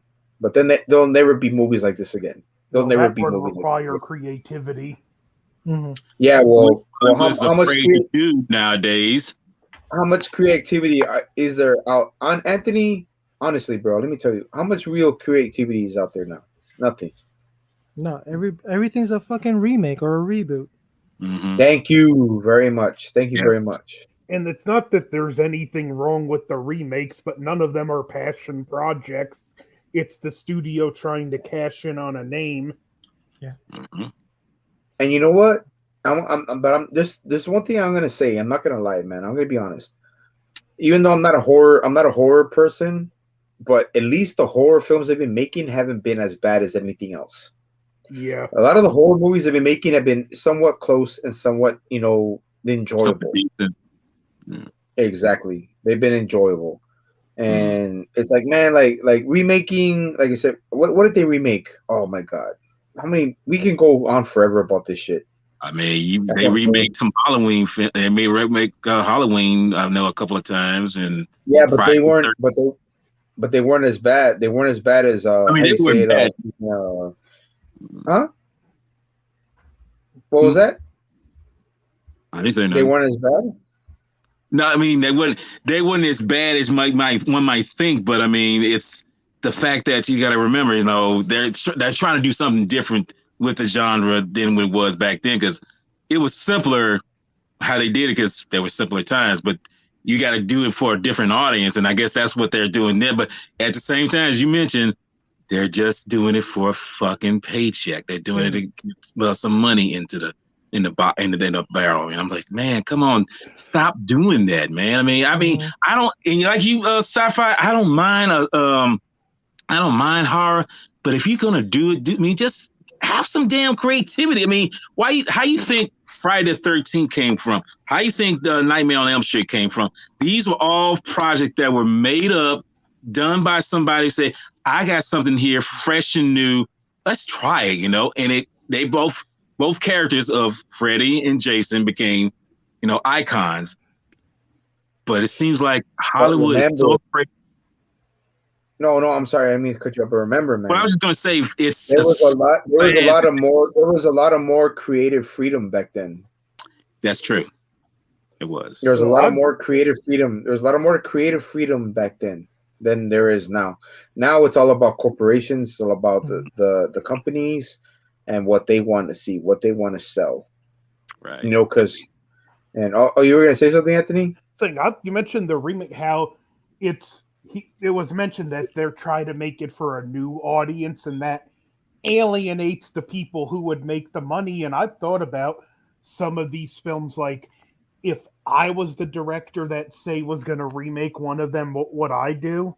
And one I really sat down and thought about was Friday the 13th, and I'm like, there's people that would want Mrs. Voorhees, but if you do her, you're going to alienate all the people that want Jason. And I thought about, I'd do a twist. I'd do more of a remake of the first one, except at the end, I would reveal it's Mrs. Voorhees working with Jason. Right. And even though you wouldn't get a lot of Jason, the people going to see it would go out blown. No, I didn't know Jason was going to be in this. See. Yeah. And what about you, Phil Fanatic? We got to get that insight on one of the great minds of film that, even though you don't like to say so, but a great mind is always somebody who I see, especially with you, who knows a lot more about movies than I do. So, what would you think on? I'm just a humble student of film, man. Like I said, I'm a rookie here. Besides you guys, I'm just a rookie, just learning. But when you think about remakes in horror, one comes to mind for me. It's George Romero's Dawn of the Dead, and what Zack Snyder did with Dawn of the Dead was pretty cool. Yeah, it was different, but it was also good, right? Mm-hmm. And sometimes we get lucky with remakes like that, and I'm not looking forward to it. But they're remaking one of my classic all-time childhood favorite vampire horror movie, is Lost Boys, and wait, back. What? They're gonna remake Lost Boys. Excuse me, I'm gone. No, are you serious? Yeah. Oh man, that is one of the most iconic movies. Vampire movies, bar none. Yes, Yeah, and when I heard that, or when I read that, I'm like, fuck, what's next? Goonies? You know? Don't No, say, no, don't say that. no. Well, they I mean, kind of what did else? with Monster Squad. But that was, but Monster Squad came out 2 years after that film came out, though. It Yeah. was in the same time frame. I'll Mhm. say that I don't I, think I it's love going to Monster be Squad. good, but until I see the Oh, trailer, I'm well, trying to Jennifer stay one's back, positive with Lost Boys. and an Amazon interview with the vampire. An Amazon interview with the vampire. What? No. Oh, look at Film Fanatic's face right now. Are you Amazon has a bad track record to begin with. Oh my God! An interview with the vampire. No fucking way, dude. I just recently watched that like about a month ago. You know, You that's know a what? decent. I'm already. You know what? And top that off, dude. They're already saying they're gonna make that series with the MonsterVerse. I don't even want to watch it. I'm already thinking bad vibes about it. Well, I'm kind of touch and go on that. Go ahead, Anthony. I'm sorry. what I don't like about that one is it's Apple TV, so unless you have an Apple product, like just by I got. making it Apple TV, they've really limited the in his audience. And as much as I love Godzilla, I'm not spending $500 on an iPhone so I can watch this show. And Amen. just buy a broken in what do you call it, a Fire Stick, man. That's what I do. We can confirm or deny that, folks. He's had a lot to drink. Um, Now I'll tell the whole fucking world this is what I think about it. Well, they can't get you for having the jailbroken one. They can only get you if they catch you in the process of jailbreaking it. Yeah, well, like I said, man, I don't, but honestly, man, I don't know why they're making all these remakes. Well, everybody knows, but We know. Lost Boys is a classic. It's a super classic, man. And I'd be like, man, why the fuck? Yeah, it's like Hollywood came to a abrupt stop on a cul-de-sac, right? Of ideas. You know what I mean? Like you can't like come together with writers in a room and just formulate an original, topic or story. Like, is it that hard? Look, the only people who are really doing it or giving range to do this is people like Christopher Nolan, maybe M. Night Shyamalan. I mean, I know his stuff's not all great, but he still does. There's some that are great. Oh. Fucking Sixth Sense. Come on. Yeah. Oh, and look, Amazing. the Signs, which is supposed to be The Village. Okay. yeah. Signs The is Village. good. Oh, the Village was good. I love the Village, man. The Village Sixth was Sense good. is my That favorite. was a man. good fucking. He was amazing. Even though it was just a yeah. I'm no spoilers. I'm not gonna say anything. Even though it was the Village was good. The Village was good. So You living out. You But living out. what about The Happening, guys? The Happening, his best one. What? Who? they No. are bad. His best one with Mark No. Wahlberg with the plants. No. Hey, how you doing? I mean, Plants are calling us. Say hey to your mom for me. There is actually hope for originality with all these crowd-funded films coming out. That now you have talented filmmakers who have the means to appeal directly to the audience to get money for their film, and there's no producer, no studio oversight.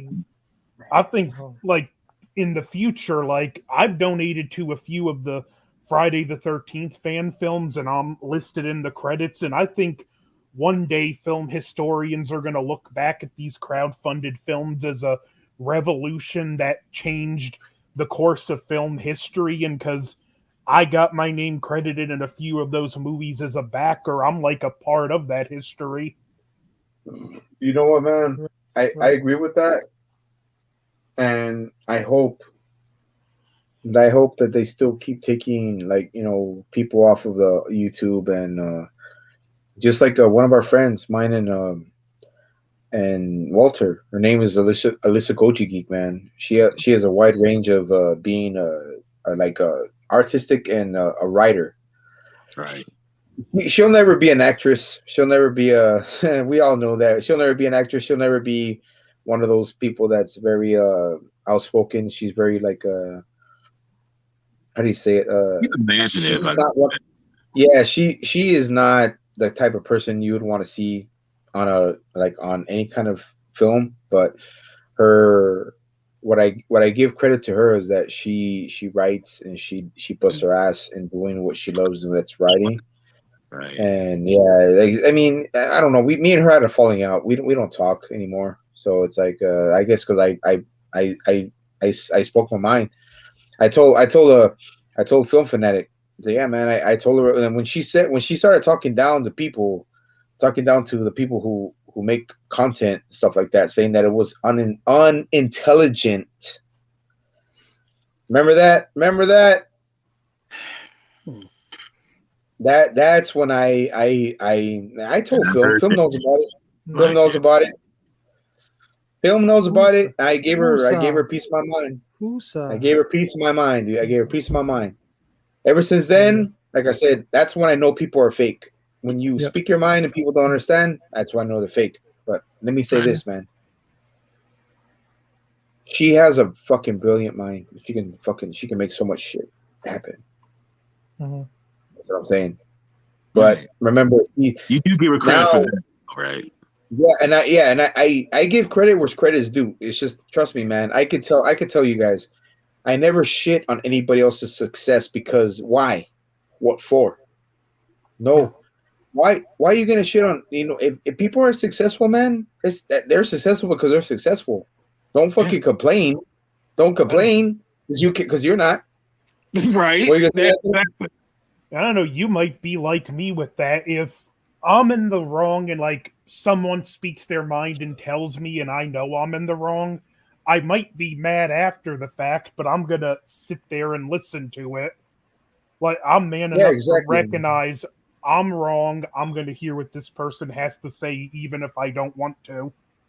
Mm-hmm. Yeah, exactly, man. I mean, it's just it's like I'm saying, man. But remember, all of us as content creators and people who are very outspoken and people who enjoy what we do, we do not want to be called fucking unintelligent. Right. We don't want to be called shit like that, man. I mean, even though she doesn't refer to most people, or it doesn't matter who it is, it could be anybody, bro. It could be anyone. It could be anybody that we know can say that. But the way she said it was kind of derogatory to me, because I'm like, okay, what are you trying to say? And I told her, so I said, okay, so you unsubscribe to my channel, and then you're saying that people making figure reviews about this and that is unintellectual, or making videos on anything we have. I mean, come on, man. I mean, you got to think about it. Are you saying you're better than we are? Some people do let a little success go to their head, and it's also, I had to learn this as I got older. It's not always sometimes what you say so much as how you say it. Exactly. But see, the thing is, when I told her, I said, look, I didn't go in, I wasn't in no way like vulgar or anything like that. I just said, so you think you're better than we are? Mm-hmm. And she was like, ever since that, she got intimidated, because I am a very intimidating person, especially in the Godzilla community. Nobody tells me shit. You can ask fucking Film, you can ask fucking Walter. Nobody tells me a goddamn fucking thing. Because I'm always straight to the point, man. But I'm not gonna be out there. I'm not gonna be out there and make myself look like a bully, because I'm not a bully. I'm not. I've never been. I hate bullies. But the thing is, do not insult people's intelligence, especially people who love something like Godzilla and like sci-fi movies, shit like that. Do not insult somebody's intelligence, man. Mm-hmm. Do not do that shit, because that will make anybody pissed off. And I won't try to defend her on this or anyone like her when I say this, but if you're somebody who comes out of left field, who's never had that, never had that power or that drive to do something at first, that could lead to you thinking or saying something like that, saying the wrong things in terms of, this person is this or this person is that. It's like, you got to remember, where did you come from at first? Where did you start at? You started from here, and this person did the same thing. You're going to say that this person you're going to say you're not the same way. I mean, look, we all have our starting points where we had to start to get to where we're at.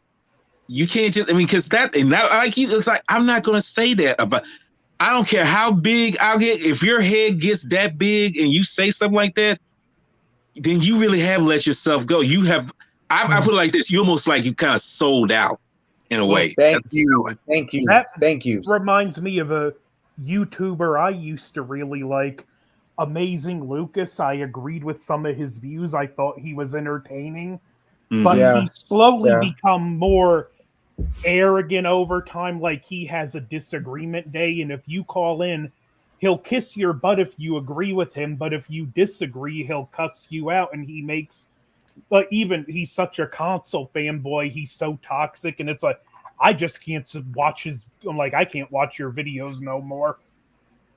See. Yeah, I mean, no, well, I guess like I'm saying, man, it's like, I mean, like Film Fanatic is like, he wouldn't, like, he's to me, he's more of a brother, like, of course, like with Jedi Granville, Anthony. I always respected Anthony. The reason why I respect Anthony so much is because Anthony works with what he has, man. He doesn't have the money. He doesn't have shit. He like, even with me, man, like, I'm lucky I have a freaking laptop. I'm lucky I have a good freaking camera. But I work with what I have, man, and I never try to put anybody down, especially somebody who tries to work for what they want. Like especially with D-Film Fanatic, man. You know what I loved about D-Film Fanatic? He even told me, like I said, when we first met, he's like, "Oh, bro, who the fuck's this motherfucker?" Like I said earlier, who is this essay? Thinking he's all tough, talking with samurai and all this stuff. And who's this guy? Who the fuck is this guy? Mm-hmm. And then, like I said, he judged early, and it wasn't nothing bad at all. But then when he found out how he was, he said, "Okay, so Daniel's Daniel. Daniel's not about he's not about I'm not about what I think about myself. I'm not about I'm not about me, bro. I'm just about I'm no better than anybody else, dude. I'm no better than anybody else. I do this to hang out with you guys, bro. To me, it's a fucking joy, man. It's a joy. I don't need to get paid to do this shit. I don't need to get paid to fucking go on a goddamn freaking podcast and get paid. No, it's all about here. It's all about the camaraderie, the interaction. We talk about movies. We love movies. That's you love the fun of it. You love the thrill of doing these kind of things and being with people that really embrace that. Right. One of the best thing that happened to me with YouTube, and I'm not saying this to brag on me, but one of the friends I've made through YouTube, not going to say who out of respect, but he had lost his mother back in September. And it just meant a lot that I was one of the first like YouTube friends he told about it. And over the Christmas season, I got to be a little supportive because I sent him a message. I'm like, look, I know this is going to be a hard time, but just remember, your mom would still want you to have a Merry Christmas. And that meant a lot to him to point out. Exactly, man. It's like Anthony just said it right there, man. Anthony's just being real. That's all it is. Real, man. Just being real. Yep. And I have to tell you this, Sci-Fi. I mean, regardless of anything, I mean, I know you'll say, Walter, shut the fuck up. No, I have to tell you, man. I mean, I would have never thought that, you would ask me to do any of this. I mean, like, who am I? Why would I be on here? I mean, I don't seem like I fit the. Yeah, exactly. There you go. See, that's my point. It's like, I don't think of myself like that, but you're someone who saw something in me, say, hey, this is a real live G.I. Joe kind of individual who, I can run with, we can have fun. You're a real motherfucker, bro. You're a real motherfucker. Right. That's all I'm going to say. And I realized, like, shit, why, don't put nobody down who don't have more as you do. Hey, I'm doing something. That don't mean I have to do it like you. It's like, if you have more than me, God bless you, good on you. But don't downplay others who are doing just the same thing, may not have as much as you. It boggles my mind people do that, man. And I'm just like, I wish you wouldn't do that. I mean, have fun doing what you do, and don't go, put it like this, go for the gold in doing what you do, love what you do. Don't go for the gold of the fame and the fortune, because that gets that gets old so quick to where you realize, like, why am I doing this? And that's probably why I say I'm so glad that I don't involve myself with people who, pretty much become a shell of what they used to be. Because I've come across a lot of people like that, man. Yeah, there's just one person. There's just one person I need to be better than, and that's myself. Exactly, man. And the reason why, and another reason why I wanted to bring Anthony on was because, like, he busts his ass, dude. He busts his ass. Like, you, like when you start watching his videos, bro. He puts a lot of work into his shit, dude. And he's bare bones like me. He's bare bones, dude. He works with what he has. He doesn't have this, doesn't have that. And that's why I like to, that's why I wanted to add him, because he's one of those guys. The work ethic in somebody can bring out the best in anyone. Right. You know what I'm saying? And like Film Fanatic. Well, Film Fanatic's he's not a real, like, content creator like we are. He wants to try to do it. But the thing about Film Fanatic is that he's just a real good fucking person. He's a real good friend of mine. He's somebody that I want in my videos and I want in my podcast. He's somebody that I trust, somebody I met on a personal level, and we're very good friends. And I don't give a shit. Like I said, this is live, and anybody wants to. Everybody's gonna hear it. I don't give a shit. This is what I'm saying. I'd say just jump right into doing it, and just accept you're never gonna be happy with your early videos, but they're learning experiences. It's even gonna take some time to get used to just talking to the camera. Yep. Right. Hey, right. Goes back to what Fight Club was saying, never be complete. Never do this, evolve, and let the chips fall where they may, Don't be just content with just that. Expand yourself, be something that you are, that you want to be, but make sure that you love doing it, be sure that you love being around the people who love doing this stuff, man. I mean, because I guarantee you will crucify yourself if you don't. You will become worse than you. You're gonna be your worst. I'll say this one more. I'll say this: you either die a hero or you live long to become the villain. Now you know what? But I'm gonna say this, man. Film Fanatic tore it up in this fucking podcast, bro. He tore it up. He was on point with everything, dude. Everything. Jeez. What the heck? It's a team, man. There's no I in team. Yeah, that's what I'm saying. But hey, bro, you're the MVP. Oh, exactly. There you go. Anthony. Thank you, Anthony. MVP, Thank you. dog. Even Anthony said you were the MVP, yes. bro. Because your analysis, especially on Fight Club, even on Perfect Weapon, dude, were fucking solid, straight. Tell me off cam, man. You're making me. Dude, look. You're here and present in live, living color. We gotta say that to you. Y'all crazy. Thank I you mean, so much, even Anthony was like, "Wow, like this guy's really like me." Anybody can take notes, but you weren't reading the notes. You weren't reading them. Yeah.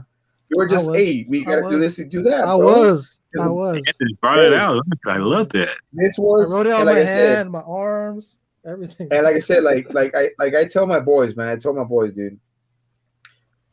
Like I always tell you guys, yeah, we do these podcasts. There's going to be a movie that I want. There's a movie that we all have to share. So we all get to talk about what we love, man. Because I'm not a you guys know, especially, Anthony will get there, but I'm saying Jedi and film, you guys know that I want to spread out everything. I want to be even with everyone. I want to be mutual. I want to be, how do you say, even on the cuff, man, right in the middle. Right. I always want to be in the middle, man. Because you know what, man? Like I said, I'm not good at this shit. I'm not good at being a freaking YouTuber. I'm not good at being a freaking content creator. I do this because, sometimes I get lonely, and sometimes, I want to just talk to the homies, and yeah, it's fun. It's fun chilling with my boys and talking about movies, talking about this and that. I'm a very angry motherfucker, man. So that's why I have to stay home a lot of the time because if I'm gonna go out there, I'm gonna go out there and fucking fuck somebody up. So that's why I just like stay here and be chill, talk with the homies and relax. But nah, just joking. Nah, but straight up, man, hanging out with my boys, especially even with Lone Wolf Ronin, man. The other last half of the hit squad, we would have loved to have him, but he's got to do his thing too. Got to do his thing also, and that's the thing, man. I don't perpetrate on no one. Anybody else wants to add on to this? Anybody else wants to add on to this? They're more than welcome to do so. And like look at Fat Samurai, bro. Right when we started, he was there, bro. The I mean, man, come the myth, on, dude. the legend himself. The man, the That myth, Fat the Samurai legend. guy. And we got to meet him. He's a cool Yeah, dude, dude. man. Such He's a a fairly humble, decent cool dude. individual. Humble. Yeah. Yep. Humble. Yeah. Lady Fat Blood as well. They're just both awesome. You What was mentioned that, about Anthony? you What was mentioned that, Anthony? about judging sci-fi about his appearance at first. There's this dude I knew, and when you get to know his story, he seems very intimidating. His name was Terry. He was a former Hell's Angel. He was also in prison for murder, and the story of what happened is tragic. Like he had blacked out one night and beat his wife to death. Oh no. Oh shit. And like he seemed intimidating and scary, but he reformed in prison. And like when you get to know him, he was a big kitten, but at the same time, if he liked you and someone was trying to go after you, that big kitten would turn into a rabid grizzly bear.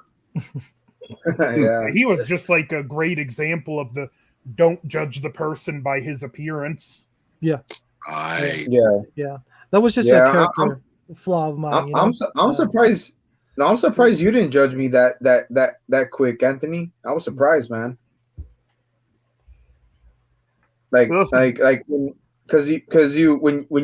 I saw you subscribe to my channel, I was like, hey, what is this guy doing? Subscribing to my channel. I was like, what? I was like, man, it's like, I mean, and then on top of it all, like I said, before in the beginning, he mentioned when supposedly they were gonna chop us off. They were gonna chop us off like the before 2019. Remember the whole Copa thing? Yeah, the whole Copa thing. Anthony actually fucking like stood up for me and other people, bro. He said, "Hey man, why the hell are you gonna chop our balls off when we've been doing this for a long time and I was going on 2 years, you were going on I don't know how many years, Anthony." And yeah, dude, I mean like this guy right here, bro, like freaking like Alteron Kaiju, bro. That's a real guy that's always been there, dude. He's always been there for my channel no matter what, dude. No matter how bad my channel is or how good my channel is, motherfuckers like these, dude, are always ones that fucking that make me feel good about myself. You know what I'm saying? To carry on the fight, the good fight. Yeah, man. Just keep doing you, man. That's all you can do. Just keep being you, keep doing you. That's it. Be raw and real, like who you are, man. And I just want to thank you, man, for those kind words you said about me. And likewise, man. You're my brother. And Jedi Granville and Anthony, thank you for those advice and suggestions. I'll keep it to heart. But for me, you talked about content creating. Man, my YouTube channel is not just going to be me. I can't do this by myself. It's a podcast. It's a podcast channel with you guys going to be in it. So that's it. But can I kind of speak on a little bit of you talked about that one individual. Go to your A51. No, you are badass, motherfucker. You're a badass. Not us. You are badass. You're badass. Badass as your collection. Hey, it's already today. So happy birthday to you too. Hey, yeah. Hey, yeah. happy birthday. Happy birthday. Yes. Happy birthday, bro. Yeah, and Anthony, I'm saying no. Go ahead, finish. No, I just want to speak on that individual you guys were talking about, Sentry. I mean, you could just look at it as a positive. Like, she that person showed you their true character. who they really are, and that's what's great. That's the reason why I've eliminated so much people in my circle throughout the years. They showed me eventually who they really are, and that's cool. Um, at least you got to see that, and it's just one person's opinion, right? It's not Right. Yeah. like it's not like she's in your circle, like she's your true friend or family members. Then maybe it'll hit harder. But it's just someone someone on Facebook or whatever, YouTube. Like that's that individual's opinion, and everybody has an opinion, just like everyone has an asshole, right? So, Yep. Opinions are so like assholes. everybody's got Everyone's one. got one. Everybody got one. Yeah, So everyone got one. that's just our I look, opinion. I, But that's I just our already know I opinion. have a It's not brother for fact. one. No, What no, you say? you're right. No, film, you're right, man. It's like, trust me, bro. I didn't. It's not that I didn't. I mean, I took a little bit of offense to it, but like I said, I explained it as a straightforward person would, because trust me, other people who don't speak, other people who are not going to speak for everybody else, I got to speak for myself, man. Mhm. and it's like okay, it's like Anthony. It's like if Anthony does his stuff and somebody tells him, oh, you know what, your content is shit. He's gonna react and retaliate, right, Anthony? Yeah, might be a little sarcastic, or I might just, well, thank you for the view. It still helped me. There you go. There you go. That's what I'm saying. I love Anthony's But attitude. no, but no, yeah, but no, it's true. But what I'm saying is, like, check it out, man. Nobody wants to be talked down to. Nobody wants to be freaking treated like, oh, they're not doing nothing, or especially you do not want, trust me, bro. Anybody, I mean, all four of us would not want our freaking intelligence to be just, you know, your Insulted. intelligence is nothing. Right. Exactly. Mhm. Exactly, dude. Nobody would want their intelligence to be fucking just thrown out the side, dude. Nobody. Yeah. Of course. I mean, I No never one. claimed Of course. that, but I mean, I want it to be crucified saying I'm, dumb like that. I mean, don't dumb me down like that, man. Yeah. Yeah. Well, That's that's insulting. Yeah, Like, it's very. who like you said, who the fuck are you? You know? That's like, Like- I'll give advice if it's asked, but if I see the person asking is going to keep discarding it for someone who tells them what they want to hear, I'm going to be like, why do you keep coming to me? Stop wasting my time. Go run to the friend that'll coddle you. Exactly. Yeah. Exactly, dude. Yeah. And, They just want and attention. basically. Exactly, dude. Mhm. I mean, like, that's the whole thing. That's the whole thing. Like, when you become a content creator, man, I learned it the hard way. I just went there and I was myself. And yeah, there's times I get a few guys are, hey, who the fuck are you? But when I answer them or when I reply to them, they're like quiet. They don't say nothing. I'm like, oh, well, come on, bro. I mean, I tell them, well, shit, you're a big ass, you're a big badass when you're on fucking comments, you're on fucking social media. But meet me in person, see me straight up, see what the fuck's gonna happen. You're not gonna happen. Yeah. Say, And you guys will know, man. I'm one of the calmest people. Ask film. When we want to chill, I'm the calm, relaxed, cool guy, man. I'm Mm. like that kind of guy that when I'm eating something, like we went to eat Jollibee, we eat Jollibee. For once we ate Jollibee, and I was like so like that. Like, that's the only time a guy can come up to me and tell me shit. It's like, why? Because I'm just so tired. I'm relaxed and like, dude, leave me alone. I'd be like, get the fuck away from me, dude. I'm too tired. I'm too tired to mess with you, dude. I'm too tired to mess with you. He's that That's yin the and only yang, but when something pops off just like that, trust me, he'll wake up from that coma, that food coma. He'll quit. He'll wake up quick. And I mean, he doesn't have a tattoo of a samurai in his back for nothing. Yeah, dude. I mean, you guys are what make it fun, make it worthwhile for me. Like remember when we met up with Samurai, Candice, it was us three, the hit squad. Trio, freaking Lone Wolf Ronan is always gonna be a part. He's always gonna be hit squad, bro. Hit squad all the way, man. Yep. He's always gonna be there, bro. He's always gonna be there. And straight up, man. Deep down, when you get as old as we are, especially me, man, you learn about respect. You learn about just what life really matters, what life really means, Yeah. and that's why, like, I respect Anthony. I respect, Jedi Granville. Of course, I respect, Film Fanatic. And I just you guys are badass, bro. Especially even Anthony was getting real good on his shit, bro. Dude, He was Anthony getting was coming, yeah, bringing it up. He's bringing he's, dropping knowledge, man. you're Dude. getting how do you say it? Anthony's getting Amazing. more comfortable, right, Anthony? Yes. Yeah, like don't think I may not be the best as far as like grammatically smart because like my education system I went to, I was kind of swept under the table. But as far as book smart, picking up things, and even like to an extent reading people, I'm real sharp because like I was always the quiet one in school. But I found that's helped me in my adult life because I'm pretty sharp at picking up that, okay, I like this person or something in the back of my mind. And I know you've all had that as saying, stay away from this person. They're trouble. And I think that was one thing from being the quiet one. It gave me that a very valuable skill where I can kind of pick up on whether someone's on the level or not. Yeah. So you're a good you're a great observer, right? Yeah. Of character. Yeah. Yeah, That's bro. that's a Like great skill to have. yeah, you're like, dude, trust me, bro. You said you were in a special ed class, bro. I'm gonna tell you this, bro. I was too. I was a special ed man. You're not gonna believe it. I was too. And they weren't back then what they are now. Hmm. You know what, I was a Anthony? special ed. I wasn't, guys. I was never in special ed, but I just got straight Fs. So what does that say about me? No, but Well, hey, bro. But hey, and like I said, man, I was, but you know what? They mistaked my thing. They didn't do the right test, and they took me out afterward. And I said, okay, now you know what?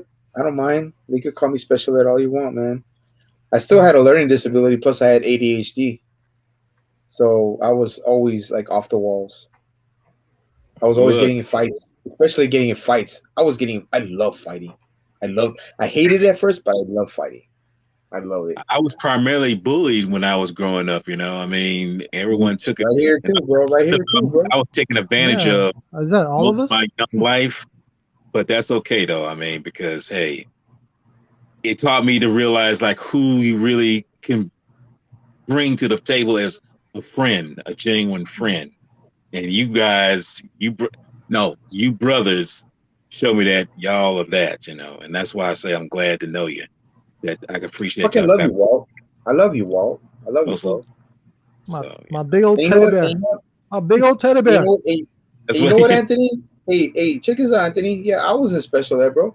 I still went to college. I still graduated. Nobody can tell. Nobody can tell anybody. Nobody can tell me anything like that. Just like anybody else, nobody can tell you anything like that, bro. Nobody can ever talk you down. Nobody can ever say they're better than you. Nope. Oh, people, I was a special ed. I graduated college. I graduated high school and college. well, I've also found that when people prejudge you for being not as smart, now that I got older, I realized that's a good thing because you don't have to work as hard to blow them away. It's true, man. It's true, bro. It's true, man. I Anthony mean, got look, jokes. dude. Everything you're saying, bro. It sounds like a sinister way, but it's so freaking honest, bro. it's It's honest. so honest, man. Yeah. Yeah.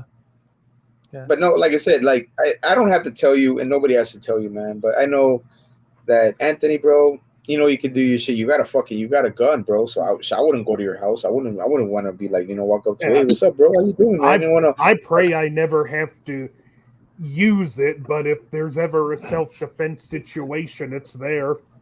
Right. Mm, Well, I'm gonna buy myself a gun soon. I'm also gonna buy myself a gun soon. But the good thing about me, since I train myself, I'm my own. I don't need a gun. You're But the perfect weapon. but no, I'm not a perfect weapon. But when it comes to being outside of things, Mhm. I have to always be careful because numbers and all that shit will always get you. I don't care what anybody says. Numbers will always get you. Film, you know that numbers will always get you. True. Numbers will always get you, man. You can So take on one, you can't take them all on. Mm-hmm. exactly, Mhm. man. Mm-hmm. And I was gonna say, we finally finished it off, man. We finally finished Fight Club. Okay, but I'm gonna say, man, Fight Club was a mind fuck. I'm not gonna lie, D. That was a mind fuck movie, dude. Yeah, that's why I brought it up, man. It's not just a straightforward movie. I was like, there's a lot of layers to it, and it'll be great Yeah. for one of your podcasts. That's why I brought it up to you. It does have action because I know we all love action, but it's not a lot of it. It's more psychological, and it has great actors, characters, and great story. Look at Shutter you, man. Look at Island. you. Look at you Shutter talking. Island's another mind trip. Yeah. Oh yeah, with Leonardo yes. DiCaprio, right? I know you talking. Yes. Yeah. That was a So very remember, or now that we're all part of the consensus crew, we got a next consensus is going to be Kengan Ashura, and it's going to be one of Lone Wolf's choices. Mhm. So I know Lone Wolf's going to choose a badass movie. He's going to choose a badass movie. I know he will. Yeah, Twilight. Don't let him hear you say that. It's our ongoing joke. I'm not even. No, he's gonna definitely pick a great one, man. Nah, Yeah, man.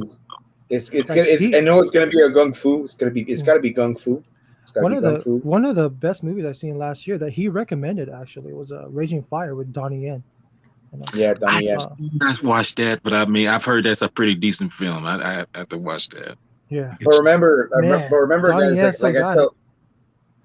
like I told Film, and I told Walter already knows. But remember, Anthony, don't whenever we choose a movie, don't blow your load on the first one, man. Start with the movies you like, and move up gradually. Because I should have told we should have told Lone Wolf to save freaking Hard Boiled later. Because it's so good. It was great. I think it was great, man. It was so good, dude. It's so good. That's one I still need to see. Oh, you're gonna love it. Well, Anthony, you like action movies? You like gunplay? I'll be right back, guys. I'll be right back. With unlimited bullets, you're gonna love this. You're gonna love Hard Boil. Well, isn't it a John Woo movie? I was getting ready to say that's John Woo. That's one of his. Ooh, brilliant.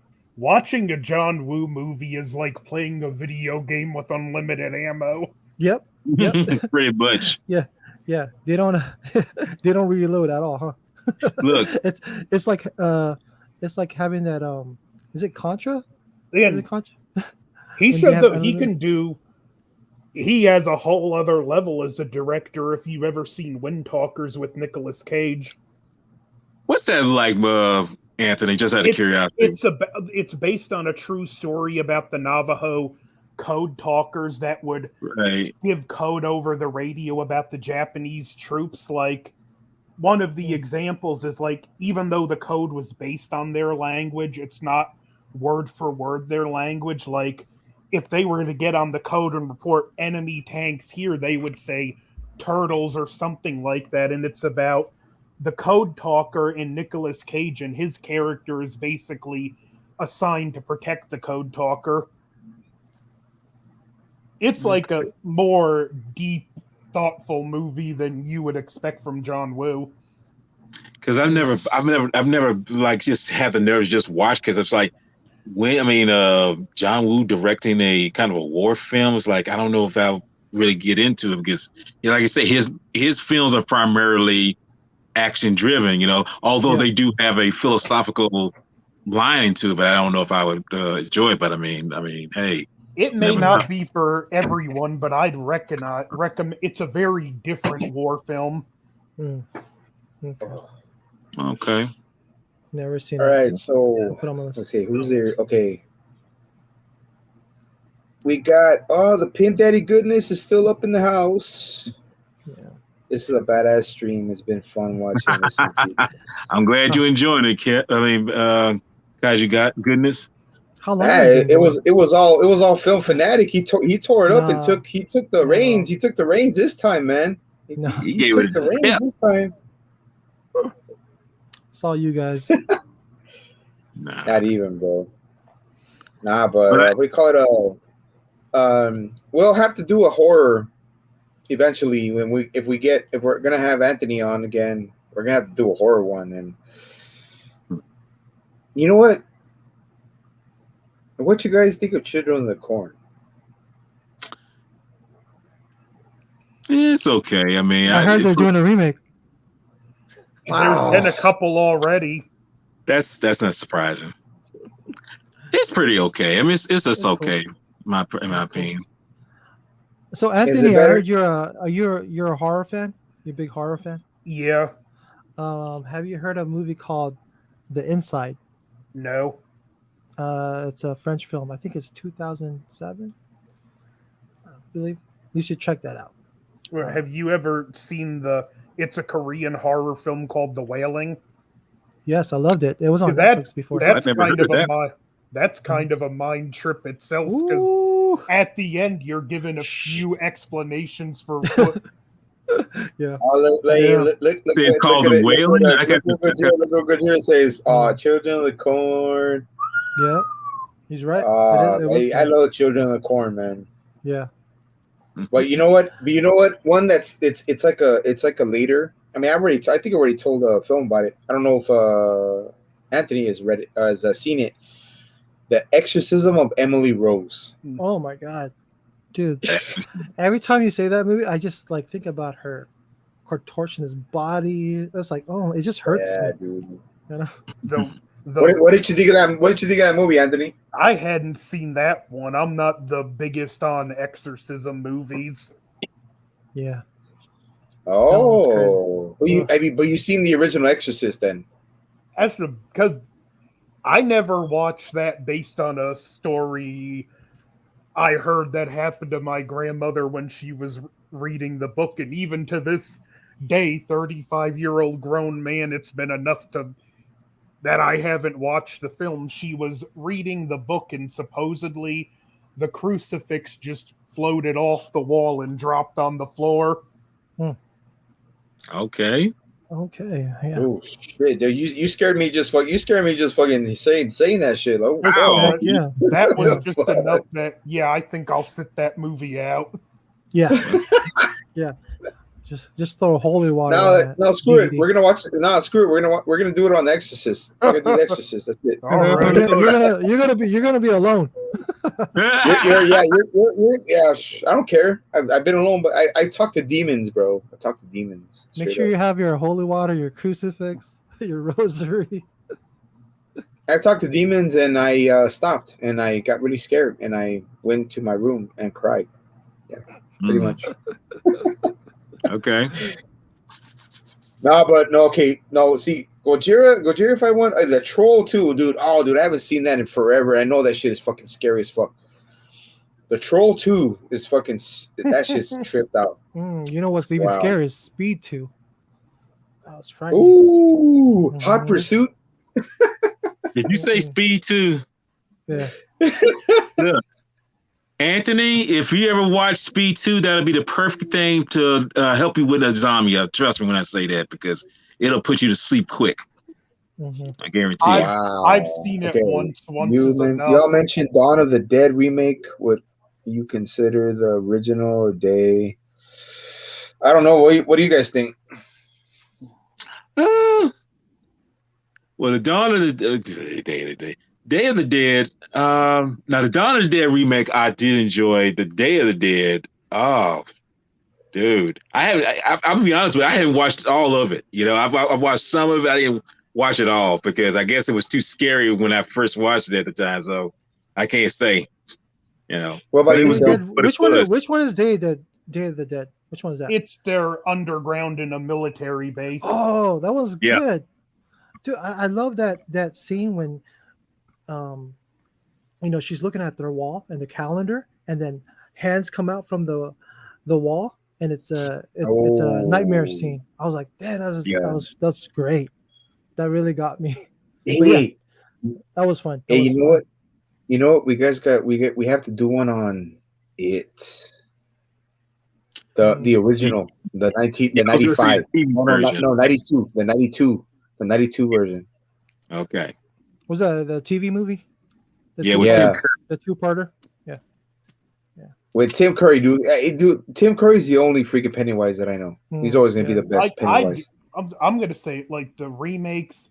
I never found Andrew Skarsgård that good. For one, he overacts it to the point of unintentional comedy, and with that makeup job, it just gives Pennywise just too punchable of a face. Okay, well, what did you think of the original, the first? I like the original. And it's one of those great, like, I miss the days of those old TV movies where they just used to be a big event, whether it be the Stephen King or when they did Peter Benchley's Beast. Like, when they would announce one of those TV miniseries, everyone was tuning in. Dude, everybody that I knew were fucking scared shitless, and yet they still watch it. I know I'm in the minority, but I'm actually a fan of the Shining miniseries. Oh, we have one? Yeah, it came out in the 90s. It's more book accurate. So Jack is a more tragic person. Like, the first part's set up. The second part is him struggling to keep his sanity together for his family. And by the end of it, when he snaps, it's just more tragic and heartbreaking. And I'm not going to spoil the end if you didn't see it, but let's just say that he doesn't die the villain chasing his, like in the book, he doesn't die the villain chasing his son through the hedge maze. It's a more tragic ending what happens to him. Damn, dude, you got I never got to see that. You have tons of knowledge on that shit. Freaking Anthony, no wonder you're a horror enthusiast, bro. Yeah. Shit. So Anthony, let me ask you. So did you like Dr. What was it?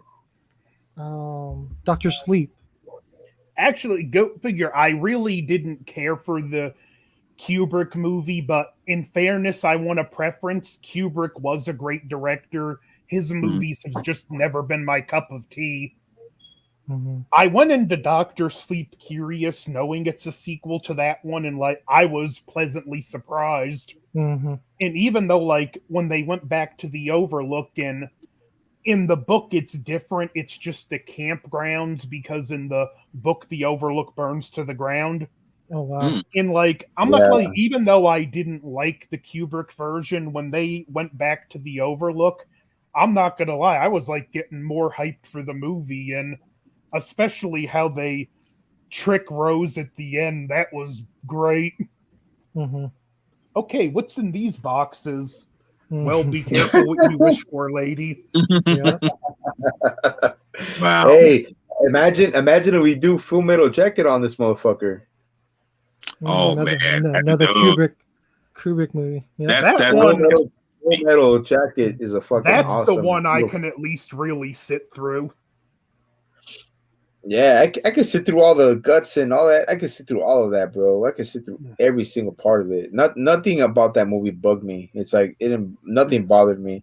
Now, the one Vietnam movie that really gets to me, and it's just on the emotional level, is We Were Soldiers with Mel Gibson. Nah, you know what? One that got me was Saving Private Ryan. That one was fucking brutal. Oh, dude, no, that look, yes. Yeah, Saving Private Ryan, when that guy's his knife going right in his heart, bro. Like slowly. Ooh. I was like, I wish I could do that to some motherfuckers that I know right now. Some motherfuckers that I know right now, bro. Like I didn't even feel no remorse when that was happening. I was like, when that shit was going down, I was like, yeah, I got with shit. I know it's kind of crazy, but I got kind of like really like into it. Like when he was just driving it into his, oh dude, I was getting so hyped. Yeah, I know it sounds scary and crazy, but shit, dude. But the one that hurt me the most was when the guy from the sharpshooter from the tower got blown up. Yeah. Yeah. He was the one that kept kissing his cross, thinking God's gonna protect him. No. He had just gotten too quick with the shots and made himself too easy to detect. Yeah. Yeah, man. Eventually, Shit, see where it's coming from. The other you're not one was even good. military. You're not even military, Anthony. You're freaking talking like a military freaking strategist, bro. You know what? He's an observer. What movie that war movie that got me was Platoon. You know when Oh, Charlie Sheen was dude. killing it, Oh, right? man. Oh, dude. Yeah. What about anyone ever seen the miniseries The Pacific? I see that. No. It was by the same people that did Band of Brothers, but this shows just how much more brutal the Pacific Campaign was, and where Band of Brothers left you feeling more emotional. This one just leaves you feeling just like the soldiers, where you're just more numb to the brutality and carnage. Yeah, that was in the 90s, right? Band of Brothers was the 90s, Pacific was the 2000s. Yeah, it was the 90s. That was the 90s. I'm surprised I didn't think of Yeah, it was with Deadwood. Oh, Glory. Yeah. Oh, yeah. Oh, yeah. Yeah, dude. Glory. Glory, yeah. Oh yeah. The one with Matthew Broderick. Denzel Washington. Matthew Broderick. Yeah. Well, yeah. Morgan Freeman. Morgan Freeman. Yep. One of my favorite Civil War movies. Matthew Broderick, bro. Man, that's a. I mean, well, movie, Matthew Broderick was all right, bro, but he was like the wussiest freaking. I don't know. I just don't like that guy, bro. Well, as far as that role goes, from the research I've done, like the way he had that more soft, underwhelming personality, the real person actually had that kind of personality. Because it was based on true events. Yeah. Okay. They try to base it on true factuality. You know, I couldn't stand that guy, bro. Even in Ferris Bueller, man, I couldn't stand him in Ferris Bueller either. I know it's weird. Couldn't stand that guy. Couldn't stand him, dude. At the end of the movie, the fort they were battling at, it's Fort Fisher right here in North Carolina. I have a cowboy hat, and it's actually got a friend from church brought it back for me on vacation. It's actually a Fort Fisher pin that I have pinned into the hat. That's freaking crazy, dude. Like, wow. No, I mean, but Glory's good though. Glory is good. I mean, it's a good movie, man. I mean, when Denzel's getting fucking whipped, and he's like taking it, but he's like fucking like he's showing his emotion. Starts crying, bro. Like that shit. Oh yeah, dude. It's a long one. But what about Gettysburg? Shit, I haven't seen Gettysburg in a long time. The only one that I can remember that was what was it? No.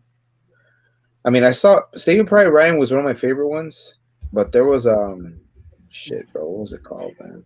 It's because, like I said, before that, I was seeing Horrors of War.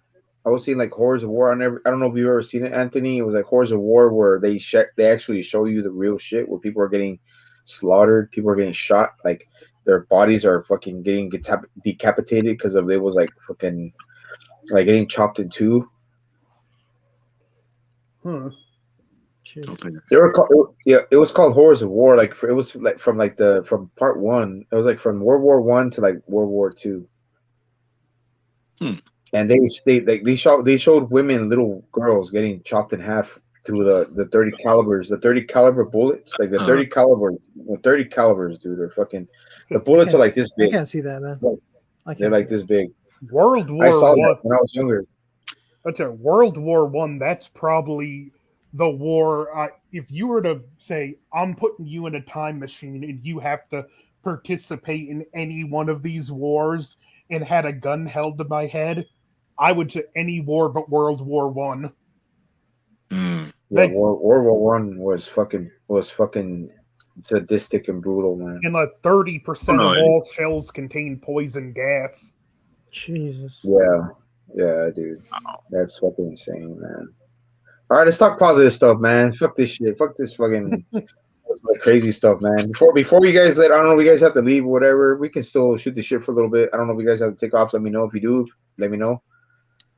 But anything else you want to talk about besides that? Well, you know what? Anthony brought up something that I think I need to touch on real quick. That's something they don't do anymore, or hardly do anymore now. Before, before Cablevision came into play, they used to make a whole lot. Well, they're showing my age right now.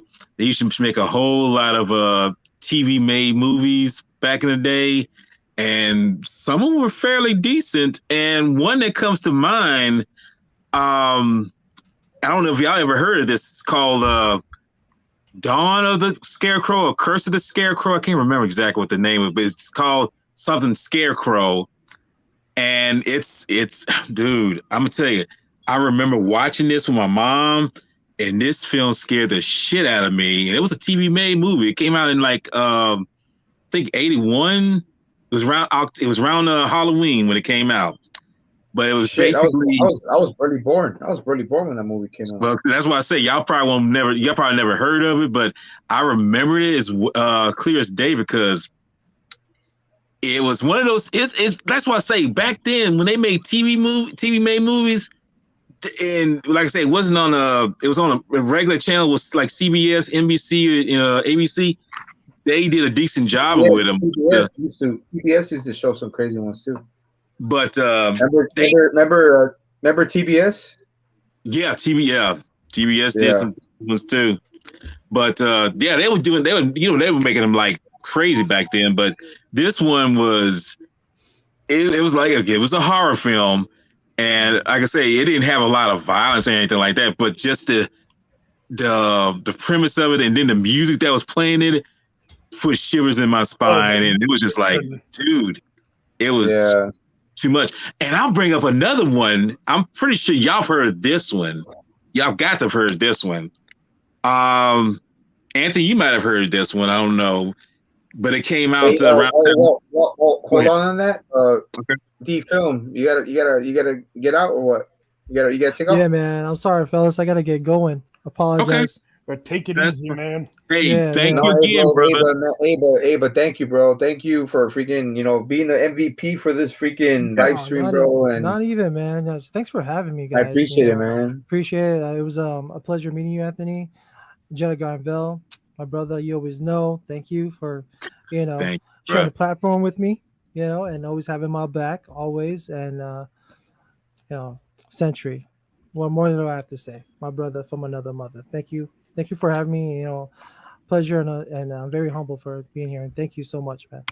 You guys have thank you, bro. Thank you for being on here, bro. I mean, that means a lot. You're always a part. It's all consensus. Is all us, baby. That's all us, baby. Right on. I'm looking forward to the next one. All right, fellas. Yeah. Hell yeah, y'all, take it easy. Take it easy. Take care. Out, bro. Stay safe, bro. All right, man. Later. Stay safe, bro. Much love. Yeah. All right. Dude. Now there were three. Sorry, Walt. Didn't mean to. No, I'll just make it quick. No, it's more of a horror comedy, and y'all might have heard of it. It's because it's got its own fan cult following too. It's called The Midnight Hour. I heard about that. I think I remember seeing it, but it's been so long ago I couldn't tell you a thing about it. Yeah, it's funny because see this film. Here's the man. Let's close out the stream, and then we'll just talk about it before we finish off. All right. Well, everybody who's watching this consensus stream number 2, thank you guys for joining us. Everybody who joined, Fat Samurai, Alteron Kaiju, Gojira 851. Pimp Daddy Goodness, Little Loki, everybody, man. Thank you guys for watching, man. We really took it apart, man. We love this latest one, man. It was so good. So anybody else, remember, you guys get a chance to subscribe to Anthony Jordan's channel, Anthony Jordan Movies and More, and then you still got Jedi Granville, Big Walt, my boy right there. Also a Godzilla, overall content creator. Hit him up, send a freaking subscription your way. Hey, man, but thank you guys for watching. Thank you guys for joining. This is Daniel, the Sci-Fi Century. We are the Consensus Crew, and we are out. Peace. Peace out.